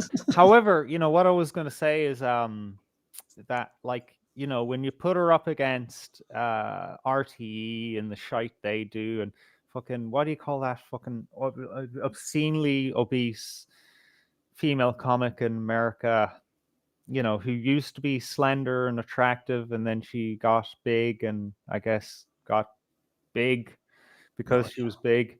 I forget her name, but all she does is talk about her vagina. It's this. Oh yeah, I know what you're talking about. I forgot my point. I just, got this hideous. Amy Schumer, is that the one you're thinking of? Yeah, exactly. I got her image in my head, and I just lost all sense of fucking what's going on, and I forgot my point. All right, so let's just see how out of touch we are with the majority of people. Oh no, that's what I mean. Yeah, so like all that is just so low. I think she is actually a notch above all that shite. All right. So I see the comments. Brilliant. Hands up emoji. Praise. Laugh emoji. Like she should write for Taghd Hickey for the next season. I think she would actually add to the team. The wink. Skull emoji. I don't know what that means. I think I'm too old for that. Wink skull? There's a skull there, All like that winks the now. wink. Well, no, that's what it Oh, says. the wink. Comment is the wink. Oh, because, the wink. the wink was and funny then the because death is like, oh, that's that's death. horrible. You're dying at that moment. right, Yeah, okay, I get it. Yeah. it was mutual. Haha. But a Okay, mother that's like funny. that who needs enemies. Oh yeah, that's a tired old. Is that it for the comments? How can you get like fucking 85,000 likes Because or watches? Instagram doesn't comment. It's Uh-huh. weird. It's like it's they comment for different reasons, and TikTok even more so. Yeah. Okay. All right. So, right. It was number 2 of our Speaking of which, by the way, while you look for a better one, have you noticed that like nobody comments on YouTube videos after like the first 24 hours? No, I haven't noticed. I'm always the weirdo that fucking comes across a video like 3 days later or 3 months later, and I make a comment. Yeah, I make a comment. If something grabs my attention, like it'd be 3 years. Like notice after I make the comment, like the last comment was 3 years ago. It's like, oh fuck. All right, we have a man. Aidan Green. Right. He's got a stammer. Many people with a stammer would balk at the idea of pursuing a career that involves public speaking, but Aidan Green not only embraces it, but makes it a big part of his show. Okay, fair play. Yeah, the Cavan native is also a very funny guy. Well, you'd hope so. You'd hope so, yeah, exactly. As reviews for his Stammer Time. Okay. Oh, that's kind of clever. By the way, fuck you guys. Oh yeah, he stammers, but you know what? He's funny. Fuck you. How about that? Fuck you. Yeah. Not only is the stammering hilarious. No, it's like talking about one of those 2 women that we just covered, and it's like, yeah, she's a woman, but you know what? She's funny. Like, fuck you. Seriously. Stammer Time. Which debuted at Edinburgh 2024. Attested to. While his forthcoming short film Stutterbug, okay, you got to give up with the fucking. It's too much already. Really, yeah. Aims to change the narrative around stammering stereotypes. Oh, I couldn't have guessed from all those fucking stammer references. This is a new thing in comedy, isn't it? Like this is the inclusiveness of comedy where you have to have retard comedians now. Like so, Oh yeah, and like that wheelchair comedian we were looking at all those months ago. Yeah. Before we were on video, we were looking at this. Wheelchair bound comedian in Dublin, and she was bitching about how there's like not enough ramps or something. It's like, fuck off, bitch. It's a fucking, we don't even pay the comics here. Like, you should be grateful for anything. Guess what? You're going to have to arse up the steps on the plane, on the Ryanair airplane as well when you get a gig in London. Shut up. So, okay, stuttering Stanley here. Is going on to bring awareness to stuttering. Fucking hell. All right. Are we listening to him? He better stutter. If he doesn't stutter now, I'll be very fucking upset. Yeah. Him. Oh, dude, that photo. I mean, that's a fucking parody cartoon. I mean, just he looks like what does he look like? A nipple? Stand-up comedian, a stutterer, a writer, and a celiac as well. We don't need to know. Oh, for fuck's sake. I don't care about what you can't eat. Fuck you. Here, have some wheat. Put some weight on. Oh, he's a celiac prince. What the fuck is that? Is that like some sort of sexual thing? Is it? I mean, no, but it's a gay thing to call to anything adjective prince that you're gay. What's that? You fuck him in the ass and give him some bread to eat, and then you just like, unless you're a descendant of landed gentry, you don't get to call yourself a prince and be a man. All right. Oh God! Look who he has in the background. That fucking degenerate piece of dirt. Oh. What did he do? Didn't they bought 2 babies, or they had his sister inseminated, and then the sister gave him and his boyfriend the baby. Oh, that's okay. Nothing can go wrong in that arrangement. Just try the first one. He's got a microphone in his hand. Questions for a stammering comedian. Okay. Oh. Do I stammer during sex? No, I'm not a fucking vibrator.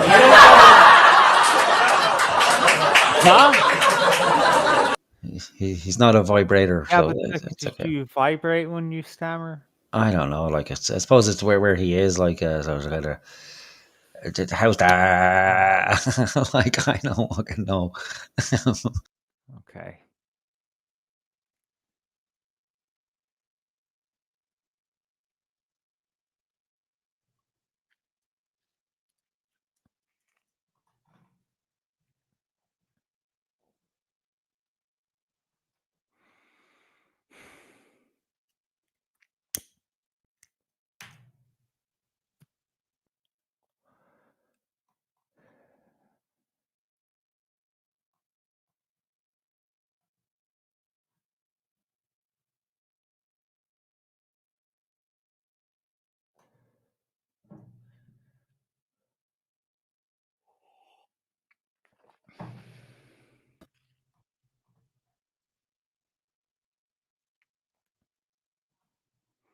Did you disappear or did I?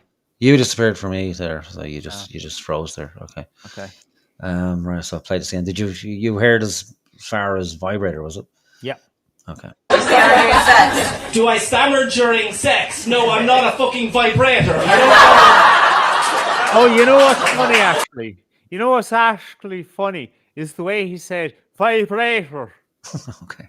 That's actually, classic. Like, just say vibrator. And, they all go up. Like, there's literally the house actually goes on fire. It's that fucking funny. Yeah. Well, maybe it is from Cavan, like, so it's a comical accent. Do you think an Irishman talks during sex?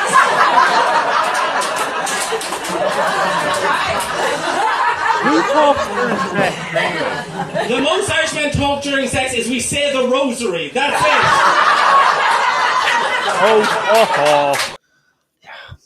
Oh man, you mentioned this, but I didn't think it was actually that shit. Yeah. Like, Jesus Christ, man. Katie Boyle. I think we've seen Katie before. I think Katie is Her the one. name is ringing a bell. I think she's the one who was on the morning Talking chat about show. abortion. Yeah. Oh yeah, she was that monster. Let's see. If there's one thing we love as a nation, it's taking the mick out of ourselves and abortion. If there's one thing we love as a nation, it's aborting children live on stage and taking the mick out of them as they splatter on the stage floor. Another young Irish comic who has flown the nest and is doing great things out foreign, i.e. New York, is Dubliner Katie Boyle. Her brilliant stand-up exposes both her Irish upbringing and her escapades in New York City. From dating American men to her adventures in therapy. Oh, great. She has already headlined venues across the US and Ireland and is undoubtedly set for stardom. This person is a monster. Yeah. Right. Oh, God, help me. What would you like, dating or Irish immigrant? I'm sick of hearing women talking about sex. Just go with the fucking Irish immigrant. Jesus, probably start talking about sex. I've been living in your country for nearly 9 years, and I have to say, Americans can be quite xenophobic. And the ones who are the most xenophobic also claim to be the most patriotic. And I'm like, nobody loves America more than an immigrant. We are the true patriots. I gave up affordable healthcare to live in this pyramid scheme of a country. And I'm still here. Also, America has gotten a bit worse since I've moved here. So every time I go home, I have to defend my decision to stay in this country. Like I'm in an internationally domestic abusive relationship. I'm like, you don't know him like I know him. I'll never leave. I actually thought the fact that I speak English would at least be the easiest thing about emigrating to this country, but it's been a bit insulting because I found out my English is so bad that it convinces Americans when they meet me that Ireland does not speak English as a first language. Do you know how many times I've been told, oh my God, your English is so good? And I've had to respond by saying, thank you, it is my only language. I am from Ireland. I've been. That's so RTE. Yeah. Yeah, there's nothing will ingratiate you more to foreign people who've allowed you to live in the country to go over and tell them how shit they are. Yeah. And you know, how you have to defend your decision to go and live there because you love it so much. But you're just happy to point out all the flaws and how it could be so much better. In fact, it seems to be a common theme with immigrants when they go to a new country. They like to say, well, why isn't your country exactly like the country I left that I didn't like because I left because it was a shithole? I would like to turn your country into that shithole to keep all the benefits that I have in this country because I can't, actually make money in my own country because, Wait, so these lefty people that these regime guys, they're the exact same mentality as the immigrants. That's interesting. They're colonialists. Exactly. It's amazing, isn't it? It's funny, isn't it? And all this talk about anti-colonialism is just, I was going to say ironic, but no, it's not. It's hypocritical. Yeah. Okay, Katie. What happened to the rest of the page? Oh, that's it. Actually, well, I don't know. Is there that? I guess I don't know. RTE forgot how to count. Read next. It's all truncated. Yeah. What the hell, man? All right, I'll see if I can run it through. I'll just find the original fucking page. Yeah. I saved it as a web page. Yeah. You see, that's the thing because it's like JavaScript and it loads the page dynamically as you scroll. So that's yeah. Okay, see RT standard. So I figured what I need is what do you call the not a catheter? No, you know. Say catheter. What do you call those tubes that are put into someone's bladder when they're old? I think it's a catheter. You have to catch your piss. Yeah. So what I need is, not like, invasive surgery. I need like a 15-foot one of those that goes from the desk all to my toilet. It's not very far, so I can just kind of passively relieve myself, and I never have the discomfort. You need one of those shiwi things, like for women, like when they're out, so they don't have to sit down to piss. You can just or one of those portable toilets, portable urinal. You just have it under the desk there, and just or maybe don't drink 15 fucking cans. What was that, beer or Red Bull or something? Well, I started off with 3/4 of a liter of Red Bull. Okay. Some water mixture thing to rejuvenate my electrolytes, and this is my first beer. All right, don't wonder you're pissing like a fucking racer. I know, right? Jesus Christ! Right, we'll make you suffer now until you can't take it anymore. All right, Aoife Dunn. Aoife, you must have seen one of Aoife Dunn's many hilarious viral videos over the blad. No, I haven't seen one. Nope. Oh, the Galway natives' ascent has been fairly rapid. As her debut show, Good Grief Explains, Dunn put her life and comedy career on hold after her mum's death. Oh, how uplifting and funny. But now she's making up for lost time with a sold-out tour in 25. 26 is looking like an even bigger year for her too. Watch this space. Okay, Aoife. Okay. God, I thought when I saw her, profile picture, I was like, she's cute, but, what do they call flying from far away? Yeah. Okay, women are amazing because periods. This is a story about how it's much harder to be a woman than it is to be a... Okay. God. Oh, my God. It's like it's 50 years ago now. Oh, this is stupid. They're like, well, who designed this? I know, right? There has to be a fucking extension for this. Like, can you not even change it? Like, where you go into the settings and... Settings, yeah. You know what? Let me look up that real quick. Just wait for it How to fucking... can I make the tram videos have audio on? Okay, hang on. I've got a visitor. I'll be back in 1 minute. Okay. Okay. All right. Back in a second.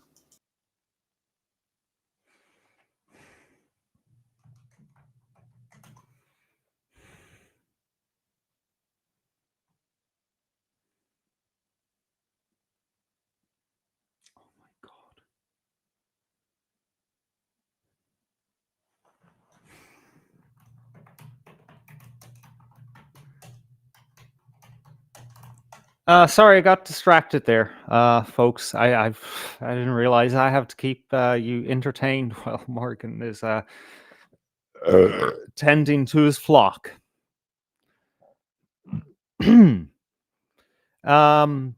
Eru makes an excellent fucking point. Very white for RTE, or is it just me?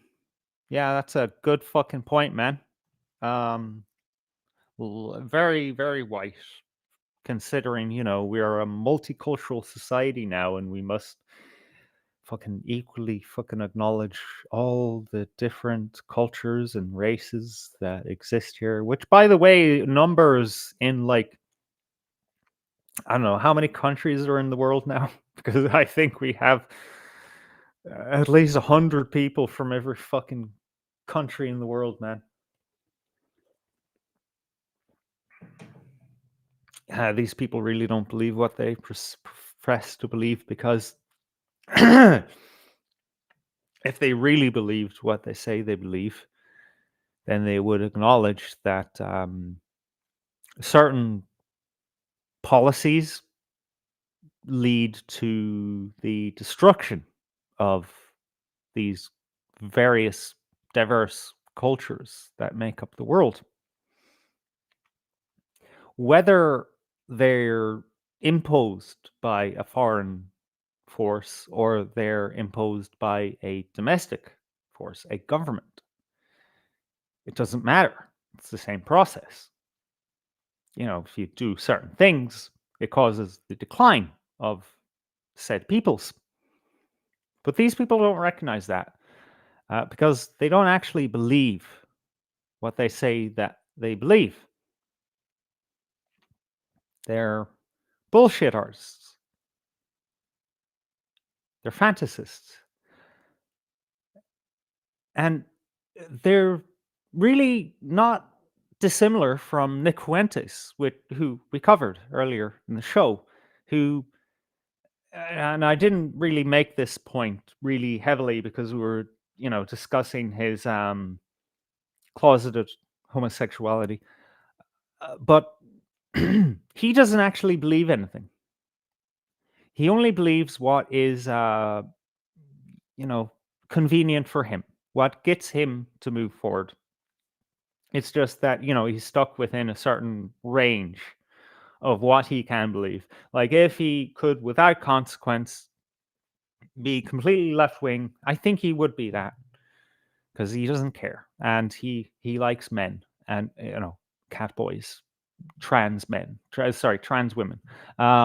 So I think if he could be that, he would be that, because he doesn't believe what he's saying. And this is the same with everyone from Catherine Connolly to all the other regime agents. The only people who actually believe this shite are, you know, the incredibly dim who are promoted by the regime. And I think on your screen here is one of them. And idealistic youth who are infantilized way into their 40s, 50s, 60s, we've come to discover as of late. You know, this this whole idea of you know, if you're not left when you're young, you're, you know, without a brain, you're without a heart, and if you're not right as an adult, you're without a heart, or whatever it fucking is. You know, there's a progression that you're supposed to move out of these idealistic phases, but a lot of people don't. because they're dim and they're like children, really. That's what ideology does to people. It infantilizes them and encourages them to remain children. And this is what happens on both the left and the right, indisputably. That the point is to always seek truth, and truth haunts you until you assimilate it. It knocks on your door several times through your life and asks you to make adjustments to how you see the world and how you live. And it may not be that there's an ideal way of looking at the world necessarily, but different approaches to life. I have discovered as I age, my definition of children changes as I was in my mid-30s, I guess, or even early 30s. I'd look at someone like early 20s and I think, yeah, that's a child. But now as I approach 40, I look at someone 29, 31-ish, and I think, yeah, that's still a child. My definition of, is someone who's soft in the head, just kind of, moves up with me. It's the opposite of that old saying, I get older, but they stay the same age. Sorry, I was talking shite while you were away. All right, did you figure out how to if there's a way to get this to play with the sound on? No? No, because I had to talk to the audience. All right. Yeah, what a stupid system. It's normally a case where you don't want the sound, but on this occasion you actually want the sound first. Or at least some sort of scroll bar. Wouldn't it? Like, just a fucking scroll bar would be helpful. I suppose maybe it's the nature of this because everything is like 20 seconds long, is it? Right, we can see if we can figure out when it starts from the beginning again.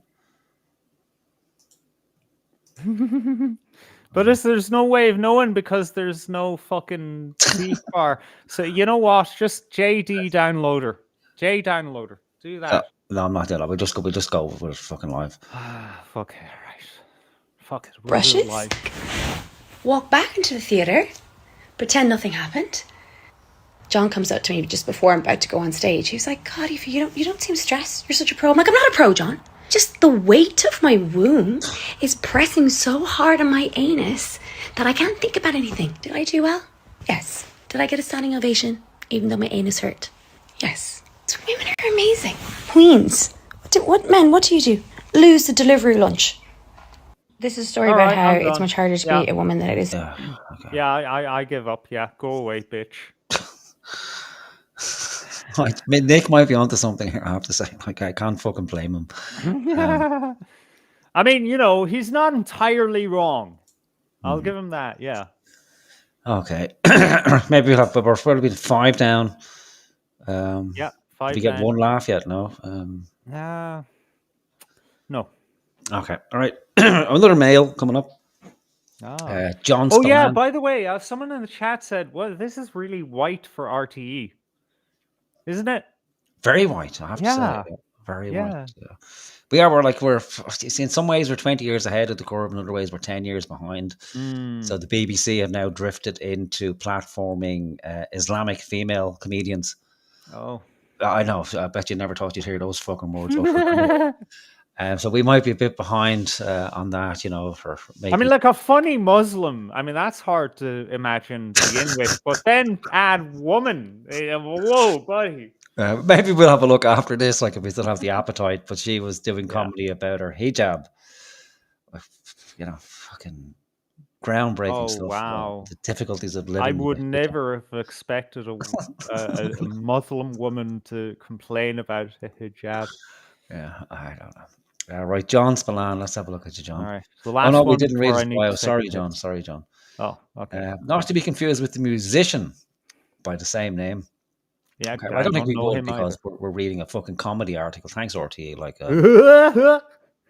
this comedian has proven his As This is the first time I laughed. There you go. Well done. As an improviser in recent years, his show 7 with the number 7 in front of the Steven. It's cute, like it's a Oh, wait. throwback to Hacker Days, you know. No, wait, dude, there's a fucking movie called that. Oh, fuck you. Which explored the 7 deadly sins in his inimitably chaotic manner, won the Spirit of Wit Award at this year's Dublin Fringe Festival. Oh, God. Taghd sharing a stage with Taghd Hickey.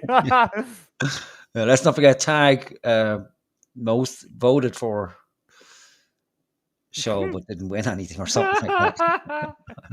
Achievement Award, Taking Part Award, Taghd Hickey.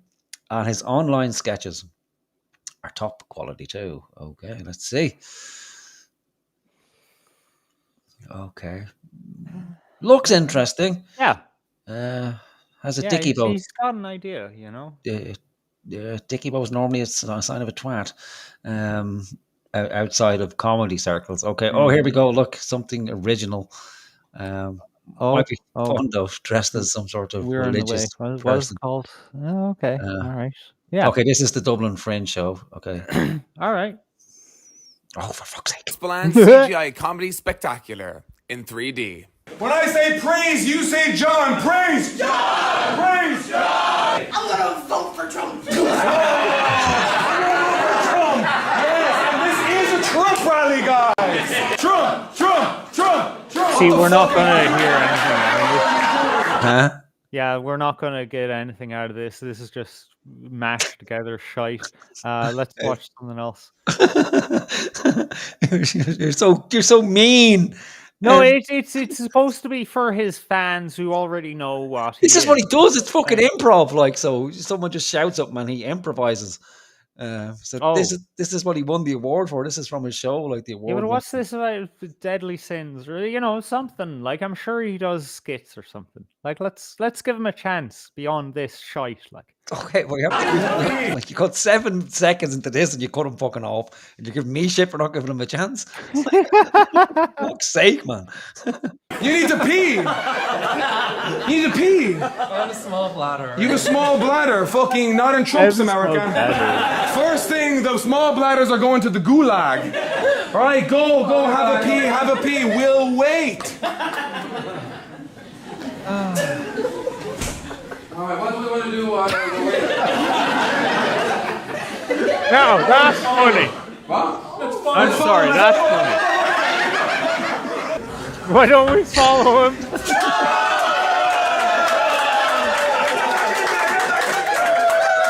Yes, we have a winner. All right, that shit was funny. Yeah, I couldn't hang out for more than a minute though. Like that level of energy would be far too fucking much. Okay, right, let's have another look. Okay, so that was one. All right. Oh, okay.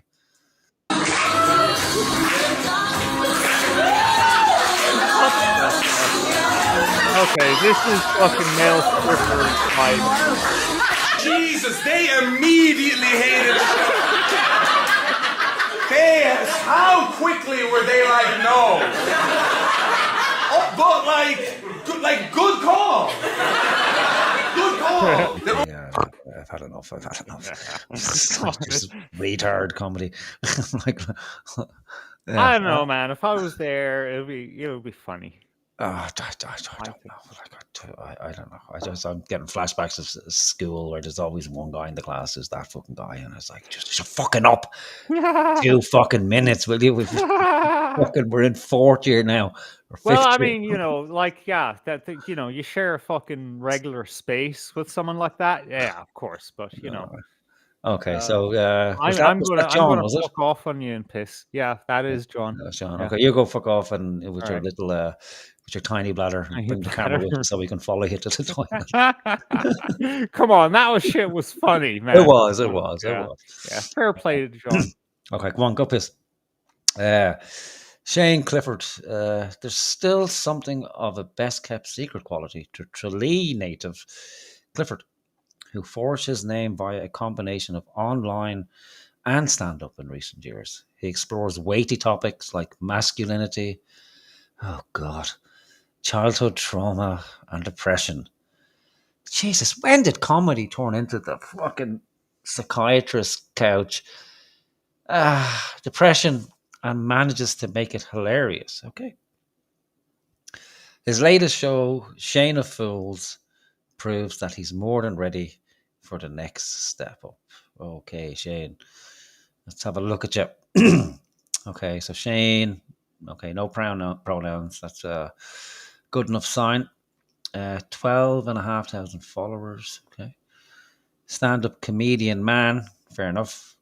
Okay, we can book him as well. Okay, I don't recommend Shane of Fools. That's just an advertisement. Right, let's click on videos, see what we can find. Audience member pulls a whitey. Okay, this seems to have promise. Let's have a listen. If we can click on the fucking thing. The pub that owes you €20. You know, that's Dave. You alright? Yeah, I gotta go. Sorry. Oh, no, that's alright. Are you pulling a whitey? No, yeah. Nobody's even going to remember this. Is he a friend of yours? I know you're. Are you stoned? Yeah. You are. He just went so fucking pale about sweat coming on his face. I have to get out of here. This guy is freaking me the fuck out. This guy is the freakiest cunt I've ever seen. Get out of here. Or some fella in the pub that. So what was the premise there? There is no premise. It's a funny situation, so you can have a look again. Was it €20? You know, that's Dave. You alright? Yeah, I gotta go. Sorry. Oh, no, that's alright. Are you pulling a whitey? No, yeah. Nobody's even going to remember this. Is he a friend of yours? I know you're. Are you stoned? Yeah. You are. Yeah, so the guy was stoned and he had a whitey. So yeah, if I was sitting like literally in front of this dude, yeah, I'd have an awful fucking time. All right. So, okay, so that was whitey. Okay, so I don't recommend acid. Okay, so he seems to be a drug-based comedian. Okay. I used to take acid, and I don't do that anymore. Acid is a great way to have a 500-year-long breakdown on a single Saturday afternoon. Sitting in a chair for a few centuries. Then you have to go to work on Monday morning. That's the hardest part. After finding out all that shit about yourself. To go in and go, hey, Billy, what did you do the weekend? Oh, Shane, I took my family to the zoo. And we went for a lovely picnic afterwards. It was gorgeous. What did you do? Oh, I sat on the couch and fractured my mind into 1,000 pieces. Climbed Mount Shame for all eternity. Realised life is meaningless and nothing matters at all. Anyway, I better get back to my spreadsheet. It's hard to get back to normality when you've been crying in 15 different dimensions.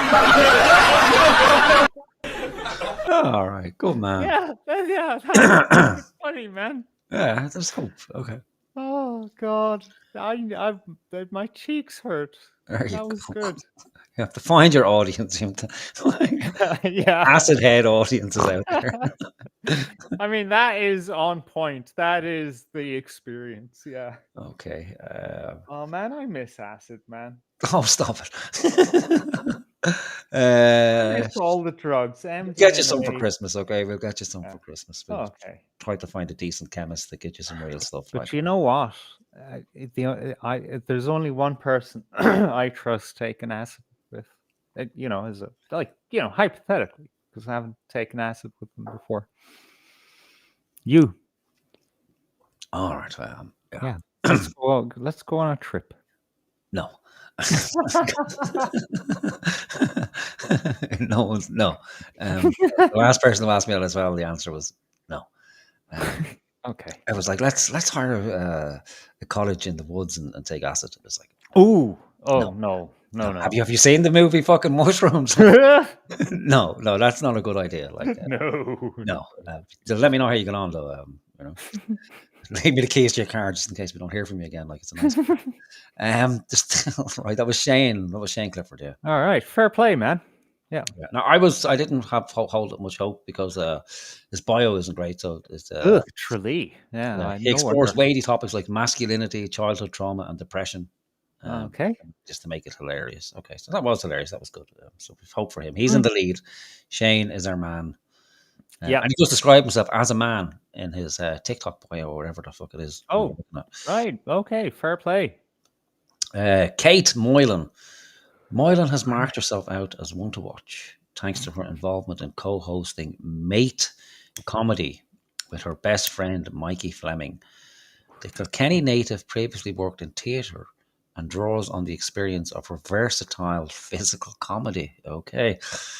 Whether it's representing her home county in Camp Cabaret Hose of Tralee. Hose of Tralee. Oh, Jesus. Christ, man. Performing a skit from the White Lotus at Cabaret or working with Alt Comedy Collective Club. Fallon, and that's never a good thing there. Like Alt Comedy Collective Club. There's no such thing as alt comedy. It's comedy that isn't funny yet. Not funny yet. Yeah, you got. Yeah, there you go. You nailed it. Yeah. Also, she wrestles. Cool. Is that code for she's fat? Let's see. Or she, she's. I'm just picturing like mud wrestling kind of chick. Fucking in a stars. Oh, are you gone again? You're frozen. You're frozen in time. It's like an acid trip. Let's see if we can get him back.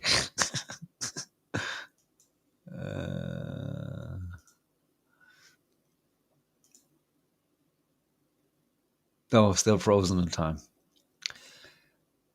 He's like that forever now. That's how Howard will live out the remainder of his days. Frozen. Like, that's what we'll do when he dies. We'll have him taxidermied. And I'll do the show with his taxidermied corpse. Or maybe he's just sitting still. It's a joke of himself. Oh no, he's back. Are you back? Yeah. There you go. Yeah, You're back. yeah. I was just having fun there, saying like it's like an acid trip. You've just frozen in time, and that when you die, because we all know you will die before me. It's a given. I'll have you taxidermied. I'll just do the show with you, with your taxidermied corpse just sitting there with the camera on 24/7. Jesus Christ, man! GoFundMe page, like for the upkeep and dusting of his taxidermied corpse. Right. What the fuck? Kate. Okay, so it's a roll of the dice with Kate now. So you were saying you were having images of. Oh yeah. Like mud wrestling. Her in a kind of stars and stripe bikini. A very slim figure. That kind of stuff. Physical comedy, right? Okay, well, let's see. They might be surprised. All right. Okay. Not too bad. Jesus. Okay, yeah, see, I told you, she's a fucking whore. A dirty whore. Right. I don't know which one to, I don't even watch the video. Oh, no, that's what I call music is still going. I don't know, maybe it's just the... Oh, that's still going, by the way. All right, fucking hell. Can you believe? Well, she's doing some wrestling on stage. Okay. I fucking told you. But it's in-ring wrestling. Oh. As you can see there, she's diving off the top rope. Okay. Fair Lovely. play. I don't... Oh, this is just all... Oh, okay. Some dominatrix shit going on here. Oh, yeah, she's a fucking demon in the bedroom. I want to do that. Right, let's have a look.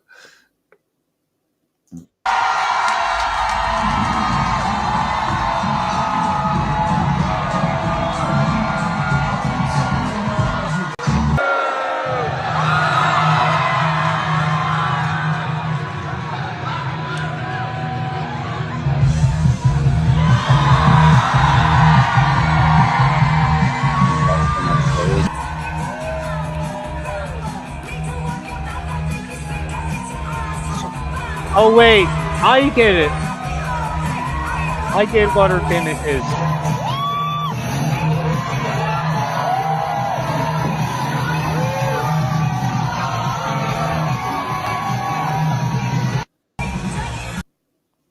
I get it. And it's Okay. fucking demonic, man. It's absolutely demonic. She beats up men on stage and women cheer. Wow. Fuck you. I hate you. Oh, she's beating up a woman here as well, or what's she's just dominating some other woman? Let's have a look. It's Oh no. Same again, hitting the man across the back with a chair.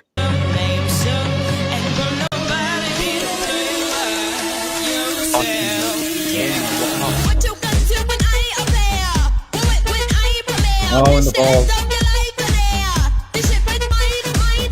Okay, this is. Oh, she's beating up another woman. Okay. Or what? What is this? What's happening?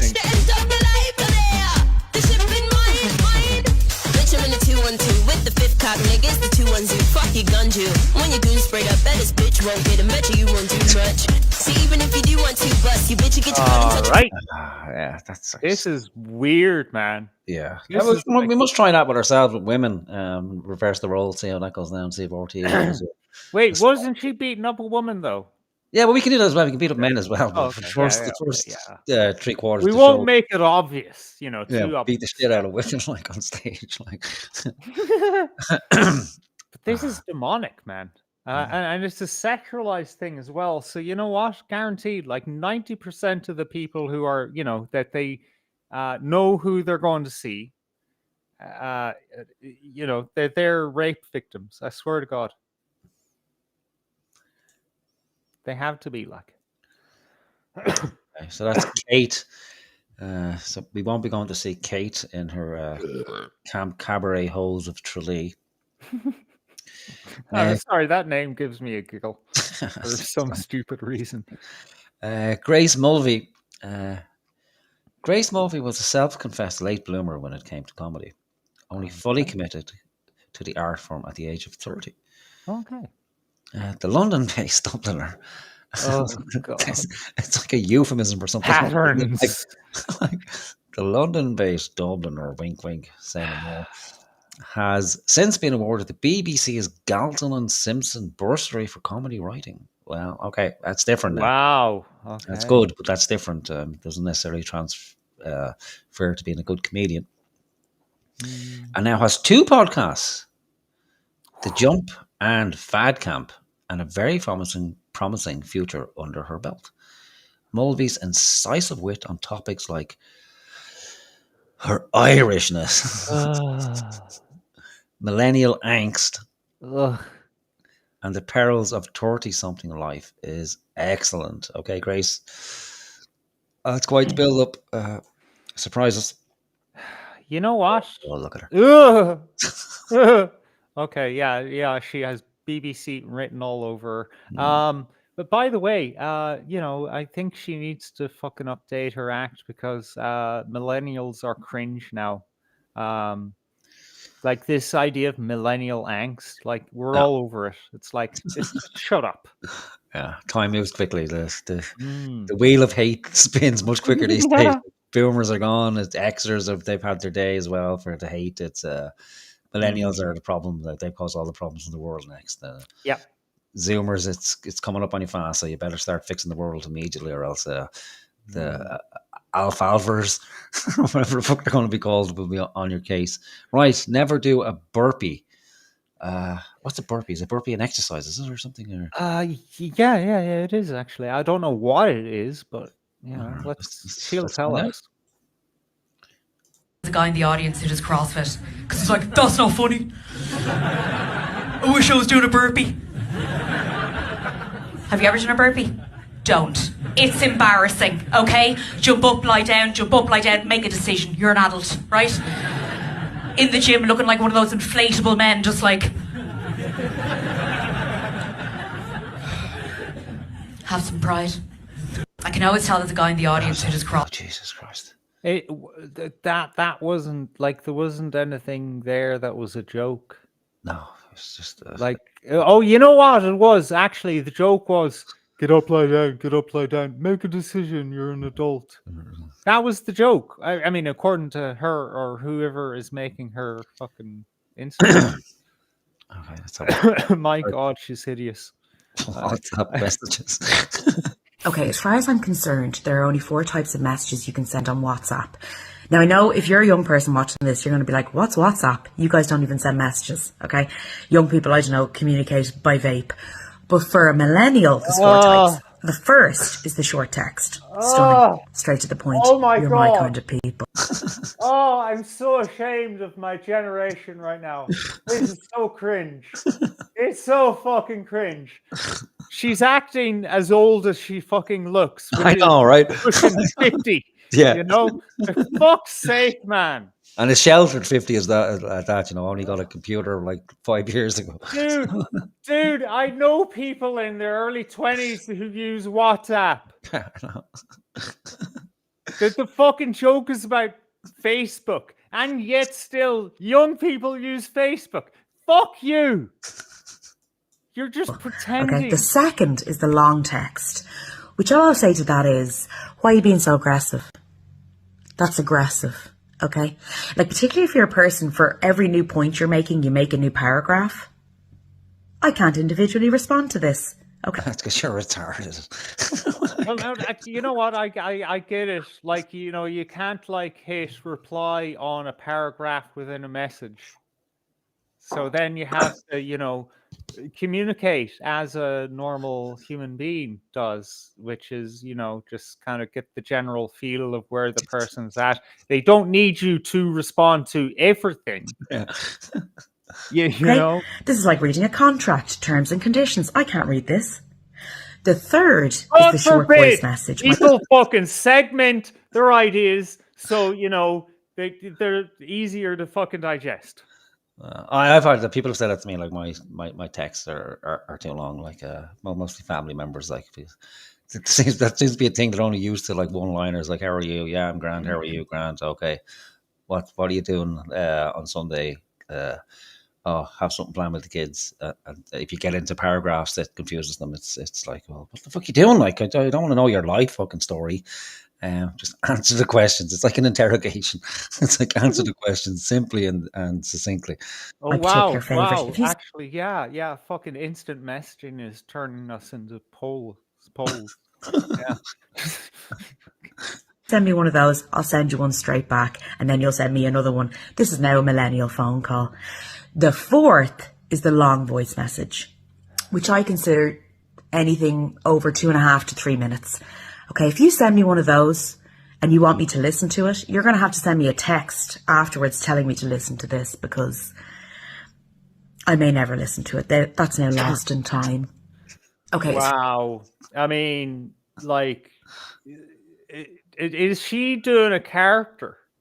Like, is this the character of like the worst fucking manifestation of a millennial? Or is this just her? I think it's her.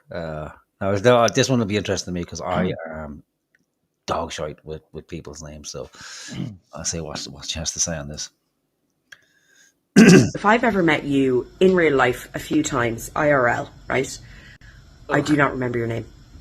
I don't remember your name, okay? I'll remember your face, and weirdly I'll remember some facts about you. I'll be like, how was that job interview the last time I saw you? I knew you were very nervous, but I don't remember your name. By the way, nothing to do with you, okay? It's all me, baby. Like, I studied geography in school for like 6 years. Geography is just naming things, lakes, plants, what have you. I don't remember anything. I remember stalagmites and stalactites. Plants I isn't a remember part that. of geography, you fucking stupid cunt. Sorry. What did she say? But places and fucking, I don't know, but she put in plants in there. Plants. Like, yeah. Geography. No. All right. Maybe she got her head stuck in a door or something. That's why it's shaped well, like that. by the looks of it, yeah. No, I get Down it. syndrome. Oh yeah, it's so hardcore. You know which one is up and down, right? And by the way, even when this happens all through my life, like even when people are reminding me of stories of I took part in, they'll be like, do you remember that festival where we hung out with that guy the whole weekend, Steve No, I'm done. I don't care anymore. Yeah, look, that could have been like 10 a tenth of the length. Yeah, I get the point. Yeah. Oh fuck. All right, Fucking hate millennials, dude. Can I please apply for asylum in Gen X? No, it's Can you let me in? I only missed it by like fucking what, 2 years? No. You know, can I please get in? No. I don't relate to these people at all. No, the wall has been built. I'm sorry. We'll throw you over the care pack over the wall. But we're done. We're done. They closed the door. We just Yeah. Throw me over an ABBA album. I'll survive. I don't know. Maybe like I'll have a chat with the council of elders, or almost elders. Take on a trial basis, because you may not like it. You might think it's better, but you might want to leave. Meg Riley, a self-described superstar. Yeah, I know, right? Modest. According to her Insta bio, at least don't bet against Meg Riley, aka Few Cans. Huh? That's her Wow. nickname, Few Cans. So she's a whore. Yep, Few Cans and a packet of crisps. Makes a woman. Oh, I didn't know that. Yes, that's her price. Just a few cans. Few cans. Wow. Well, I mean, you're an honest woman. I can't hate her too much. Yeah. Making a wider impact in 2026. Self-belief is everything, as they say. The young Dubliner made her name on TikTok with numerous. That should be a warning, not a fucking part of your bio. With numerous viral videos in recent years, but has transferred her comedy to the stage too, with new show The Drama Queen debuting in recent months. All right. Right. Oh God. What is that? I don't fucking know. Like, it looks like her head was stuck in a vice lengthways. Like, what the fuck? I know. Oh, she/her. It's not a good sign. Oh no. Not a good sign. Oh, I'm sure it's a woman though. Yeah, I think that's just to help us out. Like, I don't think that's that she's into. That's just yeah, good product marking. Like it's the law now. I think you have to be like the ingredients on food. It has to be on the label if there's any kind of confusion or doubt about it. Like, you don't want to be missold goods. It's a weird looking woman. Like, there's what's going on there at all. Like, there's a. Oh, but you know what? Well, just like the wrestler lady, we knew this is a fun woman. Same with her. It's physiognomy. Just the shape of the face tells you that's a good ride. Really? There you go. That's when she takes her wig off. Okay, what a pick. Wow. Oh, okay, that one. That's the picture I'd like to fuck most. This one? No, there we go. one? On the left. Yeah. Oh, this one? No. Oh, Left. okay. It's mirrored. Okay. the crazy looking one. Yeah, that one. Yeah. That one there. Okay.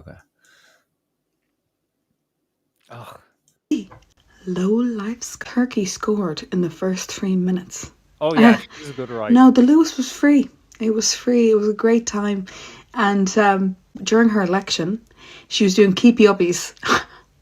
Oh, anyone who was anybody was on Jerry Street. It was incredible. Mommy wasn't a smoker, but I would rob a rollie off anybody after a pint. H-O-O-D. Low Life's Kirky scored in the first 3 minutes. What the fuck is she talking about? Like, I'm confused. What the fuck is going on here? All right, look. What's even going on in the comments? Like, Mum, how good was Prime Catherine Connolly? Oh, yeah, I figured she was talking about Connolly, in the race. She said. Right. So have me listen again then. No, the Lewis was free. It was free. It was a great time. And oh, right. Okay, so Catherine Connolly's going to make the Lewis travel on the Lewis free. Okay. Is that what's going on? So During her election, she was doing keepy uppies. What Anyone does that who was mean? Was that one of her videos where Catherine Connolly was playing with a football, kicking the football continuously? Oh, yeah. Wow. Okay. Is she taking the piss out of Catherine Connolly, or is this like looking back? Well, I don't know. This doesn't seem like comedy to me. This I don't know what's going on. Well, I mean, I don't know. It's a weird world of short videos, man. Well, she or we can only take it that which way she leans. anybody was on Jerry Street. It was incredible. Mommy wasn't a smoker, but I would rob a rollie off anybody after a pint. H-O-O-D. Low life's turkey score. What was that? H-O-O-D. It says above her, me talking to my future children. What's sorry, we need to give her another try. Find another one. This is weird, man. Yeah, whatever. Me, you, and Captain Vape rolling across the seas of clouds of vape. Lost Mary, found Mary, live and die for the crew members of Captain Vape's crew. You don't want to mess with him. He's a lover and a vapor. I love this woman. I thought you fucking She's fantastic. She's mental. Yeah, absolutely fucking off her trolley, crazy bonkers. I don't know. I haven't been in this much love in a while since last week. Like there are people right on YouTube, right, that like obscure people. I have an example a few weeks ago I discovered. Just fucking schizophrenia, unabashed, put on a fucking YouTube channel. And these people who make their living out of looking at weirdos make fucking whole streams looking at their shit. This is one of them, right? Jesus. Except she is, Irish, so she gets picked up by, the... Oh my God, would you look at that with the wine glass? I mean, that is sloppy as fuck, man. Oh my God, you're such a degenerate cunt. It's fucking hot, man. I mean, come on, tell me. I like the drunk schizophrenic women. Like, nice. That's how we'll listen to them. Yeah. I just finished Bleeding Sex and the City 2, the film. And I'm out on the town just like Carrie and her three friends. Sex City. I'm after sleeping with my husband. Yeah. What the fuck is this shit, man? But you know what? I'll give her something, right? She can fucking go off the dome unabashedly. Like, it just flows out of her. There's something fucking special about that. You just need to fucking own it. You need to give it some guidance, put it in the right circumstances, and it can do magic. All right, off you go. I don't think of kissing you that often. Why am I not surprised? What? Why am I not surprised? Just fucking absolute degeneracy with, one of your fat friends drinking a gallon of wine. Yeah, good for you. All right, there you go. If you want to contact her, fewcans.management@gmail.com. Management. Drop her a line there. Tell her you've got 6 cans waiting for her.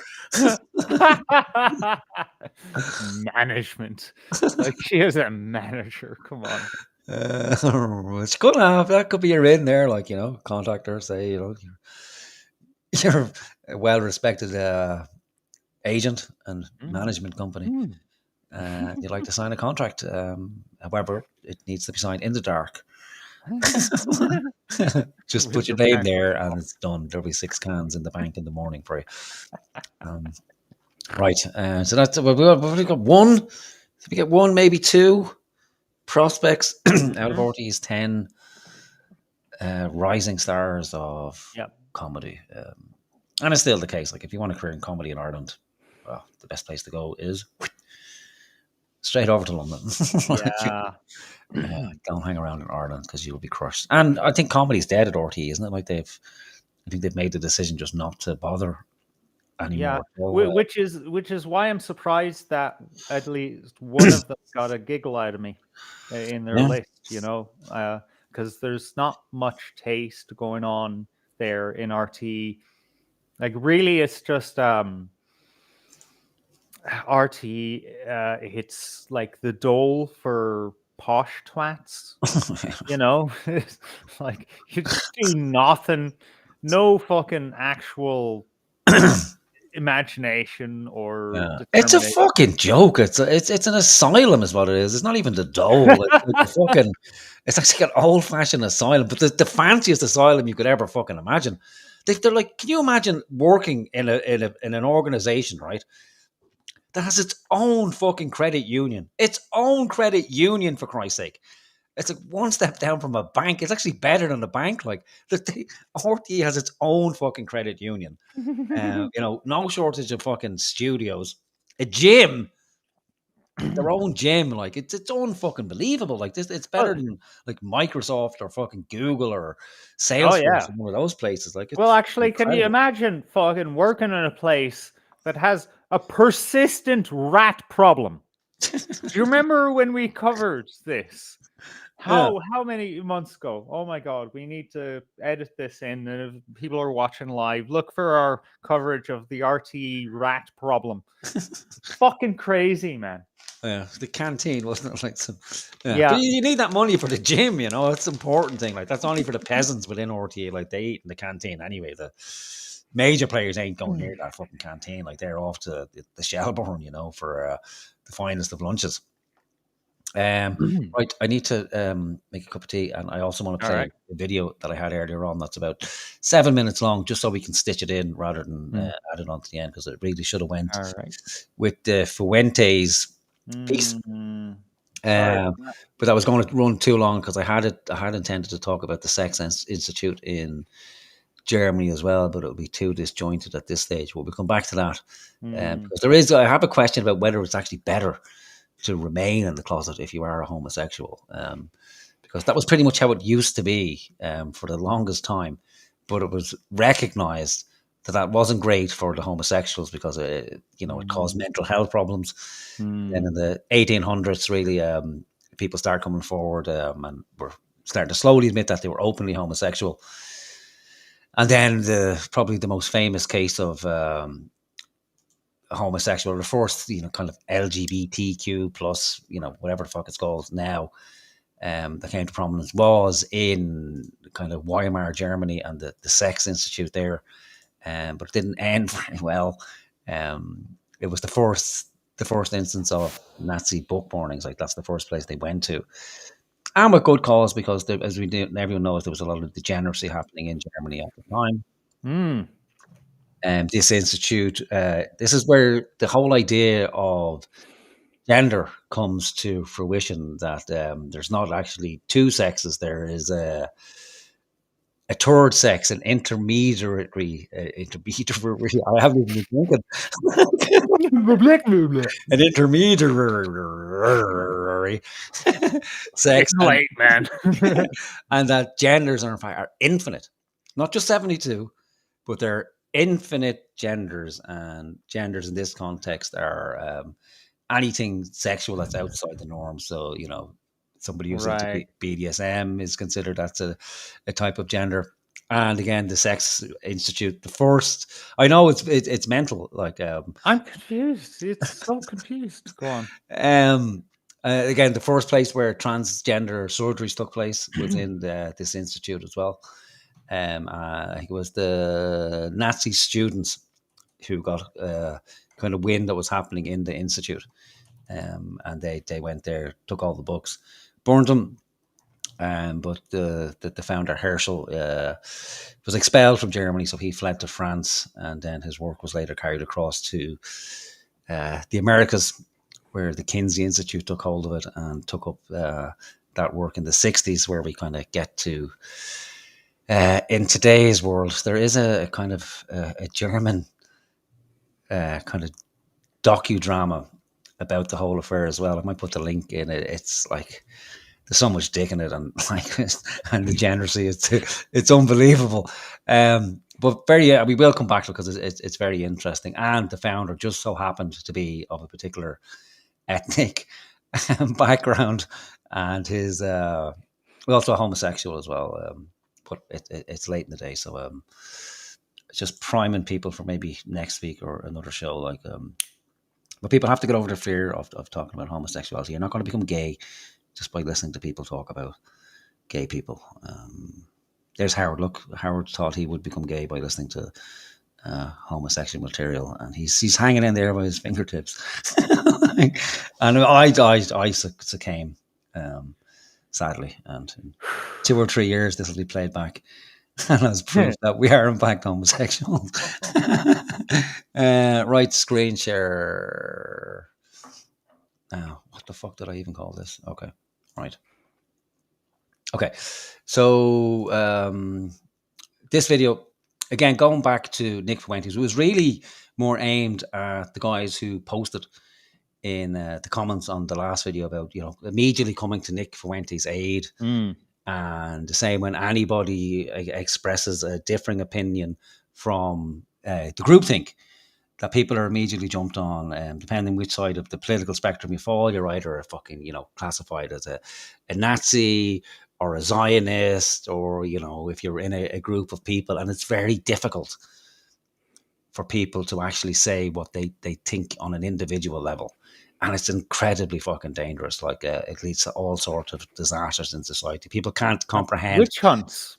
Yeah, people just can't understand how society gets to a stage where, take Nazi Germany, for example, or that's the most popular one people use. Is like, how did it happen? We don't understand. Or how could Ireland go from this conservative Catholic country to, 20 years later, it's like, oh my God, there's abortion everywhere. How did it happen? I don't understand. It's because you didn't fucking say anything, right? That's what, and I get it, because there's been occasions where I haven't said anything because it's too fucking awkward, or there's too much peer pressure. Yeah, and dangerous as well. And it's baked. Yeah, and it's baked into our fucking brains. Like, even I think if you took schooling away, it's part of the social dynamic that nobody wants to stand out from your fucking peer group, but you have to. You always fucking have to, because ultimately it can lead to your fucking death, and the death of your family, and the death of a nation. So it's incredibly fucking important to speak out, and especially even outside of this realm of the internet, where it's somewhat safer. In your fucking personal life, you have to speak out, as uncomfortable as it is. And I'm talking to myself as much as I'm talking to anybody else. So this was a social experiment that was carried out in London. It was carried out before that. Originally, it was carried out in the United States. It's kind of like a bystander experiment. If people know what that is, you will at the end of it anyway. But there was a case in America of a lesbian woman who was brutally murdered in the street, and there was 38 people who witnessed the murder, and nobody did a fucking thing. It's a Genovese effect or something like It that. could be, yeah. It's known as the bystander effect, and I think it was also named after whoever the woman was as well. I think that generally people don't do a fucking thing or say a thing because everybody else is waiting for somebody else to do something. So we just have a look at this, and maybe you might fucking look at it every couple of months or so. I know I will, because it's incredibly fucking easy to forget. Now, okay, yeah, I'm intrigued. Yeah. Help if I could find the fucking page again. There we go. Right, we magnify that. I'll turn myself off now. Can make you an outcast. But what would you do if you knew your group was in town? Sit in a burning room just because everyone else does? This hotel conference suite has been prepared for a focus group discussion on internet shopping. But all is not as it seems. We've been busy.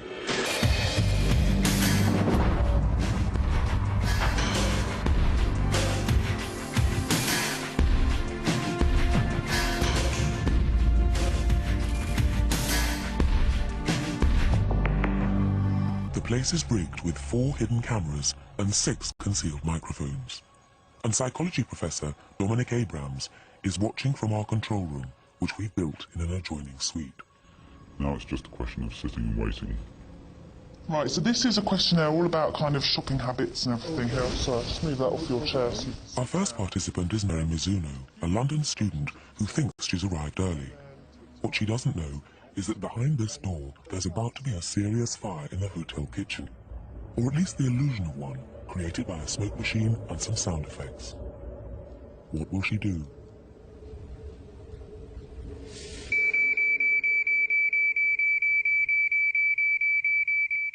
She's now noticed the smoke and is concerned.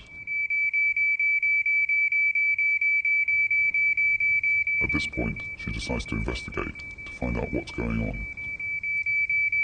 She's immediately taken responsibility for figuring out what to do.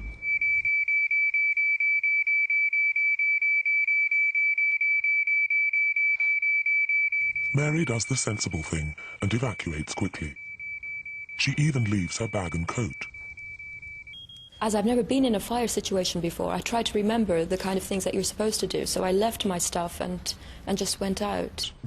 But Mary was on her own. This time, we've planted 7 actors who were all in on the experiment. We've said to them, when you see the smoke, do nothing. Our second participant is Lauren Heffernan, also a student. What will she do? In this situation, she'll be following a script. The script is partly written in her mind. It's a script which is borrowed from things like sitting exams. Most situations like this have some element of expected or scripted behaviour. But what will happen to her script when we make a slightly unusual situation very unusual? Nothing to start with, so we get her attention. Now, how long before she dashes out of the room?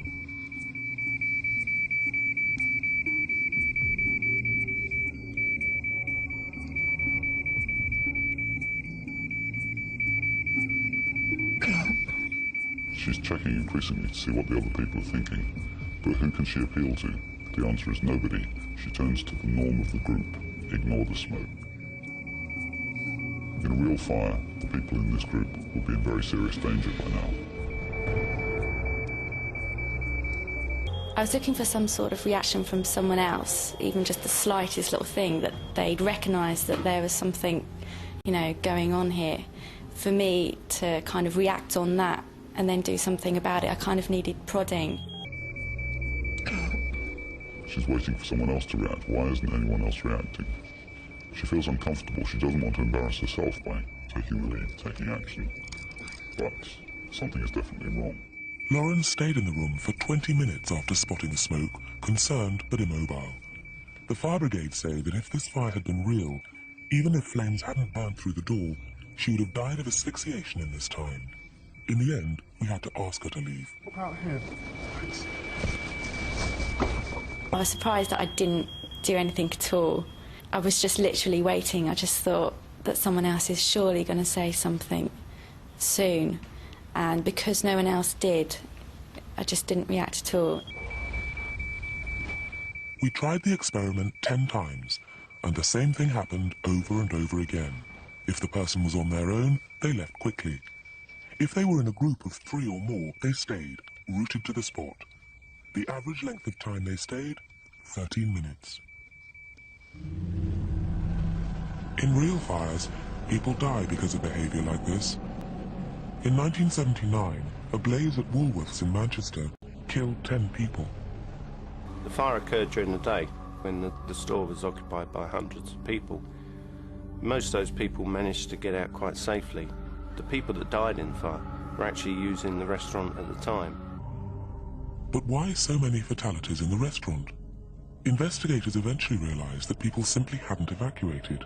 They'd waited to pay their bills. That was their routine. We go into a restaurant. We sit down, the waiter comes over, we choose a meal, we eat the meal, we pay for the meal, and then we leave the building. That's our script, if you like, for eating a meal. Worse still, everyone was following the same script, and no one wanted to be the only one to stray. One of the main reasons why people died in the Woolworths fire is because they didn't want to be the first to react. They didn't want to stand out for the crowd and went along with the crowd behaviour. Only one person in our experiment didn't go along with the crowd behaviour, artist James McKechnie. What's that coming up from under the table? Is it fire? Don't know.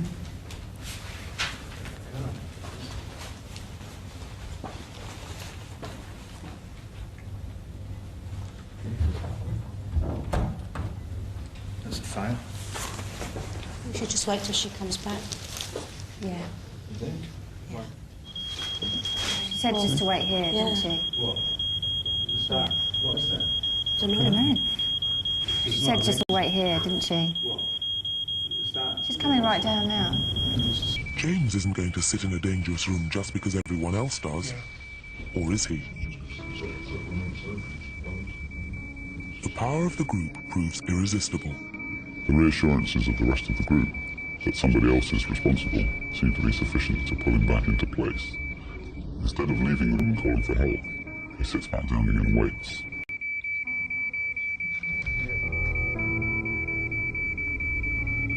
Now everybody's looking at the smoke, but in some ways that gives the group even more influence. After all, if everybody can see the smoke and no one's panicking, well, it'll be crazy for him to do it too. James stays in the room for another 10 minutes before finally leaving. In a real fire, he wouldn't have been able to leave. He'd have been unconscious and close to suffocation.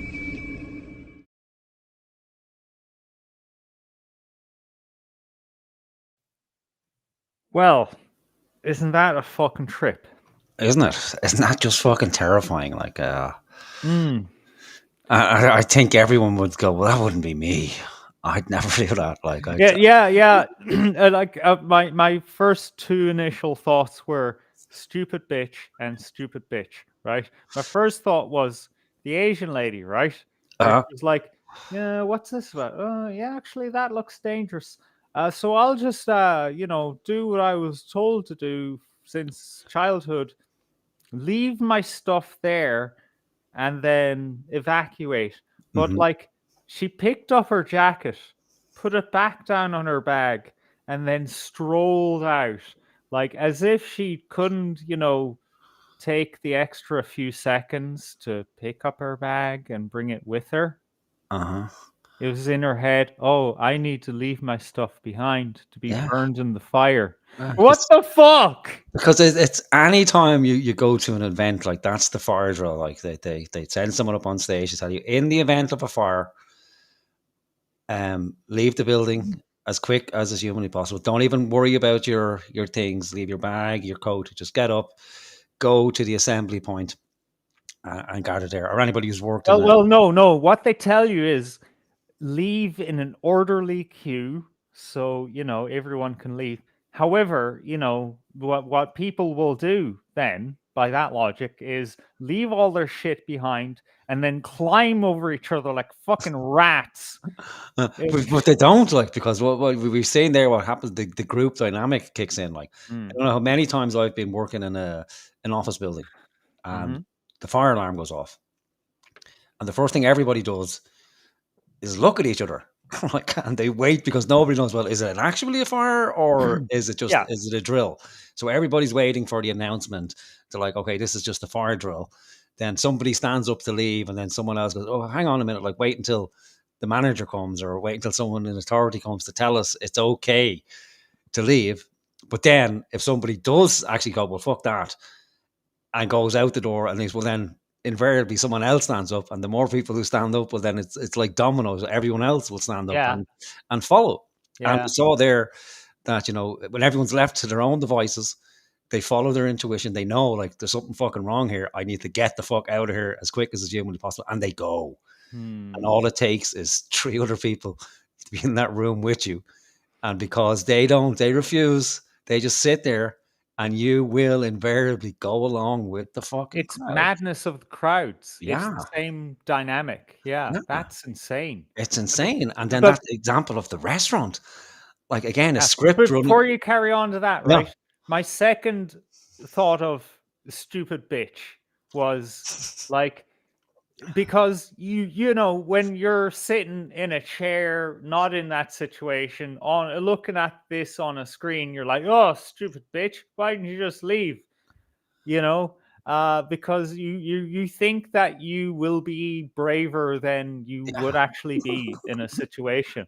That I think is the take home from this. But the fucking restaurant, man, Jesus, go on. I know, like a real life fucking situation. Even before that, like I'd like to think, like when I saw the artist do it first, the Scottish guy, I was thought, well, finally, fucking somebody who comes from a background where they're trained not to accept the conformity, like, and I was thinking, well, that would be me. That would be our people that we would go like, oh fuck this, I'm getting up, I'm going. But then, like the crowd goes, well, hang on, like you don't need to go, like just let's wait, and then it's like that's my biography, by the way. That's me. That's my whole life in that 13 minutes. Yeah, that's the pressure, and we saw that at scale with fucking the COVID lockdowns, like where there was, thankfully, a group of people, maybe 300,000 out of the entire population. I'm just going on that basis of the fact they're the people who didn't get vaccinated. At least they're the numbers that were given, that they didn't. But that's a very fucking small number. Wait, sorry, what number did you say? 300,000 people. Oh, 300,000. Yeah, so I think it was like they estimated something like 98.5% of the population went ahead. Okay. I don't know. Yeah, well, that's a lot of fucking people, based out of fear and conformity and following the kind of sheep-like behavior, I think to myself, like, how many situations do you go into where you follow the script that's running in your head? Like, so, you go into... Oh my God, that's why people laugh at Taghd Hickey. It's expected. It's like any comedy. Like, you're expected a certain type of behavior is expected. Like, very rarely do you get a heckler in an audience, like, who may be looking for attention, but you very rarely go in, like, to a show. You've paid 40 or 50 quid to see it. Yeah. It's not going as you planned. And in your mind, you're saying, this is fucking dog shit. 90% of the time, a heckler is, like, plastered. They don't even know where they are anymore. They just, like, as far as they're concerned, they just woke up and there's some dickhead standing in front of them with a microphone talking shite. Like, fuck off, get off the stage. Or even something as simple as a guy in a high-vis jacket will stop you on the street. And you've seen experiments of that where people will hand over their ID or put their hands up, get a pat down. And because we constantly have scripts running in our fucking head of how we're supposed to behave in certain situations, to the bizarre extent that in a restaurant, because somebody didn't fucking tell them to leave because people were too polite, that, well, I can't possibly leave without paying for the meal. I'd rather burn to death, because that's just not the way things are done. So I think it's very fucking important, and especially for the people like us who think we could never succumb to that type of behavior, that it's probably best to check it. I mean, even put yourself into a situation, force yourself into situations where you have to object in a group dynamic. And it's very important because it's in these kind of spaces where it's most fucking dangerous, where you feel at home, where you feel part of a group. And I've seen it in wider circles beyond this, and especially in the nationalist movement, where people get involved in particular groups. It's going down a certain avenue and people won't raise their voices for fear of being outcast and, banished from the group. So while groups are important, I think the most important thing is to always fucking pay attention to that voice in your head that says there's something fucking wrong here. I need to either voice what's wrong or be the first person to leave. Be the one who gets up, walks the fuck out, and have others follow you rather than wait around infinitely for somebody else to stand up and tell you what to do. You just saw it there, like, if the proof positive is needed, you will fucking burn to death in a building waiting for somebody to come and tell you what to do. Get off your fucking arse, follow your intuition, and just get the fuck out of there. And if you were wrong, well, then you live to tell the tale and be embarrassed. Better to be embarrassed and yeah. Yeah, nobody's ever, like, I was traveling with my family up to go all the way from Galway to fucking Cork to, celebrate my uncle's wedding. And literally, the first town that we were in, I was asked, fill up the tank there. I put diesel into the fucking petrol car, or the other way around. I forget. But, like half a mile down the road, it came to a stop, and we had to get a taxi all the way there. Lovely. A bomb of money. That story fucking haunts me to this day. People remember that shit, man. However, nobody's going to remember you leaving a building out of fear that it was on fire because, you thought you were in danger. Yes, it happened that you weren't, Precaution, it's a whole lot better than, dying. Yeah. And, there's many situations where your compliance can end up eventually leading to your death, And I think we're facing into that now as well with this fucking increased crackdown on free speech again. Again, our wonderful, caring government making sure that people can't spread disinformation or misinformation or malinformation, and that we need to be, tracked and monitored and guided in our conversations, lest we kind of spook the rest of the nation and cause them to follow in a different path that the government has laid out for them. And so that's why it's, even if it comes to our own detriment, that we have to speak up, because if we say nothing, God only knows where the fuck these people are going to lead us to. And they're back in the news again. So I know people have been reading that there's been a case taken against X to commission them on, of all organizations. And the interesting thing about this case is that it wasn't actually taken by an Irish citizen. It was taken in parts, or about to believe, by Commission them on, and a German NGO, of all fucking places. The NGO is called Not Hate. And they just so happen to be linked to a Jewish student organization. And so they went to the highest court in Germany to get X to essentially remove posts that they don't like. Because there was somebody posting in Germany about Holocaust denial or questioning the numbers, or that the Great Shoah, is that what they call it? Or the Holocaust, that didn't happen at all.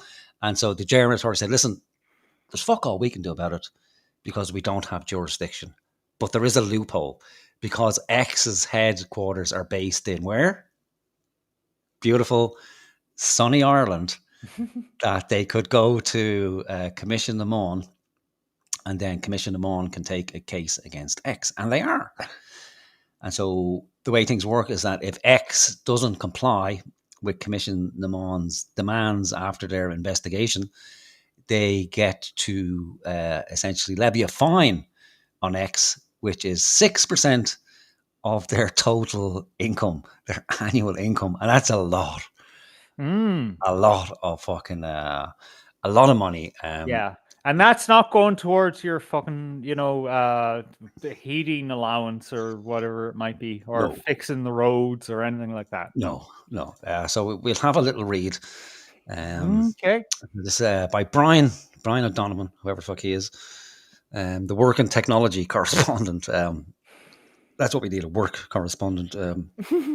Tell us about what the big bad world of work like. Work and technology, like. But if work alone, that just kind of sounds Soviet. I know, right? From the Department of Work and Technology. Have you seen the Russian version of the Tesla fucking robot? Whatever the fuck it's called. That's just fucking propaganda. All those. Stop it, you dirty Russian asset! Like, it was brilliant. It was fucking. It couldn't be more Russian. The thing came out drunk. I can fucking toppled over. We're having a look at that before we go. All right. The media regulator Commission them on has opened a formal investigation into social media platform X amid concerns that it is not giving users the opportunity to appeal content moderation decisions. Again, who's going to X to complain? The only people are NGOs where it's a full-time fucking job to Yeah, moan. exactly. My first thought, actually, I came across that headline, right? Well, not this exact headline, but the headline that included that information. I thought, okay, so the complaint is that someone gets struck down for content they put up, and then they can't appeal it. That's what I thought. But no, it is actually, oh no, sorry, we didn't actually think this went against our rules. And then the person who initially reported it should be able to appeal that report. That is fucking insane. And exactly like you said, I would fucking report something that's spam or something, or pictures of children that shouldn't be there, and then what would happen is it would sometimes, usually on Facebook, because Facebook loves fucking this shite. It would say no, and it'd be like, okay, well, I can't report that because there's no option to report it.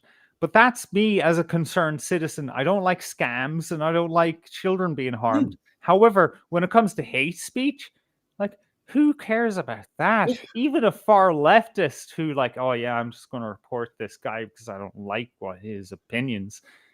And then it comes back no. And it's like, okay, all right, I'll just carry on doing my stupid thing.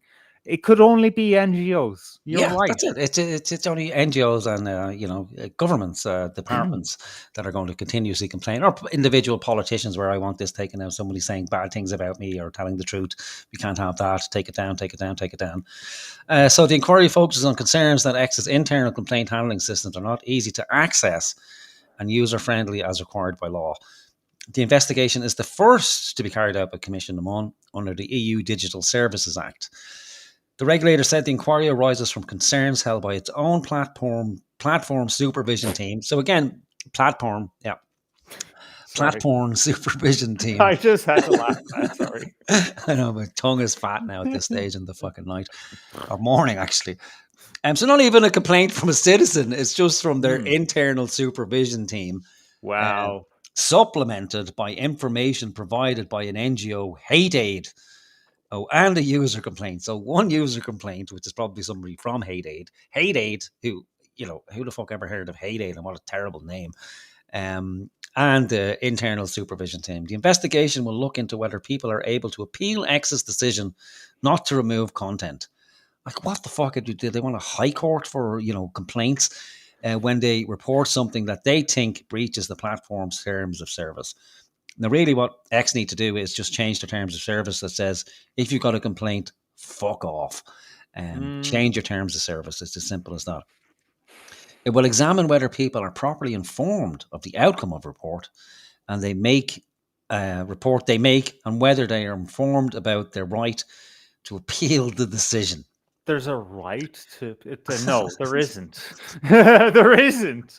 This is just made up. Yeah, oh my this God. is silly. Like, so the probe will assess if X has an internal complaints handling mechanism that is easy to access and user-friendly. Article 20 of the DSA states that users must be provided with access to an effective internal complaint handling system that allows them to lodge complaints against certain decisions taken by the platforms. Whew. I know, right? You think it was something serious, wouldn't you? It's a fucking post. For Christ's sake, it's just somebody saying something that may or may not be true, and that's okay. The world isn't going to collapse like, they try to tell us that there's, Russian agents and Chinese agents and they're trying to shape the minds of Europeans. Maybe they are, but I have a little bit more faith in people that they think that, I know we're malleable, but we're not that fucking malleable. And when the government is hyping up saying, oh no, well, we're doing this to protect our democracy, and our democracy will fail if we don't censor all the citizens. Great, let it fucking fail. I can't wait. If that's what you're trying to preserve, let it rot on the fucking vine. We'll happily take it and roll the dice. Today, we are taking an important step in ensuring a safer online experience for users across the European Union, said Commission Amon's Digital Service Commissioner, Even the name. Nobody's ever been unsafe due to social media, except for within itself, social media being unsafe. As in, Marshall McLuhan, the medium is the message. As in, it rots your fucking brain. How about we fucking address that? And again, what's the alternative? We get rid of social media, we banish it, and then we're left with RTE. Oh, okay, great. Yeah, let's go back to that time because they're such wonderful fucking impartial beings. Said Commission Amon's Digital Services Commissioner, Commissar really, John Evans, whoever the fuck he is. We expect online platforms to meet their obligations under the DSA and to operate with transparency and informing users of their rights to report and appeal decisions. He said, how about we get our own house in order first around transparency and informing citizens about their complaints procedures when they go to the likes of, I don't know, courts where they make a complaint against the guard. I've never been able to appeal anything. No, you're fucking laughed out of the system, like, for fuck's sake. Better, that's the best outcome of appealing, because the worst outcome is someone tells you, actually, you know what, because you appealed, you're going to suffer even more. Oh, yeah. They'll fucking drain you of your wealth at best. You know, they'll keep you there forever until you have nothing fucking left. But then you get to go away with, yay!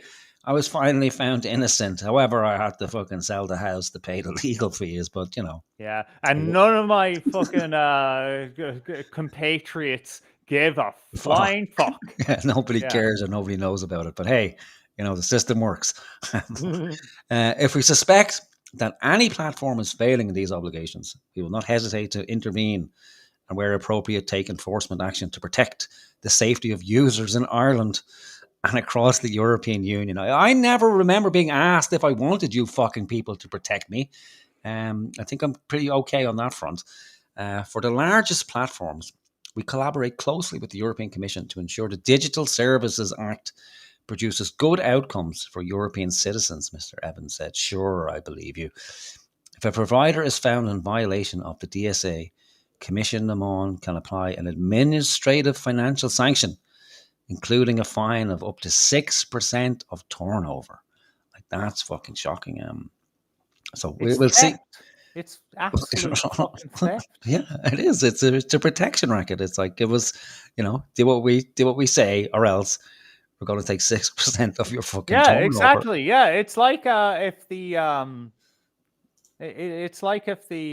mafia thug comes to your bakery and says, "All right, so the mafia is looking for X%. However, if you suck my dick, I can knock down to X%." Yeah, yeah, that's what's going on here. Yeah. Okay. All right, so this is from Heyday's website. I'm sorry, the word show will always be hilarious to me. What is it? The Stormfront. That's, you know, the neo-Nazi forum, the very first, you know, in quotes. They had a podcast series called, podcast called The Daily Show. just that name alone, fucking genius. Can't out team. I'm out to just said that as well. The Daily Show. Okay.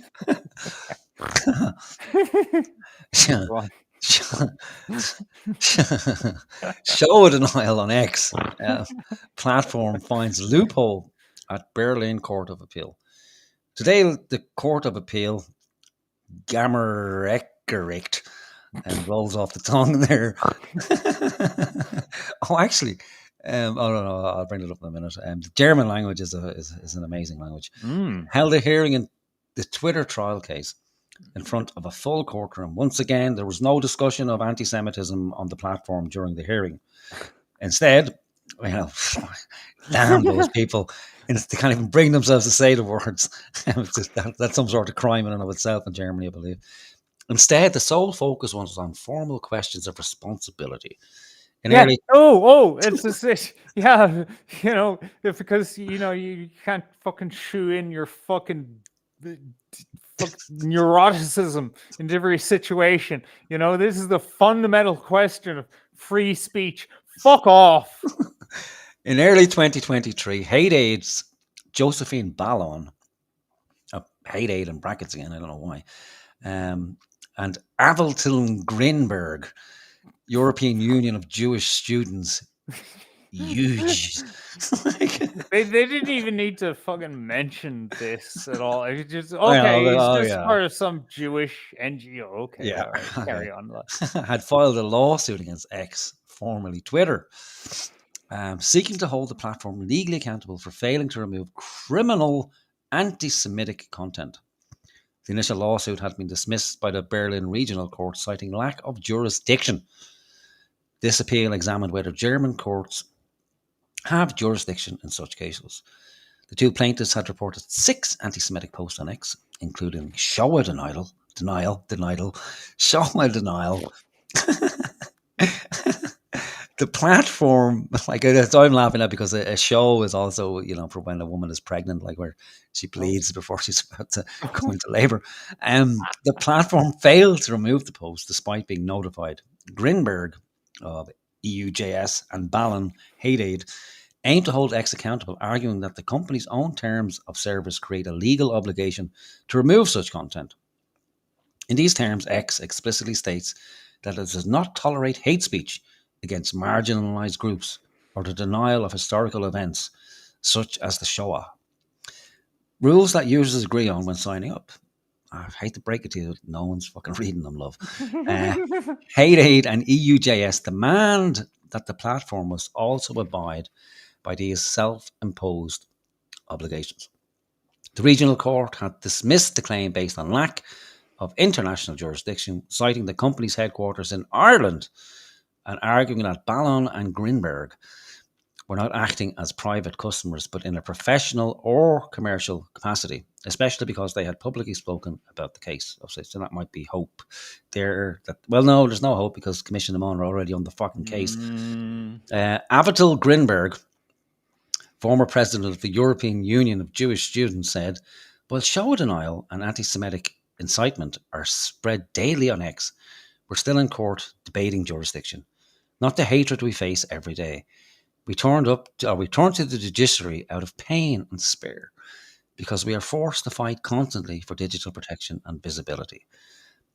The reality is the platform allows anti-Semitism to flourish and contributes to its growth. This isn't just about a verdict. It's about expecting shared responsibility from both X and the justice system to make Jewish life in digital spaces safe." I'm sorry, there's no safe space in the digital. You don't need a safe space in the digital world. Or maybe the safe space is the block button. Just block the shit. Yeah, Don't it seems. I don't even think it needs fucking mentioning anymore. It's this obvious, but it seems the only people who deserve to be safe today are trans people and Jews. Nobody else gets to be safe anymore. Everyone else can be shat upon by somebody else. Yeah, it's like, if you're that fragile, stay off the fucking thing. How about that? Yeah. Stay the fuck away from it. Like, Or we don't need let's safe ask some spaces. fucking fundamental questions about how these platforms work, right? A few weeks ago, right, when it's this, after Charlie Kirk was assassinated, all hell fucking broke loose, right? And X was like ground zero for a lot of it, right?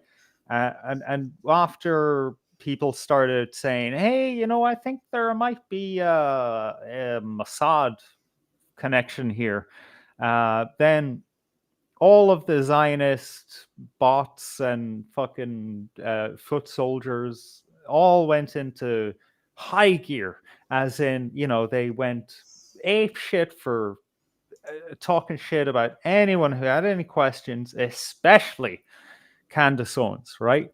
And out of nowhere, literally, no joke, no exaggeration, 80 to 90% of my fucking feed was just Zionists complaining. And then a week ago, or no, not even that long ago, like 2-3 days ago, suddenly I'm getting a avalanche of pro-trans posts. But I'm not finished, right? Days ago, I start noticing posts from Zionists saying, "Oh my God, my feed is like 90% white nationalists, or fucking anti-Semites or whatever, right?" Mhm. Or leftists saying, "Oh, why is Irish leftists complain? Oh, why is my feed full of fucking racists?" Hang on a minute. Can we like all come together and have a conversation and say, hang on, are we being fucking baited by X to spend more time on the platform? It's been fucking proven by this Facebook fucking experiment they ran of like, oh, we can actually get people to be on the platform longer if they're angrier than if they're sadder, or if they're happier. Yeah. That's This a given. is what we're. Let's fucking get down to fucking brass tacks here. It's not that fucking anti-Semitism is raging like a fire. I'm sorry. There's been this much anti-Semitism. Maybe it was knocked up a notch. When your lovely, wonderful state started, committing fucking genocide unapologetically. Can we have a conversation here as opposed to lawfare? No, we can't. Yeah, well, it's not going to happen. And again, that conversation goes fucking everywhere and all over the shop anyway. So yeah, it's no mystery that, the algorithm works in such a way that it engages people with material that they hate or they find objectionable, because, people are more likely to respond when they're angered. That's no mystery. And, that's what we're calling for in the EU as well, and the United Nations, is that they want platforms to change their algorithm.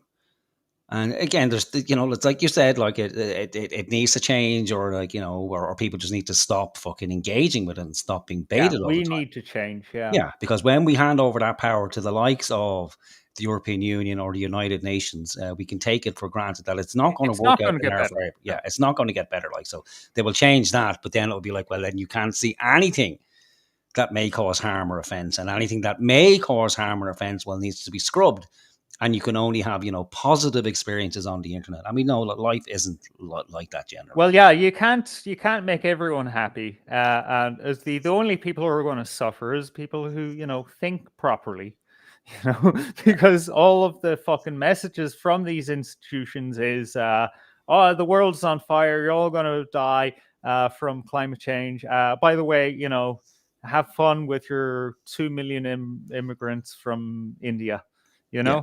I mean, there's no debate anyway. Like, when do you ever see a civil debate on X or anywhere else that lasts more than 2 minutes when people have two opposing views? It's like, okay, well, I've had I can count them on one hand in all these years. Yeah, yeah, and it soon degenerates into, oh well, fuck off then, or you just block the person, or it's like, well, this is pointless. I think everybody goes through some stage of, well, you know what I'll do? I'll just be, I'll be as dispassionate as I possibly can and try to frame everything as logically as possible. And then it's like, oh my God, I'm talking to a fucking robot or something, because this person, they just can't get it. You lay it out black and white, step by step. And it's like, no, not having any of it. Then it's like, all right, goodbye, fuck off. And you know what? Sometimes it comes for me, there was like 1 or 2 times where it came to me where like, okay, you know what? We don't agree, but have a nice week, Yeah.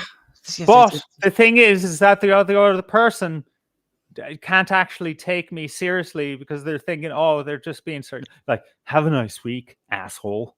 Yeah. So just view it what it is. It's a large bathroom wall where you just fucking leave shit there. Like, for most people, that's what I do now. Is just, if I say something that's just, and it's someone who irks me, not even someone, it's normally like an organization or a fucking a favorite person. So I will just leave a smart remark there and be gone, and that's it. And that's even if it happens at all. I use it more for fucking research and anything else these days, just to fly through it and see what's happening, or anything that's amusing. In January 2025, the plaintiffs filed an appeal. A ruling in their favor could set a precedent for whether German courts have jurisdiction and what legal response to these platforms like X have towards their users.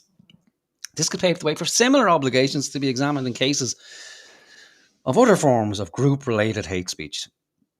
So now, if this precedent is set, the whole of Europe will now be coming to commission them on with their fucking complaints, and they will take on everyone, and they'll go through all the platforms, and I think it's 6% per case, so it's only going to take like 17 cases at 6% a pop, and that's 100% of their fucking turnover. Gone. That's them closed. That's how they do it. Like, that's how they either get X to, fold, either to capitulate or pay the fine. I can't see they're going to pay the fine. If they do capitulate, they're done. It's like, okay, well then it's no longer a free speech platform, and they'll be done. So I imagine the logic of it will probably play out that X will just go, okay, well, fine, we're gone, we're out of Ireland. Good luck. And they'll take their operation elsewhere. I wouldn't be cry about that. It'd be sad for the people who work in X, but be no skin off my fucking nose to see the likes of, and all of them just to fuck off. Like, it's more of a danger for the country to have them all based here. Like, it's yeah. I like that I can use things like light bulbs and my PC and stuff like this. I plug something into the wall and it turns on. That's a nice luxury to have. It's a fucking travesty that I have to call it a luxury these days, but that's actively fucking endangered by these fucking hubs that are sucking all of the fucking energy out of the country. Today, my electricity supply was interrupted 9 fucking times. Yeah, and it's only going to get worse because I think there's a moratorium in Dublin for data centers, but outside of Dublin, I think it's free reign. And I know in the past where you are, there's been a couple of big ones that have gone up, and I don't imagine the electrical infrastructure is great. No, it's not in a stable state at all. No, and between the extra population and then these companies putting a draw on the fucking grid, and I don't think the average citizen is going to be prioritized over a big data center. Well, can't have a data center. It's going to be fucking like South Africa, right? The fucking common experience in South Africa is like, oh, sorry, I can't make the Zoom meeting. I don't have electricity because, this random fucking group of criminals decided that they're going to take the fucking copper wire from the fucking pylon. There you go. I don't know when I will be back online, except, it's not roving bands of, criminals. It's going to be fucking data centers. Yeah. Fuck you. Copper wiring and all that. Is it palladium they use? There's some, good precious metals they use in those data centers. You know what? That's fucking get yourself into electronics. Train to be an electrical engineer, because in the future you're going to make a bomb of money pillaging the Irish fucking electrical system. The debate focused primarily on the questions of whether Josephine Ballon should be classified as a consumer in this case. Yeah, because it is, isn't it? The terms and conditions are set up for consumers. Circumstantial evidence was discussed, including the profile picture, profile name, but above all, the way the account is used. Ballon only used her account passively and privately since, just like the majority of social media users in Germany who have an account but only passively consume content. Nevertheless, okay, yeah, so she's sitting back spying. She's not engaging with anything. She's just actively scouting X for those particular tweets. Also, on the question of consumer, you know who the consumer is on these networks? Is someone who buys a subscription. Also, then people who pay for advertising on the platform. Those are the consumers. The people using the platform are not consumers. They're the product. Yeah, exactly. The court tended to deny Ballon's status as a consumer. This was driven by X from the outset. The platform pushed for review of international jurisdiction, an effective strategy to avoid addressing anti-Semitism on its own platform. This highlights the structural power imbalance between big tech and its for victims of anti-Semitism. They seem to be doing okay to me, as a people. They seem to be doing fucking K. They're doing well. Yeah, they're doing so great. They have their own fucking country.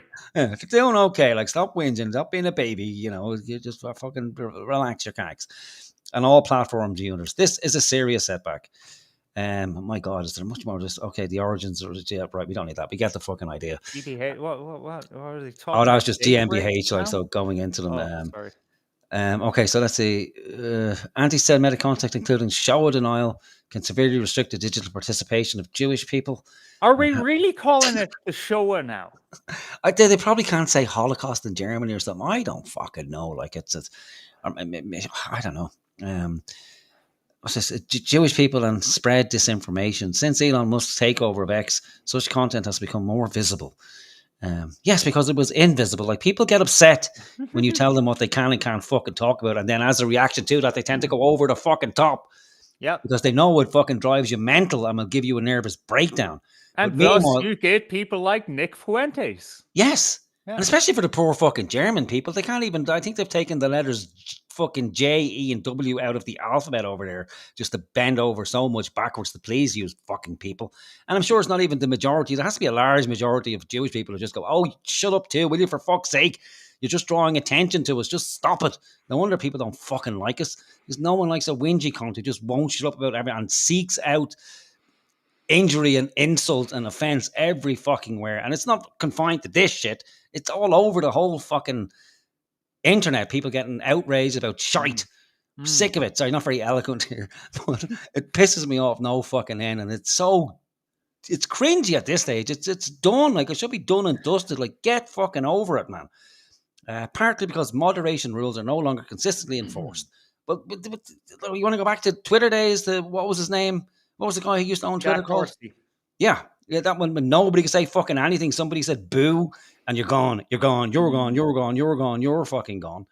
Hate speech generates engagement, which boosts reach and ad revenue. Well, then stop fucking engagement. It's in the fucking. The clue is in the sentence. Generates engagement. Don't engage. This is the fucking evolutionary fucking pivot that humanity needs to make. It's not like, sorry, that verbal expression was Joy having farted. Finally, it happened. I know, I was waiting so long. Been nursing it for hours, gently trying to squeeze it out without notice. But now I'm proud of it. It's more of a bear thing. Yeah, fuck women. They have nothing on us. Capture it in a jar and name it. We'll have it christened next Friday. All right, you're distracting me now. I'm trying to make a point here. Oh, fuck, I forget my point. All right. So you were saying about not engaging. So, you know, the key all is right. This evolutionary. This is the evolutionary pivot that we need to make, right? Is social media. Yeah, okay. You know, they figured out a hack, right? Yeah, it's the casino hack, right? I don't use the Facebook app. I don't know if you do or anyone else out there does, and are, you know, very enlightened viewership, right? But I use the browser app on my phone to use Facebook, and I use my browser on the PC. So I have no experience with that. But I did go out with a woman who did use the Facebook app, and I swear to God, it made casino sounds. You know, you do a reaction and it does diddly, and someone likes your post and goes, you know, it's like it's just like doing the fucking slot machine. It's Jack. You know, they figured out how to hack our brains, like the fucking gambling people did. But it's not like that. It's not like they, you know, cracked our code. The code was already there and explicit. Okay, they what I mean is they didn't really truly manipulate us. They don't have control over us. We have control. you may as well say, let's go back to say alcoholism, right? Like we admit, oh, it's a disease, there's something about the person, that just affected them. No, actually, anyone can be addicted to something, it's just the human condition, right?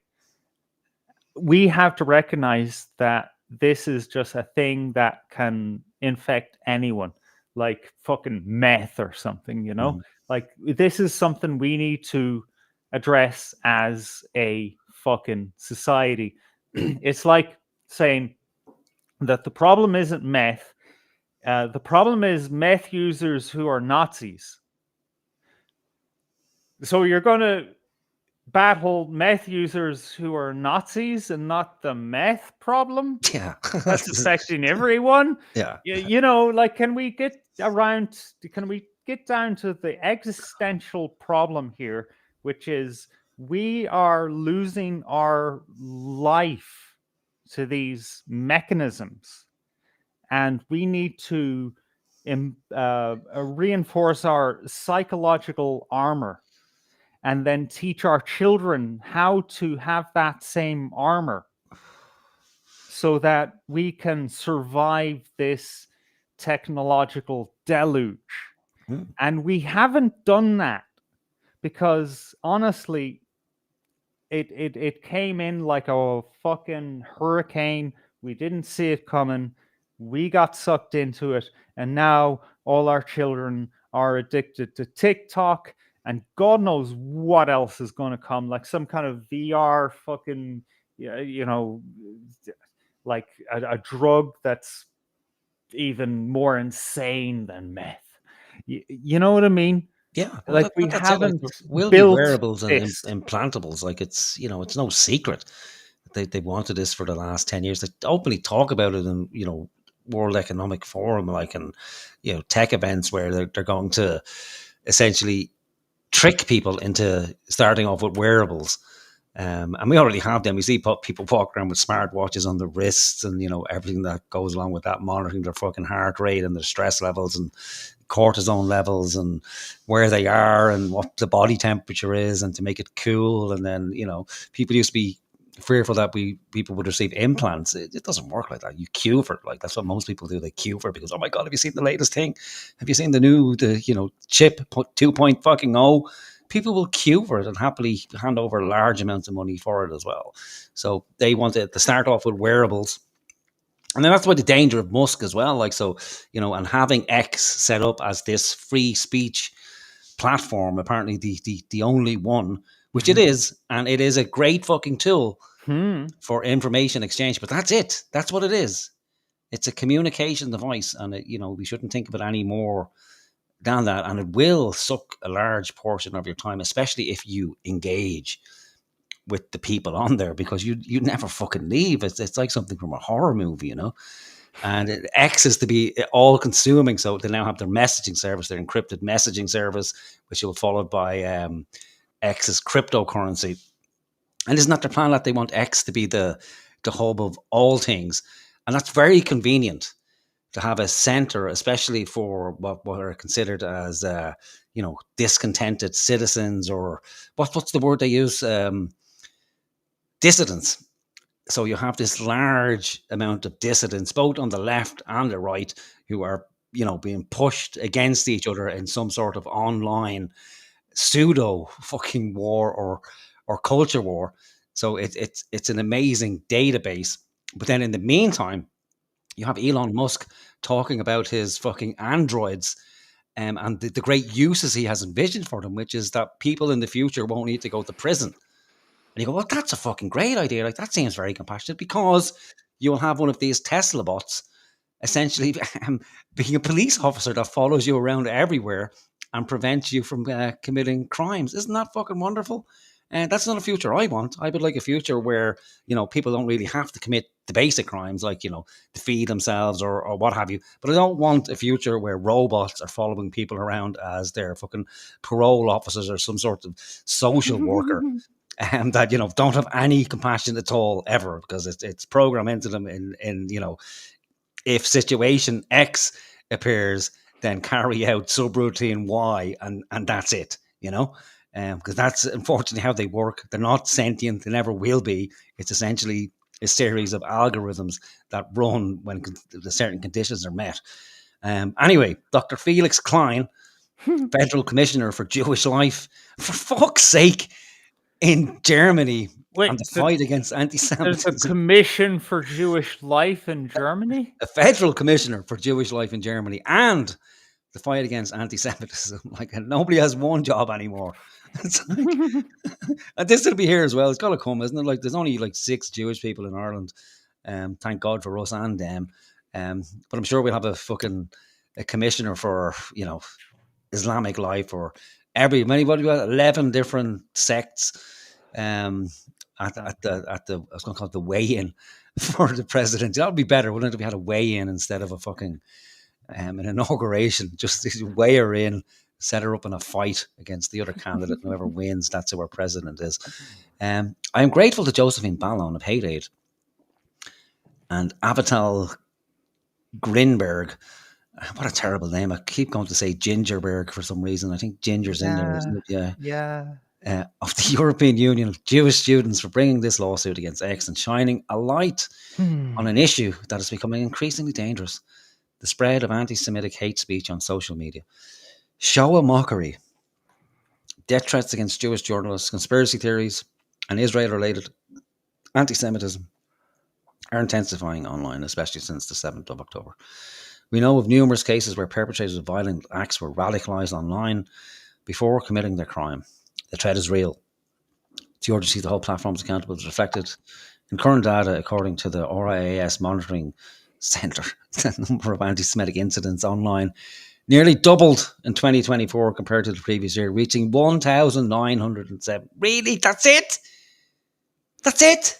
Wow, those are rookie numbers, man.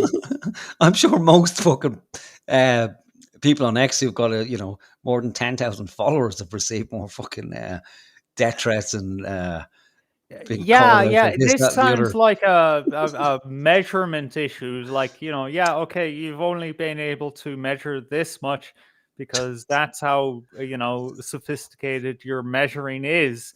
You're just increasing your ability to measure the problem.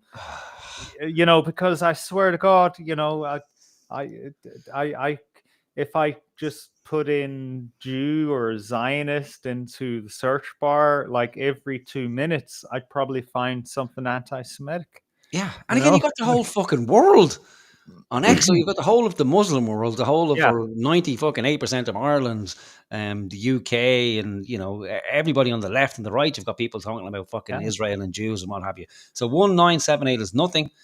Yeah, and then talking, fucking Palestinians, according to Israel, every time they wake up, that's an anti-Semitic event, Oh, stop it. Like, come on. We're going to get into this. Like, if they had to do something on the fucking 8th of October, like, you couldn't just go leave it. Like, oh, well, grand. Like, how many people did they kill? How many people did they kill? Well, I mean, sure, look, that would make sense if it didn't fucking turn out in the Knesset a few weeks ago that, like, oops, yeah. So it turns out, we did let them in.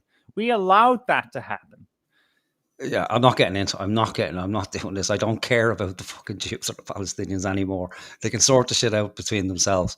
If I never had to talk about a Jew or a Palestinian again in my life, I would be happy. I don't fucking care beyond that. There'll be fucking rainbows every fucking day. It'll be no, it's not that there'll be rainbows every day. I don't fucking care. There'll be fucking plants that would grow out of the ground, and it just fucking plumes of cocaine will come out of them every day. It'll be a fucking paradise, I swear.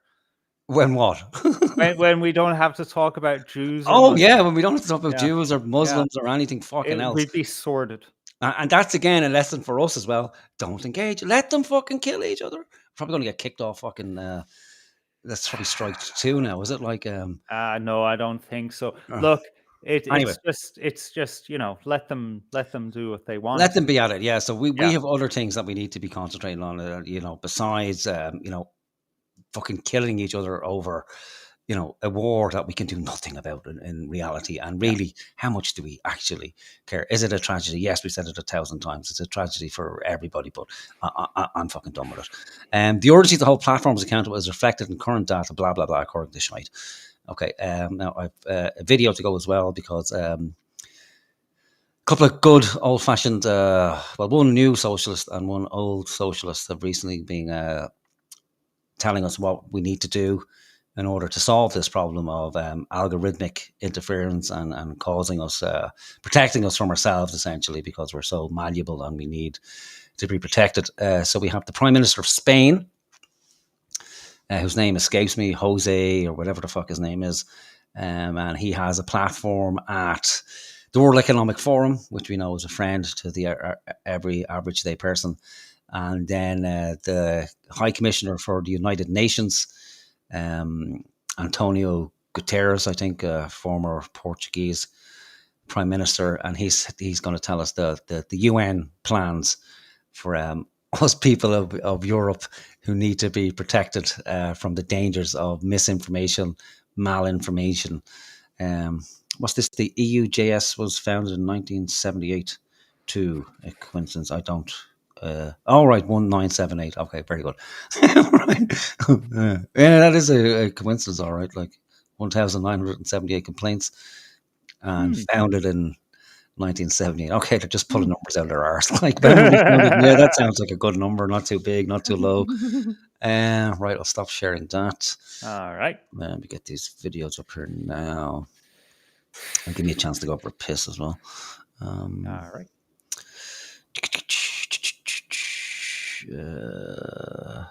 Why do we all do that rhythm? That? I don't know. It's weird, isn't it? Like, yeah, is that a song we all heard in our youth or something? Maybe. I haven't noticed it until you said it. But yeah, it's one of those filler things as well, isn't it? Like a drum roll or yeah, it's just got to embrace silence. Was that something that people did like before these, technology and all that? Like, sitting around the campfire, the bard is telling the story of Cullen and stuff like that, and he's trying to figure things out. So it's that's probably where music originated from. Like, just it's like, oh, for fuck's sake, what's that silence noise? Someone invent a bagpipe quickly. Tin whistle, anything. Someone start whistling to fucking cover the lack of preparedness. They won't notice how painful the silence is when they're fucking screaming, "Stop it! Fucking stop it!" Oh no, it's a fucking. I saved it as an MOV file, so it's not going to open in the browser. Right, how do I do this? DLC at a stretch. Yeah, last resort. Yeah. Can I open it? Do I have VLC on this PC? By the way, guys, if we ever get pulled off of YouTube entirely, we do go live on Kick every Friday, as well as Rumble. But nobody likes Rumble. Shit. So join us over there, especially since we've gotten so spicy tonight. Okay. I'll share media player. Just let me know if that's working. Okay. Right. Oh, yeah. That's good. Yeah, that works. Yeah. Ugh, okay. These people. I know, right? All right. So we'll start off with the UN. Uh-huh. Yeah, it sickens me. And we'll hear what our betters have to say.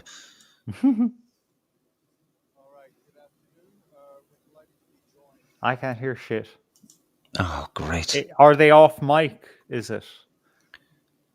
No, he should be speaking. Oh, the volume is all the way down. I can hear it in my earphones, but let me know. There might be a problem now, but I don't know. Secretary General and by the Under Secretary General for Global Communications. Almost can't hear you. 1 sec. We're here to present the report on global information. No. The Secretary No, can't hear you. Can't hear the sound of it. Well, what about the volume? Sorry, go back to sharing that. Okay. And up in the top right where we are, is there? Can you put up the volume there, because it's usually at something like 80% or something. All right, I'll say that by default. Okay, give me 1 second. because if you put the media player up to 100% and that up to 100%, we should be audible. Okay. Might try something else. Let me see. Media player. I have VLC, so we'll give VLC a Oh, VLC will definitely do a better job. And while we have this spare minute, put a few coins in our cup over at Buy Me a Coffee. Because, come on, this is hard work, man. We work all week to do this one show. And we're slowly losing our fucking marbles. We're not going to be able to afford, fucking 20 years in a mental asylum. Just at least, let us have a nice life. All right. We'll see if we can hear this now. Let me know if we're okay. All right. Delighted to be joined by the Secretary General. No, up the volume on that. Global Communications, Melissa Fleming. They're here to present the that's good. report on global information integrity. The Secretary General makes some opening remarks. He will take a few questions and he will have to leave. And then Melissa will stay back and answer further questions on the report. Sir, please. Good afternoon, distinguished members of the media. I hate this country. The spread of hatred and lies online is causing grave harm to our world. Misinformation, disinformation, and hate speech are fueling pressure. Hate speech? You hate speech? Hate speeches. Hate. Is it tasty? It's like a 7 speech. It's fine. 9 speech. Okay. 8 speech. Not so good. Not so good. Why does he sound like Dracula as well? Like Portuguese people don't normally sound like this. It's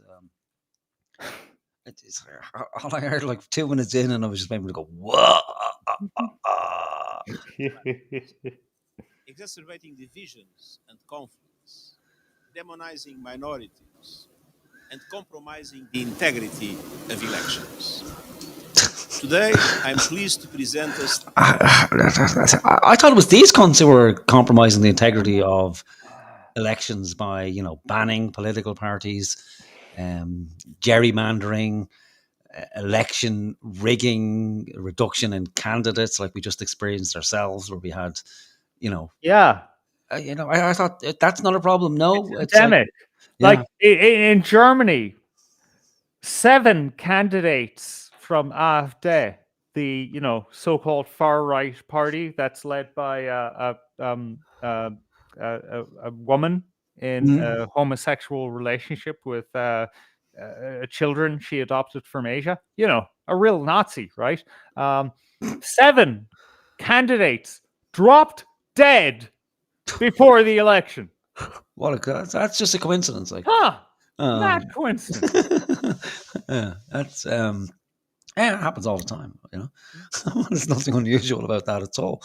But and no, that's every party, like say in fucking Romania. What's that other piece of fucking garbage country that's bordered with fucking Ukraine, but it's got Transnistria in between. That shite country nobody thinks about. Both countries decided, oh yeah, we're just going to ban the party that's against the current establishment. No big deal. No reason to be concerned about that. No, that's democracy, isn't it? Like that's how they're like. That's our democracy, isn't it? Like that's general democracy. Yeah, but we voted for them, so they get to ban other parties. Yeah. They have to protect their democracy. Like God forbid, you let the people get what they want because they won it when we elected them. They won it. They get to have it, and they get to decide who they give it to. Yeah, it's theirs. They own it. That's how it works. Point for solutions. United Nations Global Principles for Information Integrity.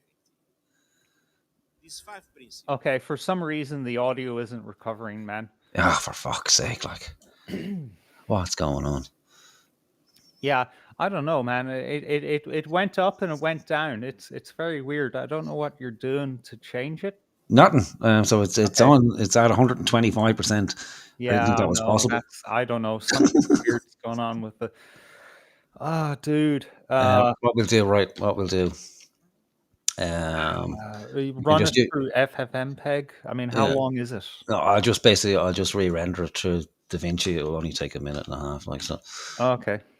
I need All to right. fucking change the settings in DaVinci where it automatically defaults to MP4. Yeah. Yeah, I never bother with that. I mean, it'll save me like a cumulative 5 hours of my life, but no, Yeah. I won't do it. Right. What's going on in the chat? Jerry Plays says United Nazis. Very good.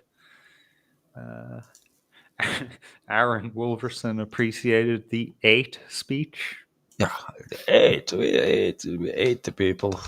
Eat, actually, we do. We eat the people. It's out of the bag now. We like the children, we're protecting the children. Food supplies, very important. We ate their speech. We ate their children. Yes, we ate them. Ate their feet, their fingers. The eyes are delicious. Very delicious. Right. 8 speech. Well, how long ago was that? Yeah, that's 9 minutes ago. Jerry Plays said, "Closet beatboxers." Closet beatboxers. if you remember back to making sounds. All right, yeah. Okay. Yeah, we have a very clever audience. We love you. 1280 by 720. Okay, let's render this. All right. There's another one. I'm sure that definitely has to be how music came about. Yeah. I wonder if they do it in the animal kingdom as well, like chimps and gorillas. If or if they have filler noises, they must, mustn't they? You would think so. Well, first of all, you'd have to know their language, because right. All right. So the word "and," right? It conjoins. It's called a conjunction, right? There's words that join different parts of clauses together, and or that kind of thing. They're very common words. So if chimps had an and or, could you tell that between really? Because you don't understand their language. You don't know. What about sign language? Are there filler words in sign language? Or did I just pause? Oh shit! That's some acid head level thought there, man. Never leaves your system. It never leaves your system. No, you're smart for life.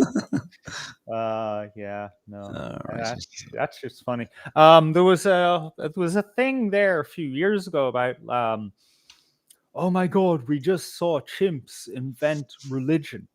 Right? Really? And it turned out to be was chimps that they started throwing rocks, and then it turned into a pile, and then they just continued to throw rocks at it, and for some reason, what's the animal version of anthropologists?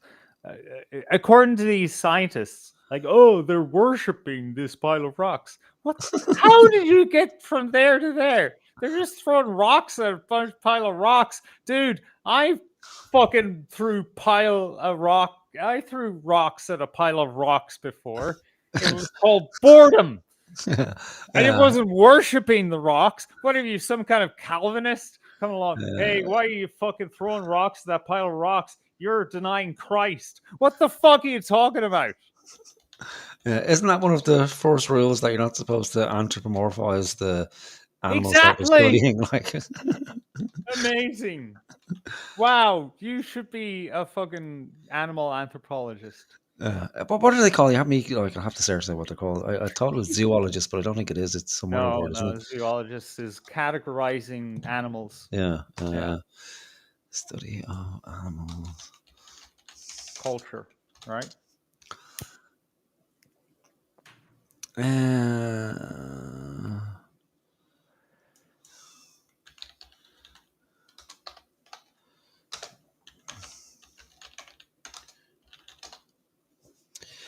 Do do do do. There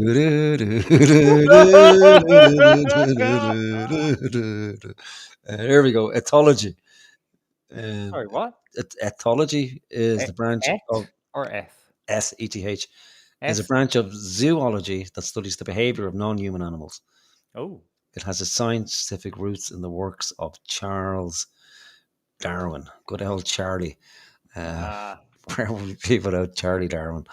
A lot more advanced than we are. He used to be a coalman before he went off to the Galapagos Islands. Ooh. Right. Rags to riches. Okay. I like Okay. Have I shared that? I have shared that Yep. screen. Okay. Right. Take it away, Antonio. All right, good afternoon. We're delighted to be joined by the Secretary General and by the Undersecretary General for Global Communications, Melissa Fleming. They're here to present the report on global information integrity. The Secretary General makes some opening remarks. He will take Global information integrity. integrity. Gotta keep it intact, like you don't want Yeah. to break it away. That's the way to make something integral. Fucking destroy it. Yeah. Contain it. We're releasing. We're going to ration words. You only have 7 words per week, and you'll need your ration cards to claim them. I'm going to cut off all your limbs except one, and I'm going to say I'm making you more integrity. Integral. Yeah, there you go. Bodily integrity. It is a human right, isn't it?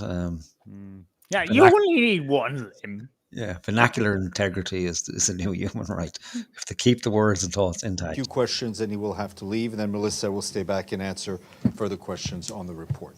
Sir, please. Good afternoon, distinguished members of the media. The spread of hatred and lies online is causing grave harm to our world.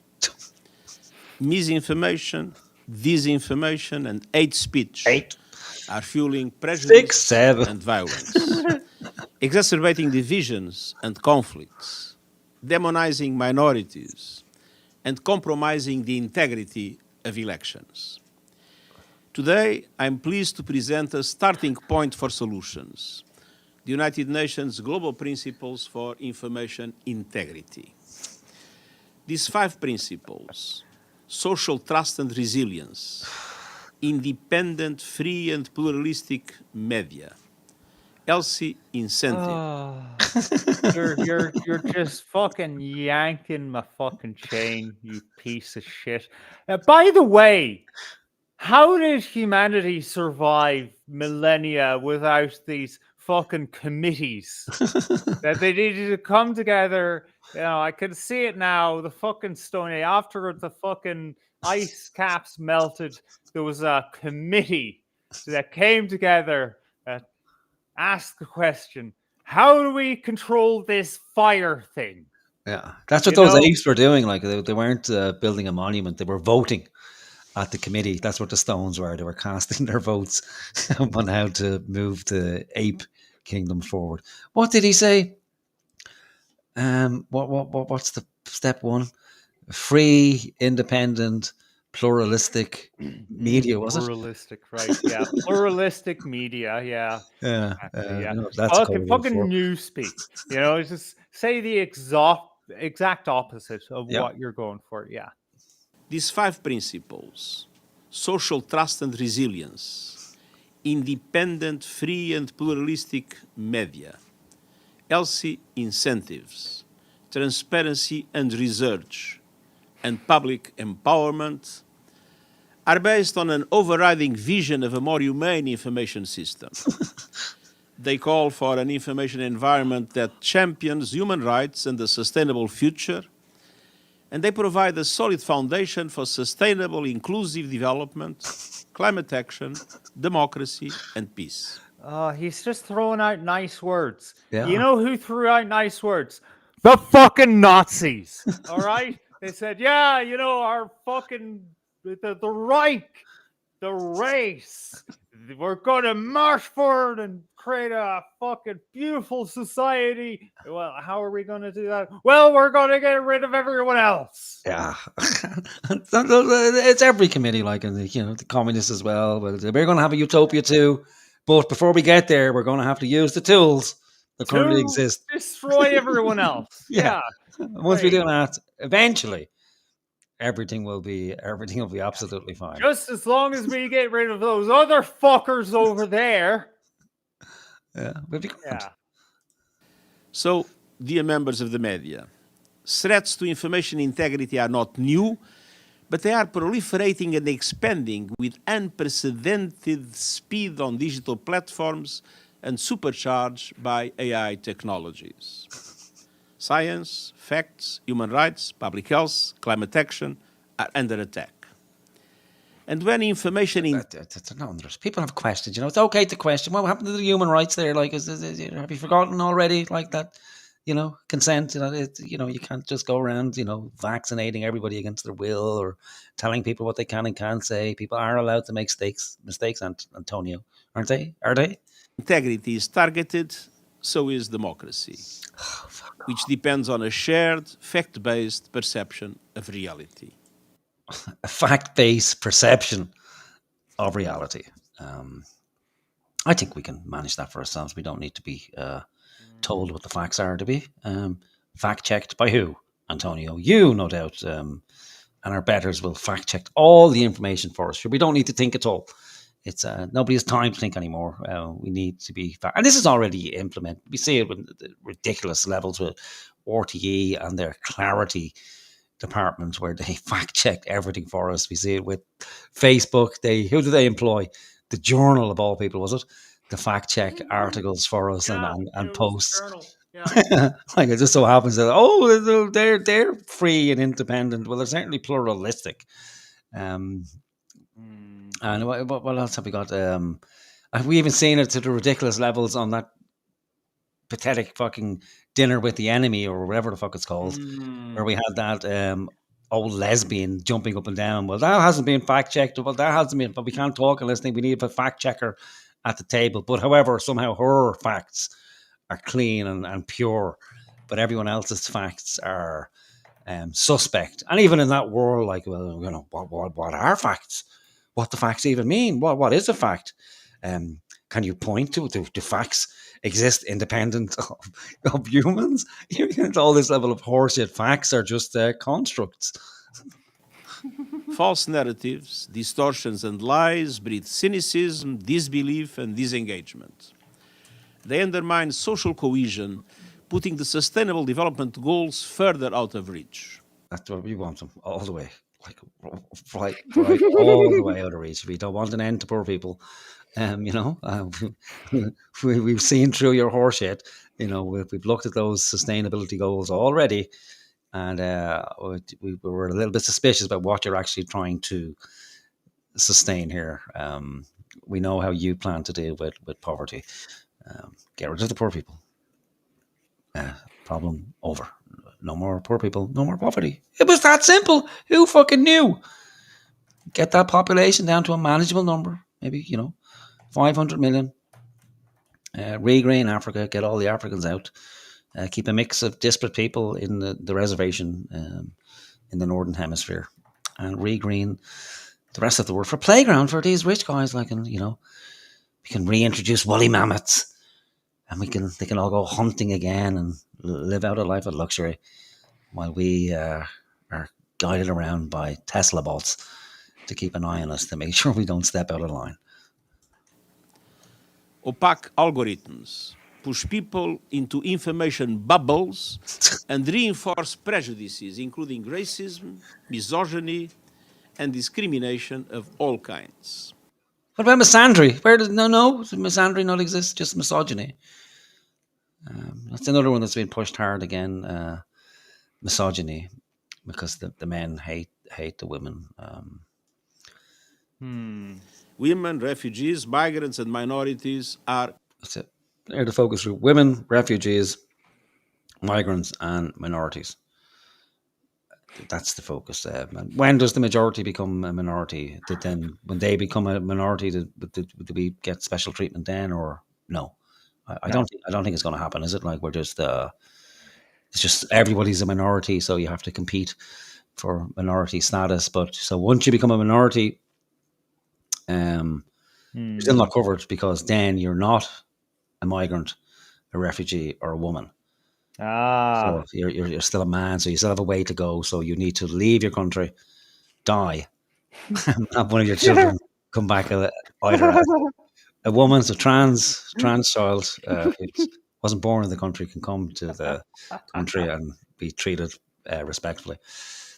Get into the country illegally as a refugee or come as a migrant. Common targets. Activists, advocates, researchers, scientists, and leaders are harassed and humiliated. Where? And is it deserved? You know, humiliation has its uses, and it's not always a bad thing. Some people need to be humiliated.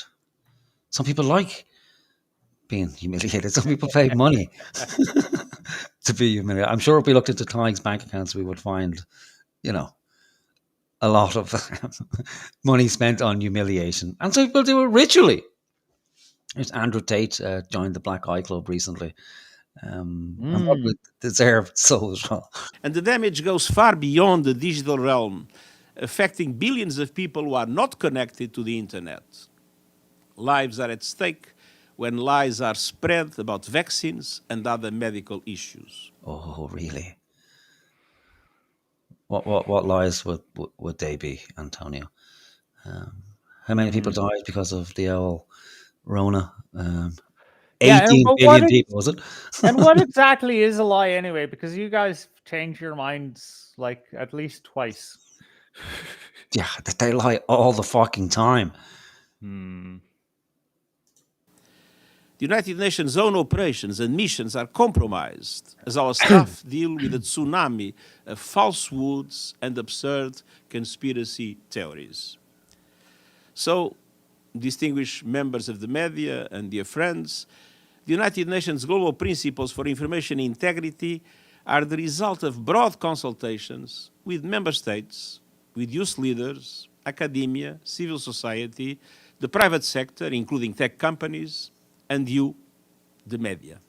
No mention of the citizens. Have you noticed that? No mention of the people. I suppose, but civic society organizations. That's probably they speak for the people, don't they? Can anyone remember the last time a civic society organization spoke for you? I don't think so. I think they pretty much that sewn up looking after the women, the refugees, the migrants. And who else was it? There was one other group in there. I can't remember. Women, migrants, refugees, and someone else. Who fucking knows? Those consultations showed that much of the world shares our deep concern and is searching for solutions. Yeah, we spoke with ourselves and like-minded people, and we found that we do indeed have the same common goals. We have a common purpose, and we must continue to push to make sure that common purpose comes to fruition. That is that things remain as they are. The people never have real power. Real change is impossible. We push ahead with the plan for global governance, and we will do everything in our power to ensure we get there. We can't have backward-looking notions of sovereignty. We can't have people deciding their own futures because they don't trust us. And the global principles lay out a clear plan forward, firmly rooted in human rights, including the rights to freedom of expression and opinion. Square that up circle. How they could just sit there with a straight face saying, listen, we have a problem with people speaking their minds. We're going to do everything in our power to make sure this can't continue. But the thing is, right, is that he's not like naming any particular identifiable group that's causing the problems he just outlined, right? Yeah.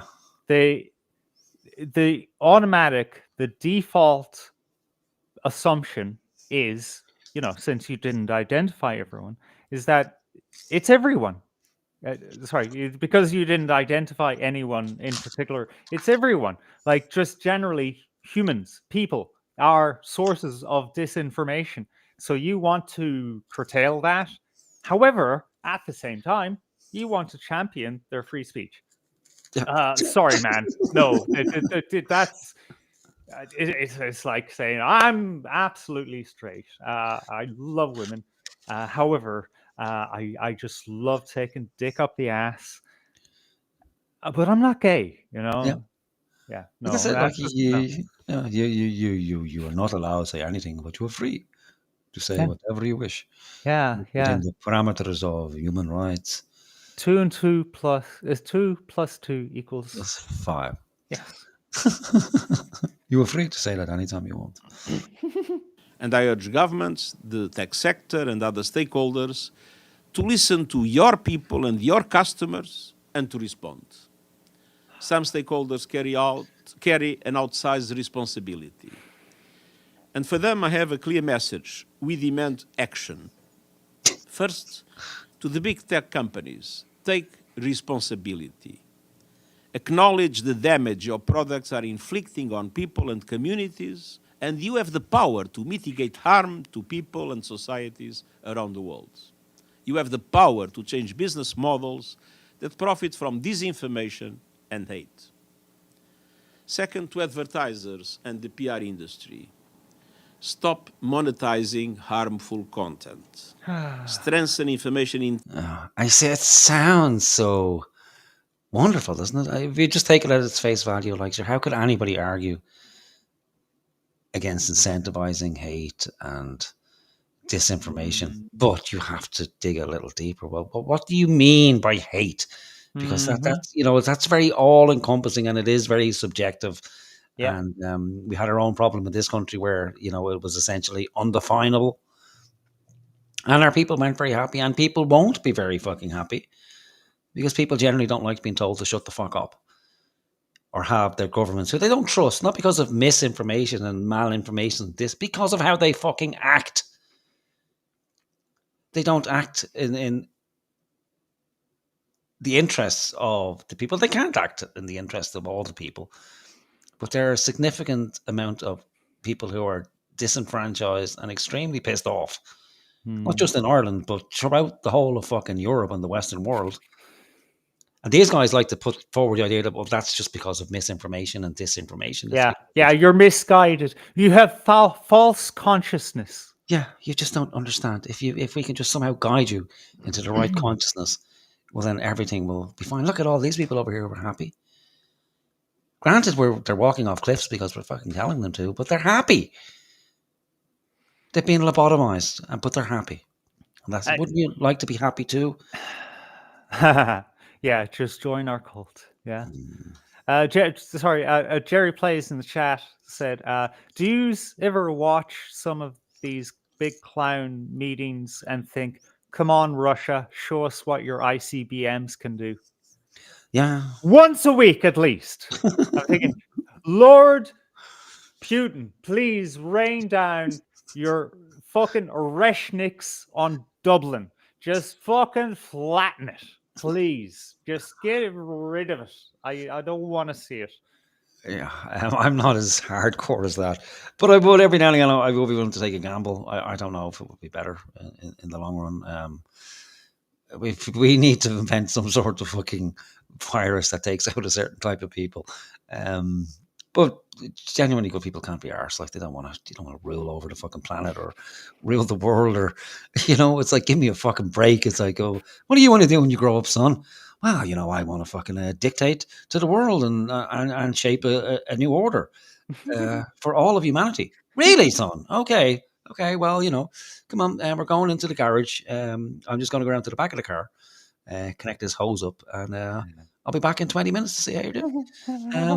That's the way it should be fucking done. Well, that's the thing, is that normal people don't think in these terms, and when someone does start to give an indication that they think in those terms, we shame them, right? We say, he's got ideas about himself, and you know, we socially dissuade people from that. However, it's not that the case in the realm of the nobility. you know, the monarchs and, you know, the old landed gentry of the world, right? You know, that's encouraged even. It's called philanthropy. You know, so you're helping the country because it's your birthright to live as a noble. And in exchange, you must help the people because they can't take care of themselves. Yeah. Leave them alone. Leave them alone. Take your degeneracy and you get an island for yourselves. I don't know, called Epstein Island or something like that. And just fucking stay there, okay? And leave the people alone. Integrity, protect your brand, boost your bottom line. The climate crisis is a cause of particular concern. Coordinated disinformation campaigns are seeking to undermine climate action. Creatives. How exactly? You know, you guys run everything. The corporations are on your side. You're ahead. They're the head of the fucking United Nations. All of the fucking parties in all of the Western countries are part of your fucking club. With maybe if you want to fucking push, like say, Donald Trump isn't on your side. You know, the guy leading Hungary isn't on your side. You've got the majority of the fucking power. What are you talking about? Me and fucking Morgan and a few other people who are saying, I actually don't believe in climate change. We're a threat to your agenda. Are you fucking sick? Oh, it's not that they're sick. I think it's encouraging because it shows how weak and fearful they must be for this to be an issue. Like, so this is they're calling in the heads of the media. Like, so we are in power right now. Yeah, these people have nothing because they know.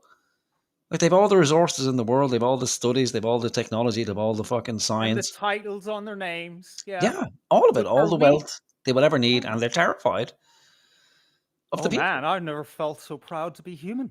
Yeah, that's you know, that's all it fucking it takes, We're really. Fucking coming for you. Yes, Antonio, we're coming for all of you fucking people, and there'll be nowhere to hide. But, you know, to be fair, I mean, death is probably going to get you before I do. So, you know. Who, me relax. or him? Or yeah, Guterres. Yeah, he's going to keel over. Like, yeah, but there will be a fucking replacement. Yeah, I know. God knows who the fucking next one will be. Well, I mean, you know, who was before him? Kofi Annan. Jesus. Oh yeah, it'll have to be a trans fucking. Yeah.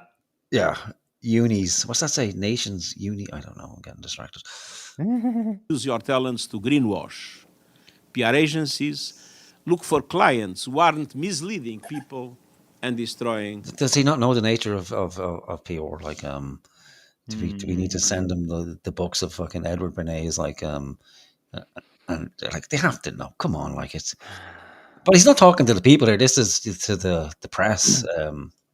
But wait, hold on. He's saying that corporations are greenwashing, but then he's going to turn around and limit our speech because of what corporations are doing. What? Yeah, again, it makes no sense. We do know the corporations. It doesn't make sense. No, it's all excuses. Yeah, the corporations are. Look, it's you know, it's one big club. It's fascism. Let's be honest. It's the state plus corporatism. It just looks nice because it's blue, you know, instead of like red with a white circle and a funny squiggly fucking Hindu thing in the middle. Yeah, I'm surprised they kept the fasci. Like, you know, it's like, you know, we have to hide that. Put that behind the fucking the flat Earth there with the target. The azimuthal equidistant. Said my message to media outlets is raise and reinforce editorial standards. Do your part to safeguard our future by providing quality journalism based on facts and reality. That would be nice. Like, I can agree with that. I wish they would do that. Produce quality journalism based on facts and reality. That's what we're asking for. Yeah. We just happen to disagree on what that means. Yeah, you know, a shared reality, a pluralistic reality, a reality of many bubbles, as he mentioned earlier with his bubble. People, well, we're moving away from echo chambers now into bubbles, is it? Reality bubbles. He's got his hand on some Robert Anton Wilson. Find advertisers who are part of the solution, not the problem. And finally, I say to governments, commit to creating and maintaining a free, viable, independent and plural media landscape.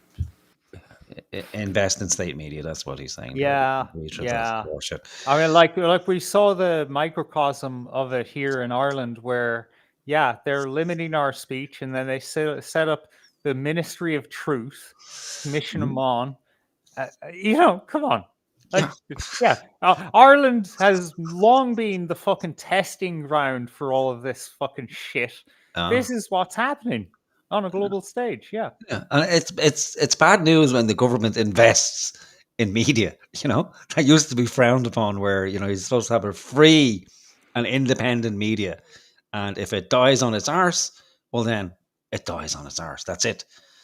Oh my God, man! State-sponsored media.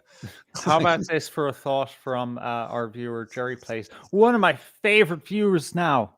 Okay, people are losing faith and interest in them. Nobody cares what they have to say, so they're forcing companies to make them relevant.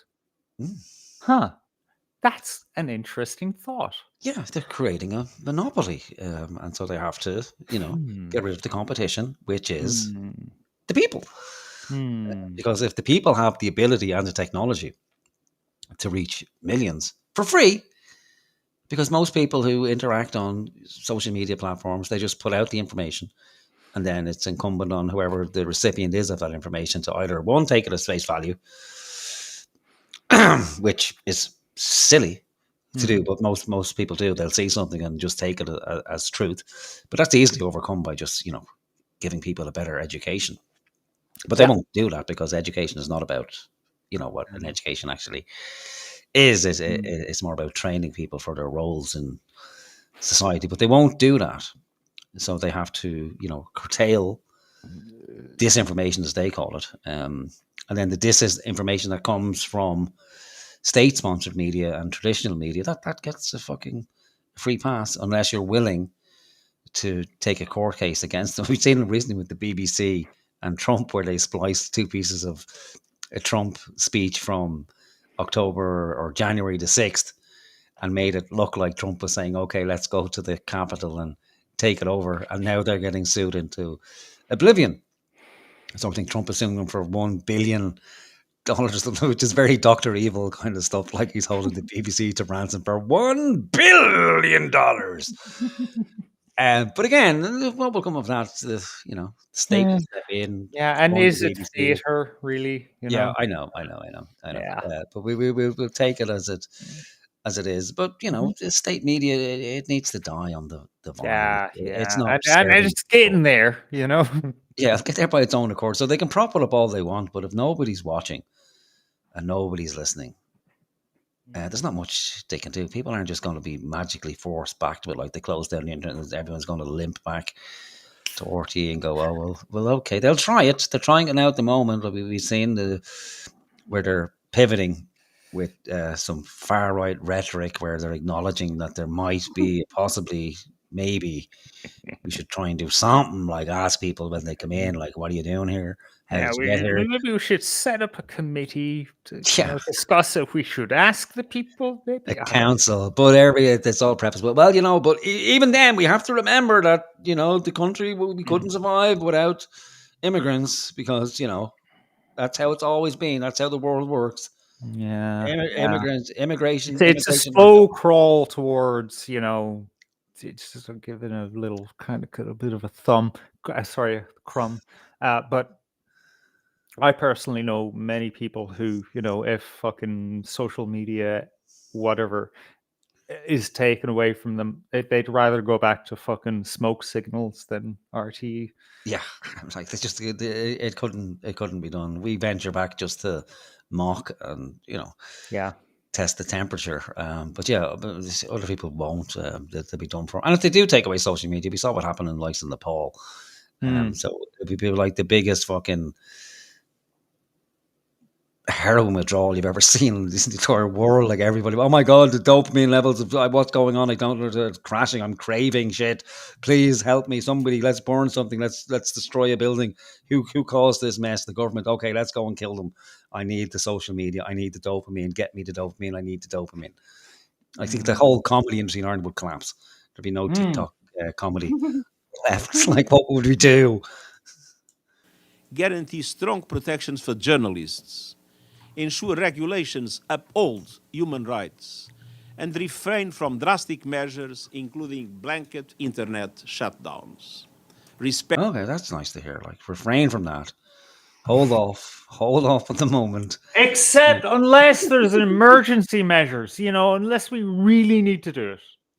This cunt's talking on both sides of his mouth. Like, you can't have it every way, can you? Like, we need to clamp down on this. However, we still need to have open protections for journalism or journalists. So I hope he's including everybody in that, because, the Charter on Human Rights does include those awful things called citizen journalists within that classification of journalists. Or are we just talking about accredited journalists? Morgan, I don't know if because you're a strange fella, right? Like me. I don't know if you're sat down and kind of war gamed out, or just kind of imagined, projected. How would you design the perfect dictatorship? Like, if you were given charge of all of humanity, you were, though they're your charge, and you need to make sure that they're safe. You're their only hope, right? And you're like mega Hitler. So you get to do everything you want. So you need to kind of design society from the ground up. Like, but the thing is that you want to give people freedom, but you can't give them complete freedom, because if everything goes awry, then you need to be able to step in to correct it, to bring people back to, the good path. If freedom gets so free that it turns bad, So I have gone through that before, where I actually designed a kind of a Discord cult, right, years ago, and then I gave up on it. It was just a more of a intellectual experiment than anything, right? Where I wrote out a contract of like, well, you have these, depending on your rank, you have these voting capacities. However, below me, the dictator, there's like a council of 3 people, and they get to have votes, but those votes in an emergency can't override my autocracy. And all of those 3 and the council have to listen to the guys below them, below them. But the guys above them can actually override those people when they think it's necessary. Kind of like faux democracy, right? This is what this guy is doing, and his ilk, right? They're like, yeah, we could give people freedom, but, if it gets too free, then things might go out of order. So we can't let that happen. We need to have like an emergency hatch that we can pull, and then we can just bring everything back to this is it. This is what they're doing. Yeah, but that's still like, what the fuck did I think people are going to do? Like, roll over and take it. I don't know. Like, so if I was, charged with designing the future of humanity and the path forward, the first thing I would do was purchase a gun. The second thing would be buy some ammunition. The third thing would be to place the revolver in my mouth and go boom. That's what I would do, because You'll be a modern day Jesus. You gave your life for us. Morgan Christ. He was given all the power in the world, and he shot himself in the fucking mouth because his message was, no, nobody deserves this power. Yeah. Yeah, I love it. Respect the right to freedom of opinion and expression. And let me be very clear. Everyone should be able to express themselves freely without fear of attack. What are you having the fucking meeting for? Like, what's the point of the meeting? Like, that's it. It's only you come to say in the first place. Everyone should have the freedom to express themselves however they want. Cool. However, you can't say this, that. You can't upset this group, that group, this group, this. Yeah. If you wear a hat, whoa, don't say anything about that. No matter what the fuck kind of hat it is, can't say anything about anyone with a hat. Fuck off, Ontario. Jesus Christ. Everyone should be able to access a range of views and information sources. No one should be at the mercy of an algorithm they don't control, which was not designed to safeguard their interests, and which tracks their behavior to collect personal data and keep them hooked. That existed before the internet and the algorithm. That's what our fucking media has been doing to us forever. Like, you don't have access to control it or shape it or anything else. It's like, okay, here's what we're saying, accept it, and that's it. Or you get to write a letter to the editor saying, I think that was shit. And then it's up to them whether they print your letter or not. And now it's so skewed that everybody's lost faith in it, not because of some nefarious other government or political bloc that's, got us all brainwashed and suspicious about everything. It's because people know when they're being fucking lied to. And especially in this little rotten statelet where, up until 5 years ago, if anyone mentioned anything about, have you noticed that the colour of the people is changing in Ireland? What's happening? Like, is this global warming? Everybody's got these strange suntans in their body. There's no people here at all. What are you talking about? Nobody's visited Ireland in the last 15. Well, okay, maybe 2 people came in last week. Okay, well, it's actually 800 million people are now in the country. Fuck off, man. So, dear members of the media, these principles aim to empower people to demand their rights. They support parents anxious for their children, young people whose future relies on information integrity, civil society and academia. We are pushing for change, and public interest media, striving to convey reliable and accurate information.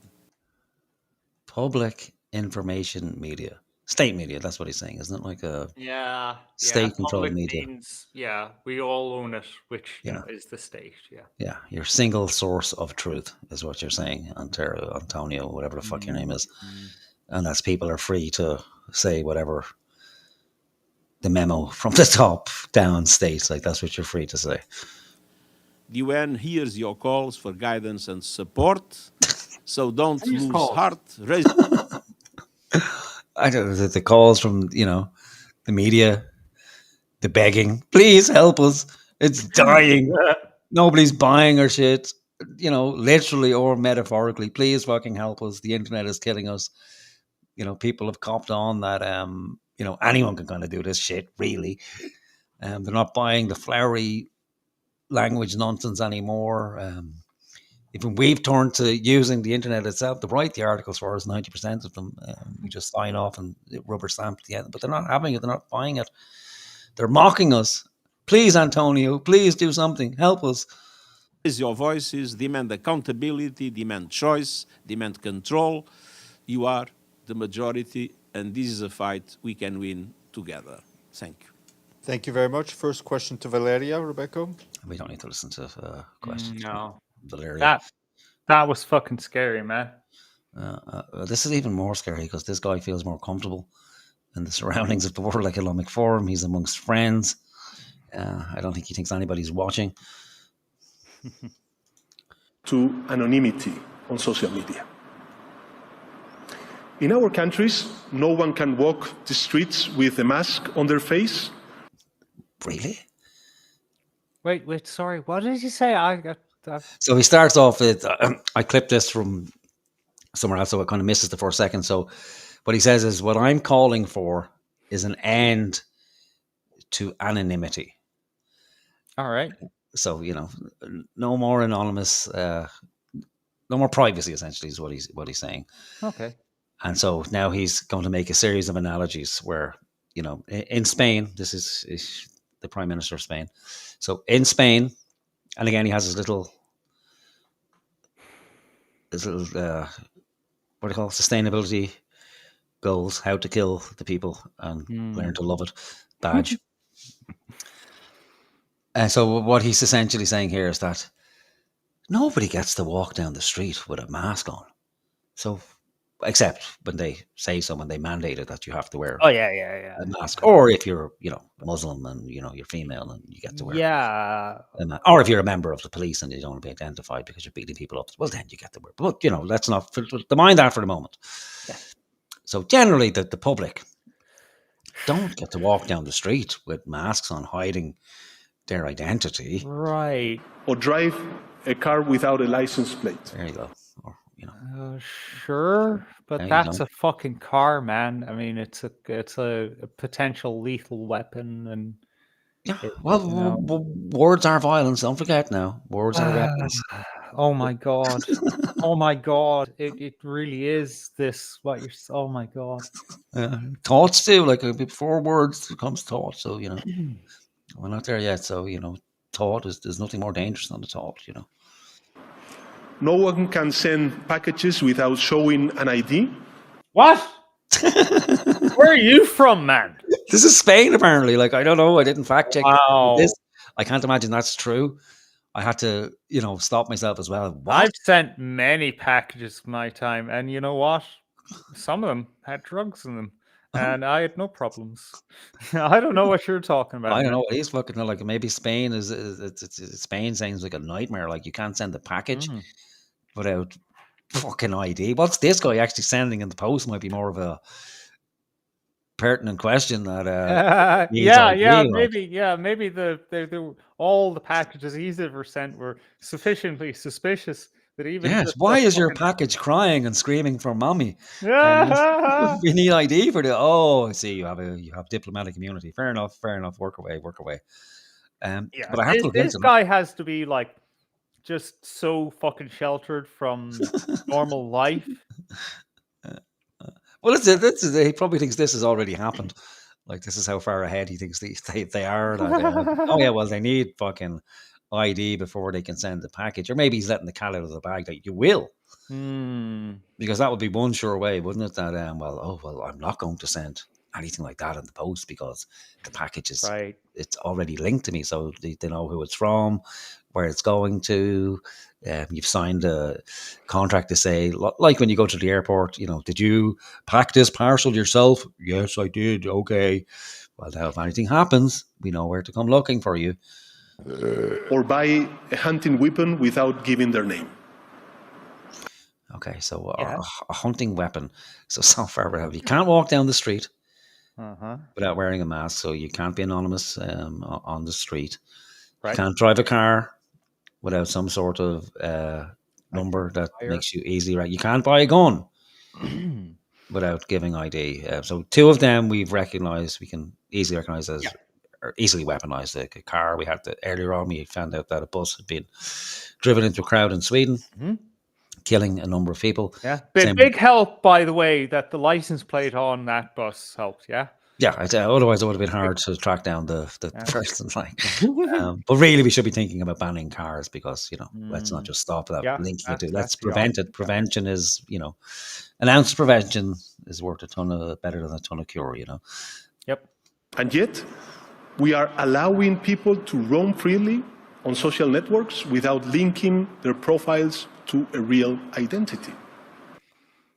It's just the Wild West out there. People roaming freely in the digital world without knowing who they are, what they're saying. It's almost like they're going around with loaded guns. For the last 20 years, the CIA and the FBI have controlled what is known as exit servers in the Tor network. If you've ever heard of the dark web, that's where all the, hardcore, like sadists and pedophiles and drug dealers hang out. And the exit node is the only possible fucking server that knows who is sending what and where to where, right? And allegedly, that you hear stories. Oh, the Tor network, it's anonymous. No, it fucking isn't. The CIA knows who you are. The FBI knows who you are. However, you have fucking child trafficking and all sorts of horrible things. I'm not going to fucking mention drug dealing because people should be able to fucking sell drugs to each other. Fuck you. But fucking the abuse of children and women and even men, like on this hidden network, and nothing is done with that information. And then you get this guy in the World Economic Forum saying, these regular people on social media, saying things that we don't like. Yeah, those are the people we need to go after. Fuck you. Yeah, so we need a full crackdown, full spectrum surveillance of what people are. And again, like, how terrified must they be that they have to go to these extremes? Like, that's how shaky the system is. That's how strong their democracy is. Yeah. That all it takes is for a couple of people to talk to each other, and then because that's what it is. Done for. Now that we've ripped away the veil of, we're really actually going out there to protect us. No, they're not. No. This is what lies underneath. We are afraid of ordinary people. And it's like every tyrant everywhere. And I suppose there's some logic to it, like that. It would be easier for them if they just went full dictator mode, full authoritarianism that just crush all the dissent. But that doesn't work either. Because eventually the people have enough and they will go hunting for you, and they will, strip you naked in the street, and they will hang you from a fucking lamppost and then hang you by your ankles and set you on fire. That's just the way it works out. So obviously they're terrified. It's panic mode. I can't see how this is sustainable in their view, but it's interesting enough that they feel comfortable enough now to be putting it out there for everybody to see. Remember, this organization, this used to be a conspiracy in and of itself. Oh yeah, and then before that was a conspiracy. What was it? The Bilderbergs were a conspiracy. The Bilderberg group, like that didn't happen. That wasn't real. But it is real. But it's not secret. When they started to fucking to give us a crumb and say, the Bilderbergs are a real thing, because fucking. As problematic as he is, Alex Jones wouldn't fucking leave it alone. So eventually it had to be admitted. And then it turned out, okay, so what? All the corporations, media leaders, the heads of state, they're all coming together to play golf and eat some nice meals. Like, so what are you saying? There's some kind of conspiracy. What the fuck? Yeah, and now it's like, we're gonna spy on you from day to night. We're gonna monitor all your communications. But it's not like we're hiding it. So what's the problem? We're telling you, like, straight up, this is what's going to happen, and framing it in such a way, like, it's like, come on, people. Like, how can anyone argue against this? It makes sense. Did you not hear the analogy about the face and the gun and the post? So, if that's okay, well, then this is no, how about, no, why the fuck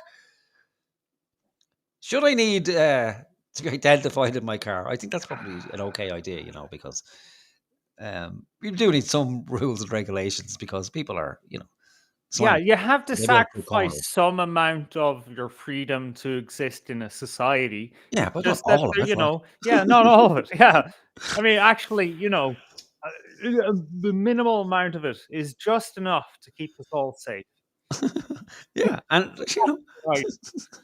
It's not like there's a point in history where any global leader turn around and say, "Well, you know what? That's enough.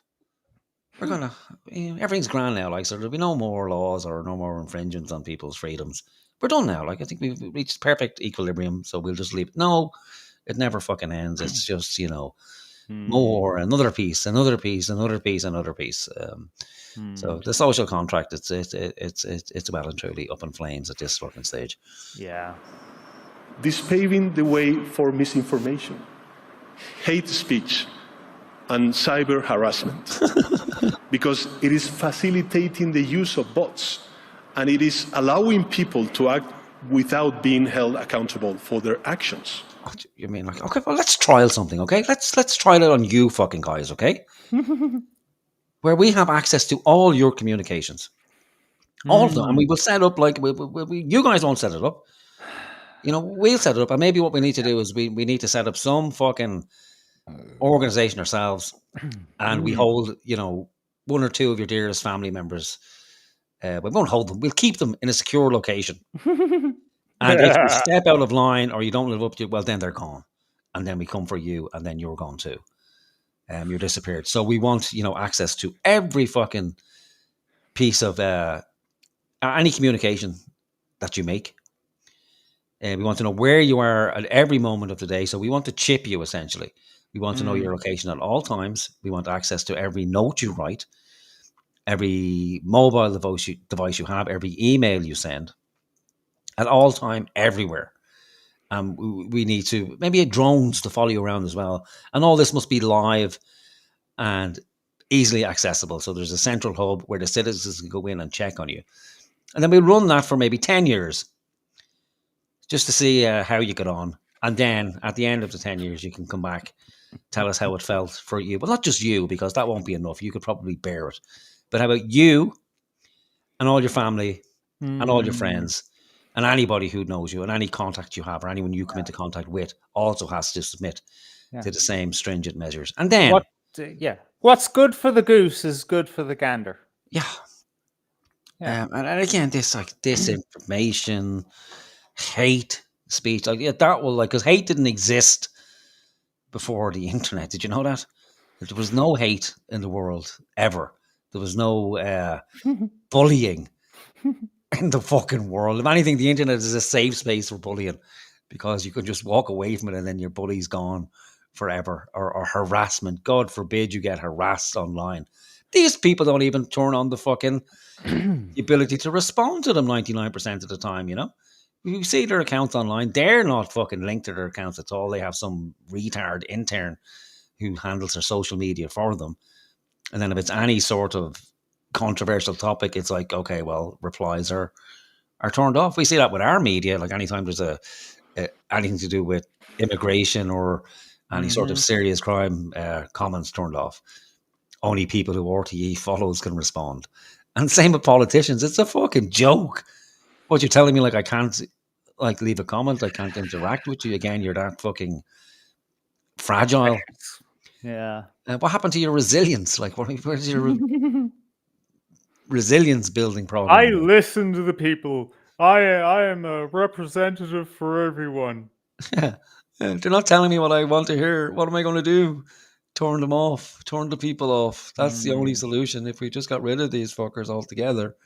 Yeah, if only we could go back to the time where people could only make phone calls and letters, and that's just, the purview of my secretary, so I don't need to hear about it. Yeah. Have you ever fucking tried to send an email to a minister? It never gets there because it's not like it's their inbox and they have to look at it. No, it's some fucking poor cunt who has to read abuse, Like, these people are fully fucking insulated, They don't know shit. Yeah, they don't like the democratization of anything. It's just like the internet democratized, the exchange of free ideas. Can't have that. Well, I mean, I'm going to be honest here, right? Up front, right? In the last few weeks, I've decided that I don't like comments and I'm not particularly interested in the chat room, because there's a lot of people that just talk shite. And it's detracting. Whispering as if people won't hear you.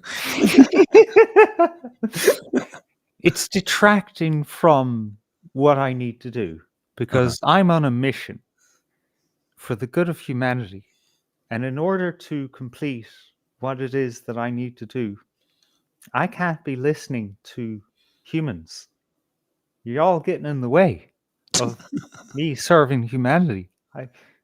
Your opinions are contrary to humanity. Shut up. Let me just do my job. All right, the UN awaits you. Get towards it. But you see, the thing is, it's human nature, right? Where, you get to a certain height, right? It's this whole thing, right? Back 2016, right? I was running Irish Identitarian YouTube channel and blog, talking about nationalist issues, blah, blah, blah. And my friend to this day comes along and leaves like a 4-paragraph fucking message under one of my videos, and that's how he talks. It's fucking exhausting talking to him this day. He's just so verbose, but I love him. And I got back to him, and I could read. He's so eloquent in his words. He expressed his shock so well. Like, I didn't realize that people, channel owners, actually fucking respond to people. I thought I was just talking into the ether, because you see, after you get a certain amount of subscribers, you stop responding to comments because there's too many of them. It's the same fucking thing with these people. They're so important. I can't listen to the plebs. I'm just going to listen to the advisors or the other people in my peer group. This is what we're dealing with here.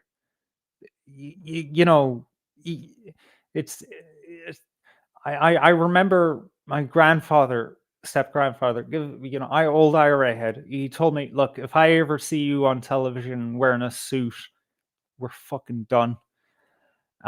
Unless I can sit down and have a pint with you, you're not a fucking socialist. You're done. And this is the real thing. If you can't have a cup of tea with someone, who was this said that? Was Robert Anton Wilson, who said, if you can't sit down and have a cup of tea with your leader, like it's not a fair relationship. Yeah, it can't be. Like, it's a matter of scale. Like, Can you imagine sitting down to have a pint with this fella on the street? No, I can imagine it. I can imagine how it would go. It would be like, okay, well, as soon as this pint is finished, it's getting broken over the side of your fucking head. That's how it would go, or it should go. Whether it would or not, I'd like to think that's what I do, but whether it would or not, I don't know.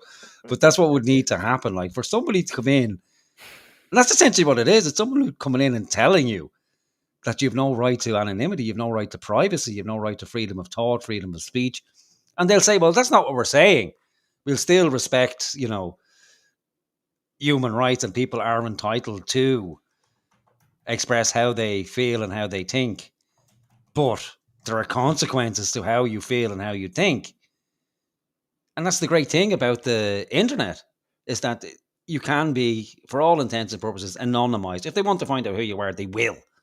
If you become that much of a present danger, they will find you. They will come after you. It's not like they can't, we don't know who this person is. They've got 18 VPNs. They know who people fucking are. Like, they know who represents a threat. They already have access to all our records. Like, your fucking phone records are kept for 2 years, for Christ's sake. Or 5 years, I think it is now. They changed the legislation as it stands.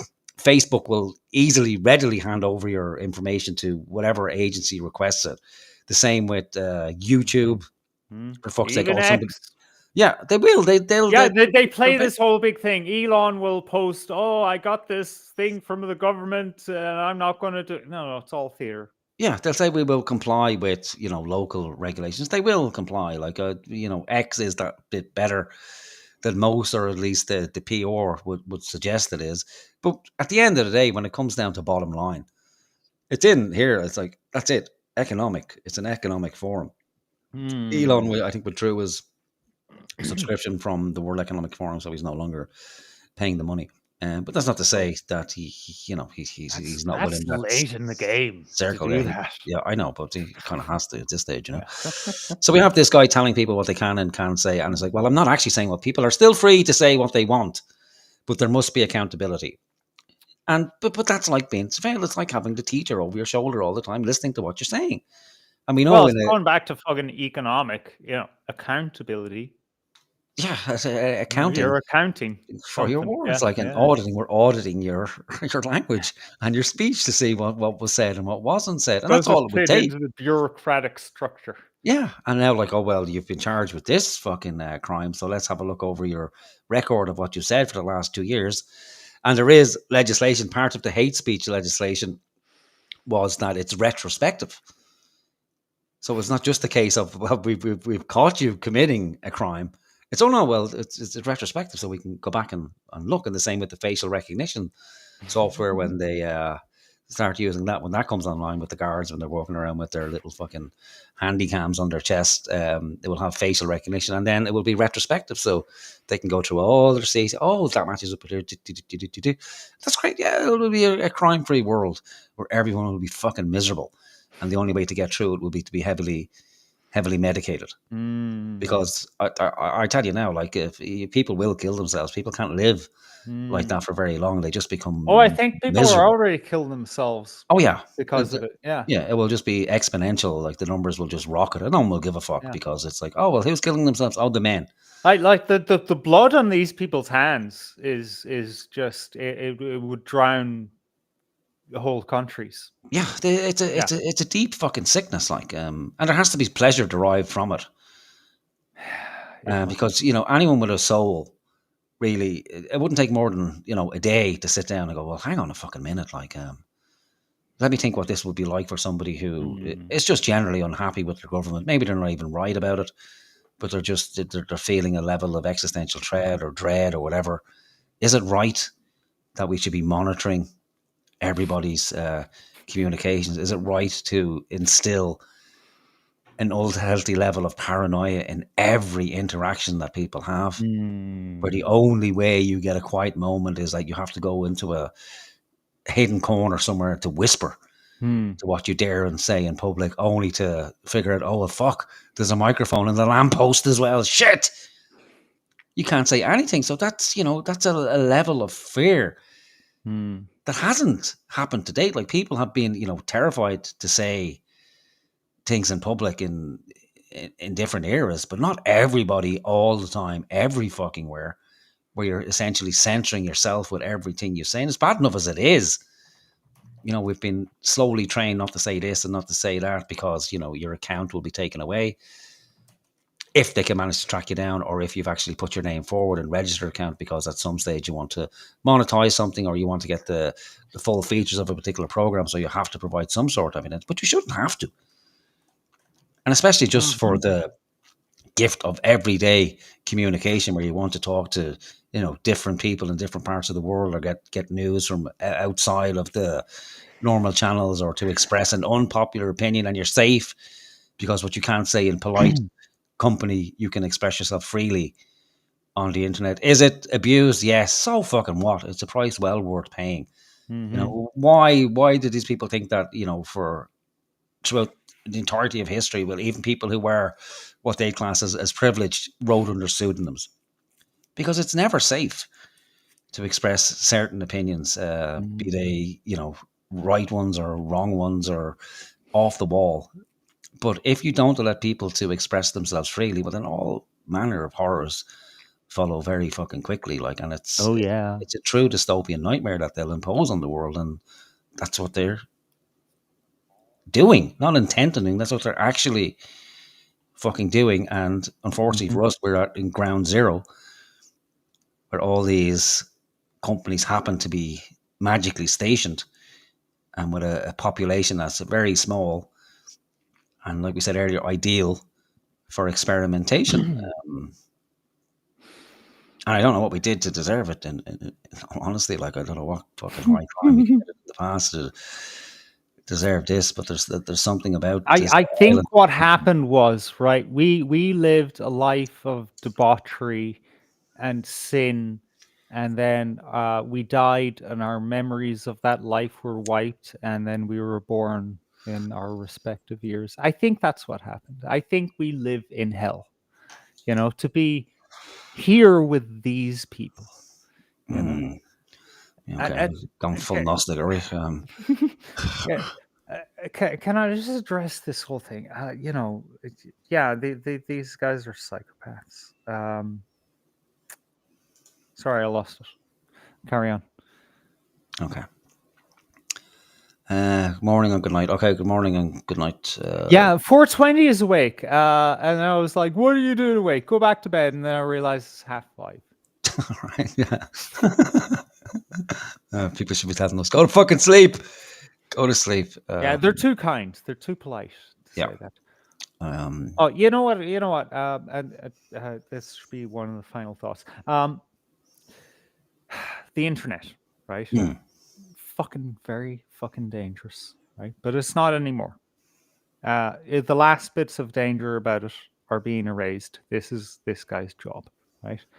When the internet first came about, when it wasn't just fucking MIT guys and then later nerds who understood how to get online because nobody had PCs.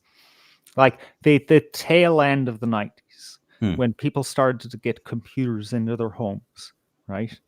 This was the beginning of something really fucking scary for the likes of the guy on the screen right here, right?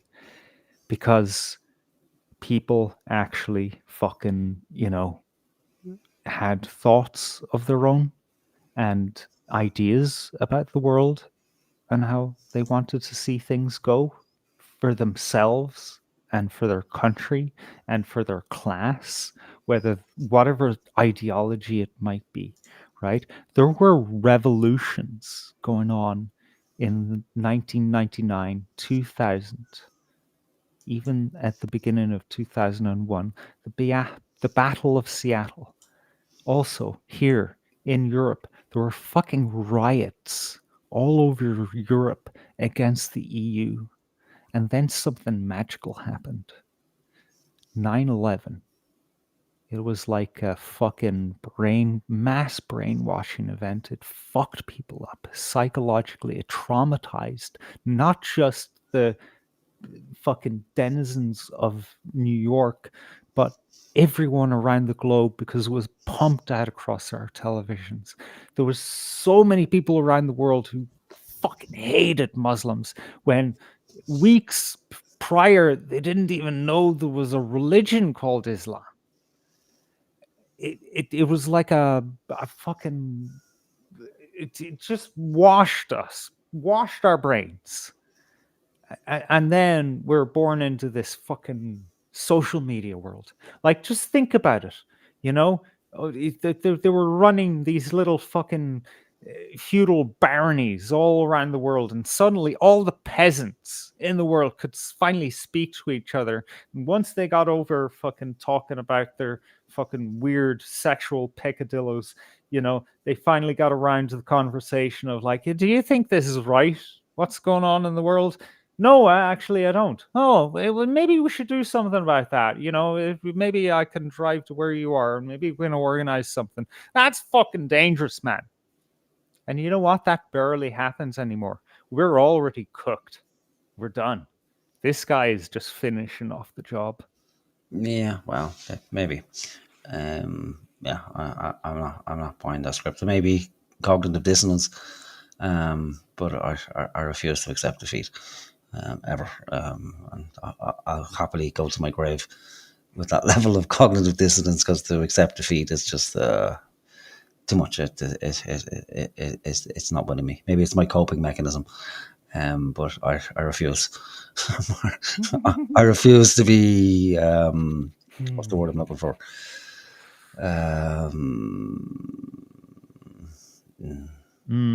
Be still my mind, see if it pops in. I refuse to be totally demoralized. I won't be. Right. I can't. Yeah. Good. Such an anomaly cannot continue. In a democracy, citizens have the right to privacy, not to anonymity or impunity. Yeah,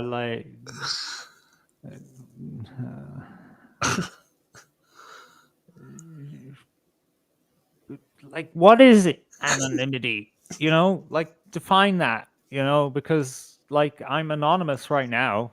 Nobody knows I'm here. Nobody knows who I am. Well, I mean, sorry, that's a performative fucking contradiction because I'm on fucking YouTube. But generally speaking, when I'm at home, nobody knows. Yeah, he's essentially nobody has the right to be invisible, but nobody is invisible. I hate to break it to you, fucking Pedro or whatever your name is. The only people who have an anonymity is you guys.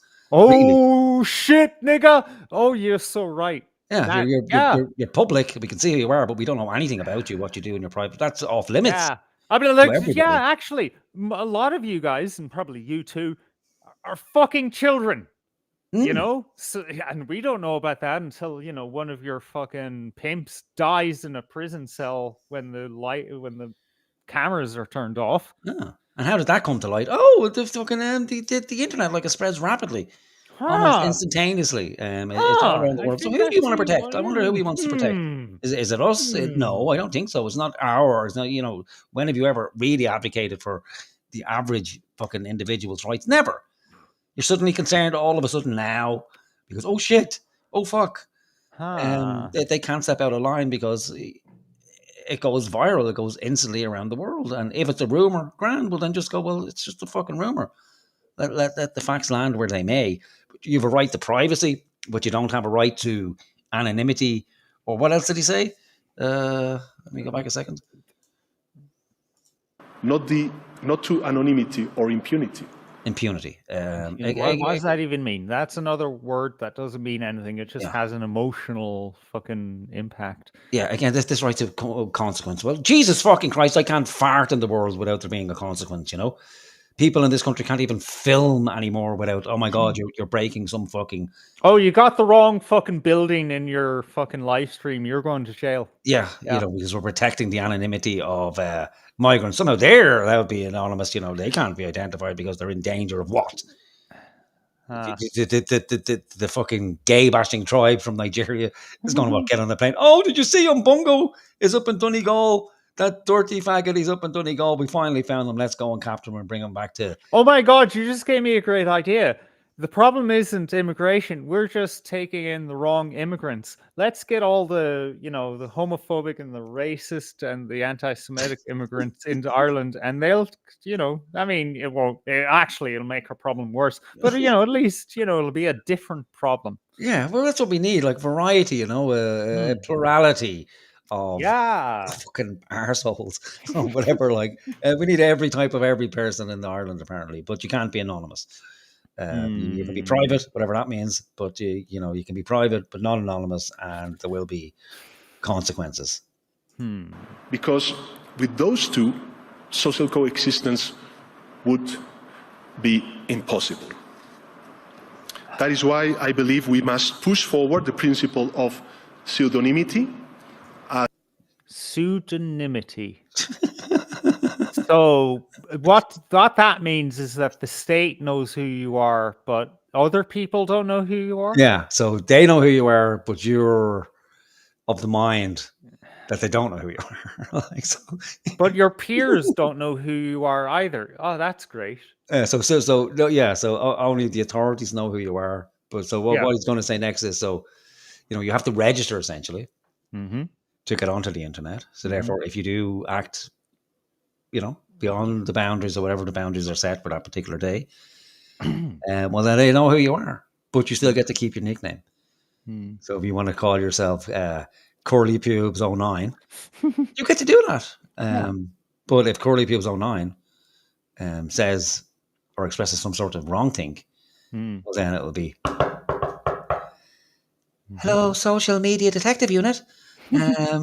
We're going to kick your door in 10 seconds unless you open it. Okay, come in, take all my equipment. Yes, okay, ground. Okay, I'm so sorry. I won't say a bad word about the leader ever again. Please don't lock me up for 10 years. And then they find a diary that you wrote at the age of 9 from like decades ago, and they flip through it.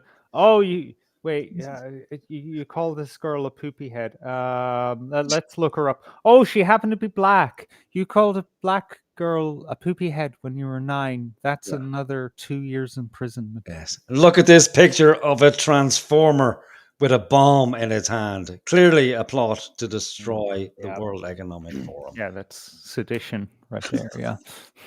As the functioning element of social media, and force all these platforms to link every user account to an European digital identity wallet.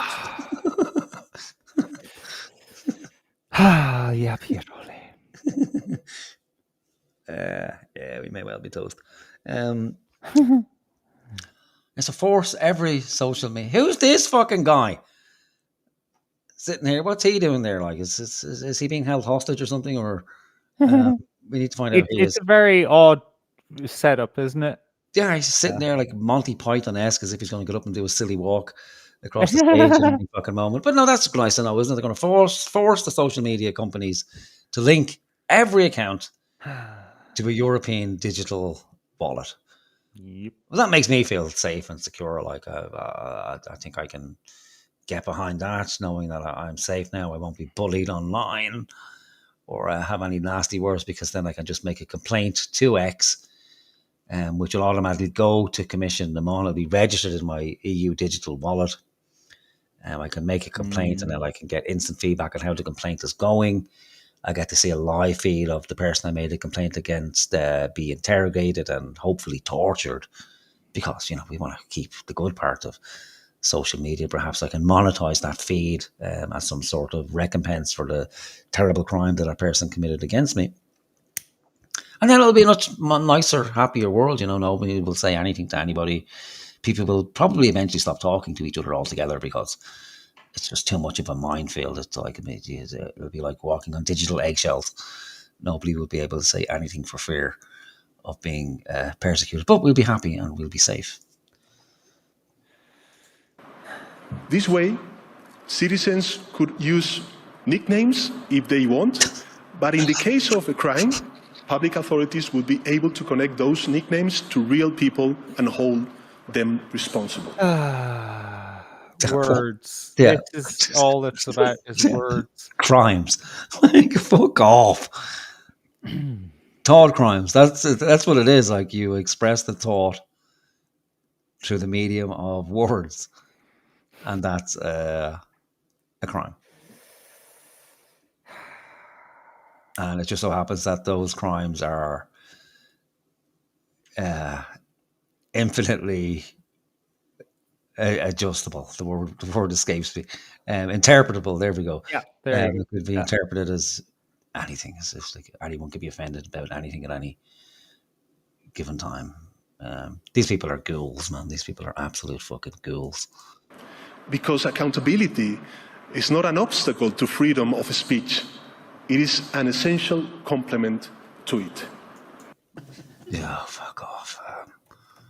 In an ideal world, it would be great if we had that world where, people are free to express their opinions without fear or retribution, because then we can all be accountable for it. But we don't live in that world. We live in a world where to have certain opinions is to be immediately cast aside and, in their own language, othered and excluded from society, and to be called something as, degenerate as a Nazi, or a fascist, and what that invokes in a person's mind when somebody calls you, that you're the worst of the worst that humanity has ever produced. When someone calls you a fucking Nazi, they're essentially saying that you were killing women, children, men. It means you're not human. Yeah. You're a monster. And worse than a monster. What happens to monsters? What do good people do to monsters? Yeah. They kill them. Yeah, they kill them. They destroy them. That's what it is. So that's what I'm saying when, there's that meme or whatever the fuck it is that, if you see a Nazi, punch them, or whatever the fuck it is. Yeah. But it really should be, if someone calls you a Nazi, punch them, because they're essentially saying you're a monster. You're not human. And I've seen people like real visceral reactions to people who are just asking them questions, or just turning up at a protest or a rally, and people screaming at them from across the street, Nazi, fucking Nazi scum, Nazi scum, Nazi scum. And given the chance, they would happily fucking kill those people. And they're going to be people who are all behind this. Yes, absolutely. I see no harm in this at all. And don't have the foresight. Oh, well, this might actually turn. I think at least with a lot of the socialist parties in Ireland, most of them seem to have the foresight to understand that, oh, well, this could actually be turned on us too. So there is at least a voice there that isn't fully on board. I think it's kind of half on board, bar the Social Democrats just seem to have lost their fucking minds altogether now. They're focusing on what? Getting the vote for 16-year-olds. That's the biggest issue now of today in Ireland, that 16-year-olds get to have a vote. This is very dangerous territory. At least in Ireland, we have our government has come forward and said that they won't implement hate speech laws. But I can't see that lasting. Like I said earlier in the show, we had, excuse me, Micheál Martin essentially saying that the far right is now an organised terrorist group. So I'd say we're months, probably if not weeks away from some new emergency legislation that does indeed designate anybody who's classified as far right as a member of some terrorist organisation. I think they've even given it letters or something like that, or God knows what the fuck it is. But it doesn't look good. But we can't relent. No, we can't just say, okay, well, we must double down. That's the thing. It is what it is. So we'll just stay quiet, and that will be the end of it. No, we have to be willing to, unfortunately, face the consequences, or be martyrs in some fucking small way to combat it. Lest we have, this is the future here for Europe. Teenage chinks rule the world. We can't have it. We just simply can't have it. But we'll finish off with a look at the drunken Russian robot. Okay. Just so we don't. Well, I haven't watched it. Oh, you haven't? Okay. Well, you'll have to watch it. So I know you do love your Russians, even if they are robots. But you can find it now without some. Yeah, but when you put it up against Elon Musk's robot, and then there's the other robot that just came out, like they're all scams. It's just they're prettier scams. Yeah, so the Russian robot, they tried to do something that's impossible, and then it failed to Look at you running cover for the Russians. Oh my God, like they've got you deep, man. Look, I'm just looking for that Kremlin paycheck, man. It hasn't come yet, but you can't blame a nigga for trying. No, you'll have to try harder. Like because what I'm seeing in the chat here, people aren't looking to fucking support creators. Like so we got to get paid somehow, man. All right. Like don't push me so far against the wall that I become a Zionist. That's what I'm saying. All right, that's what it boils down to. Is it like we're going money hunting, or we'll try Russia first?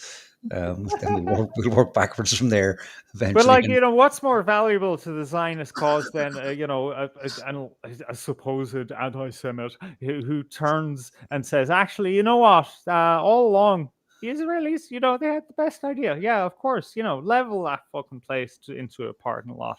Yeah, who cares? They're just people. They're not even people. Never mind. It's okay. We're going to Israel. Fuck it. It's in the future. We're going to the Wailing Wall.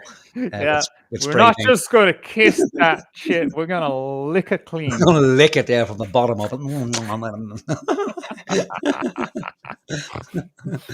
Go on, so let's see this robot. Biggest yarmulkes you've ever seen in your life. Like fucking hats.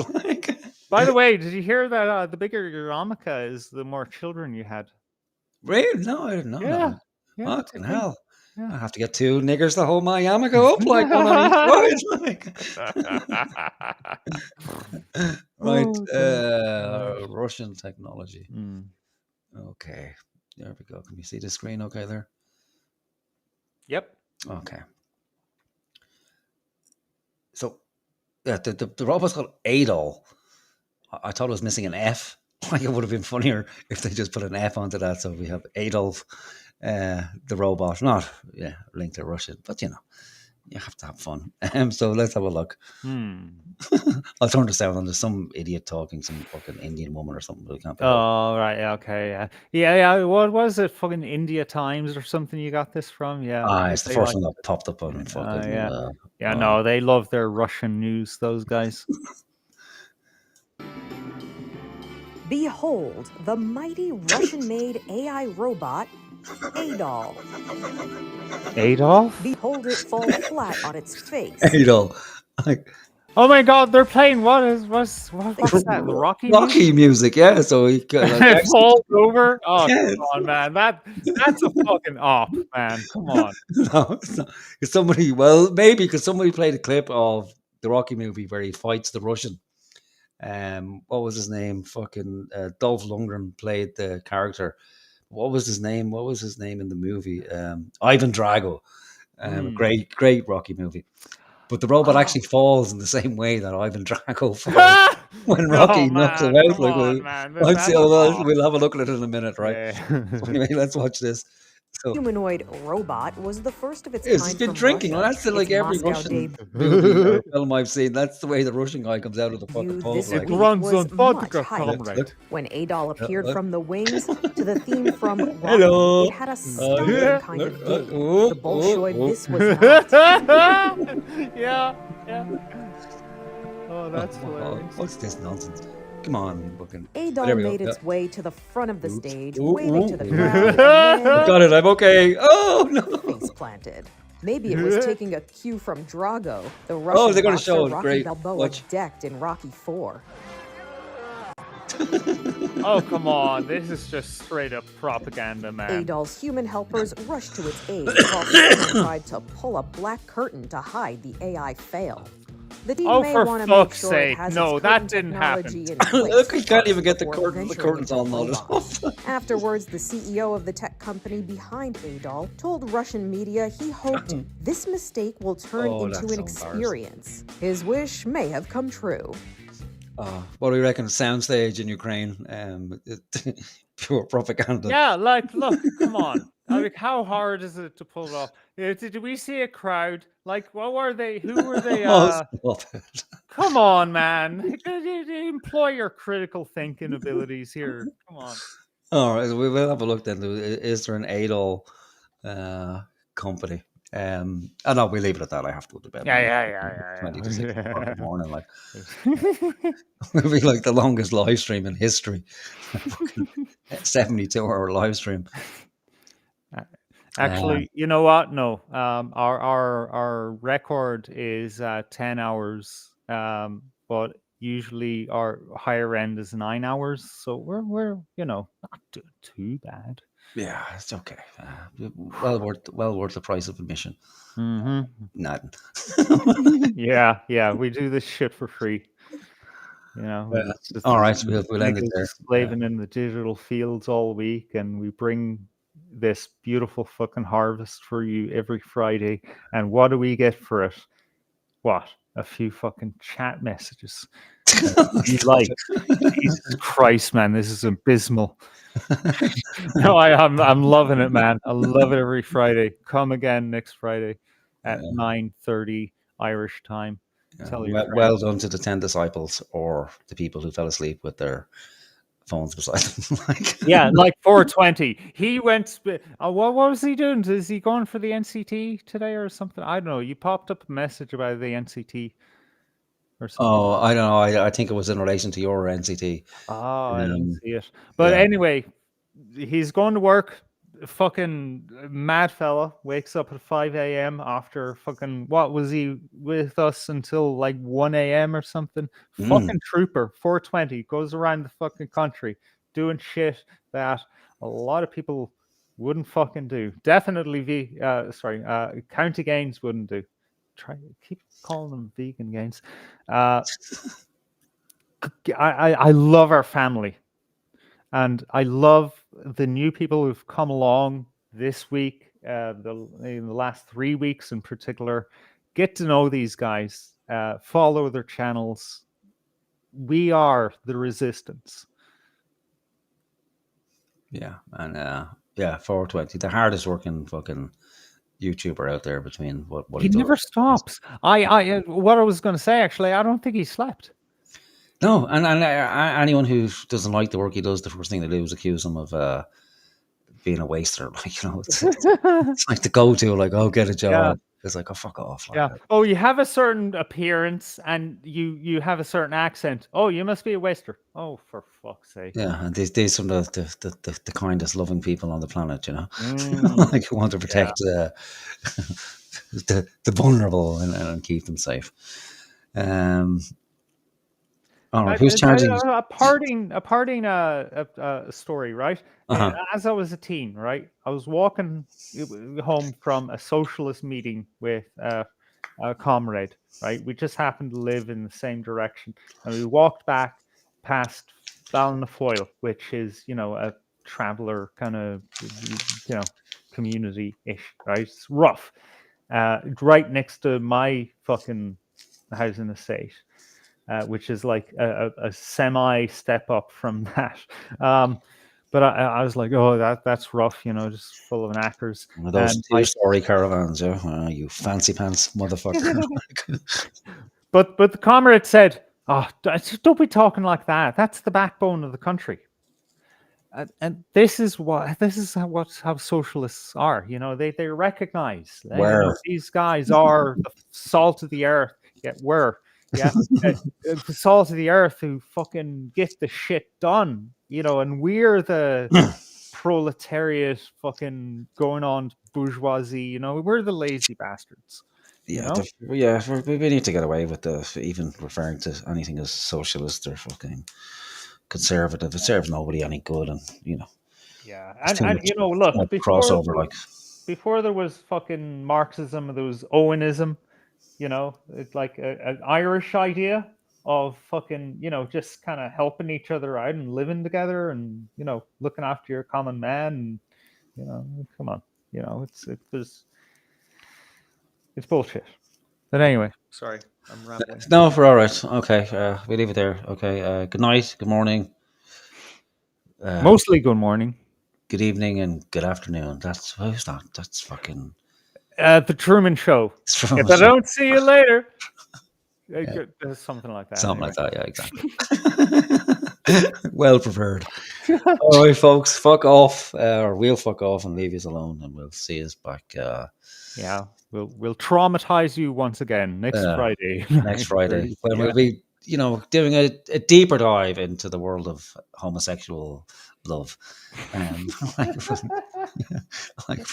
of diagrams and videos explaining the finer points of it, or maybe something else. Like maybe we'll just focus on pure, unadulterated women love, which I think is people don't seem to have much of a problem with the gay women as the gay men for some reason. I don't know what it is. Yeah, even though they are statistically the most violent. Oh, yeah, even better. Yeah, even better. Now I'm looking forward to the show myself next Friday. Gay lovers beat the living shit out of each other. Yeah. You say that like you're reminiscing, like it's like you're kind of almost swaying musically as you think about it. Well, no, I'm just thinking of someone who recently I fell out with, and knowing that she's a lesbian, and knowing that like statistically, next relationship she's in, she's probably going to get the shit beat out of her. Just statistically speaking. So it gives me a smile. Yeah, they deserve it. Yeah, exactly. She deserves it. The new hashtag. She fucking deserves it. Everyone knows it. All jokes, YouTube. All jokes. We are, shock jocks after all. Yeah. Dirty shock jocks. It's my nickname as a child. All right, come on, go. We'll be here forever. Right. Kill the buttons.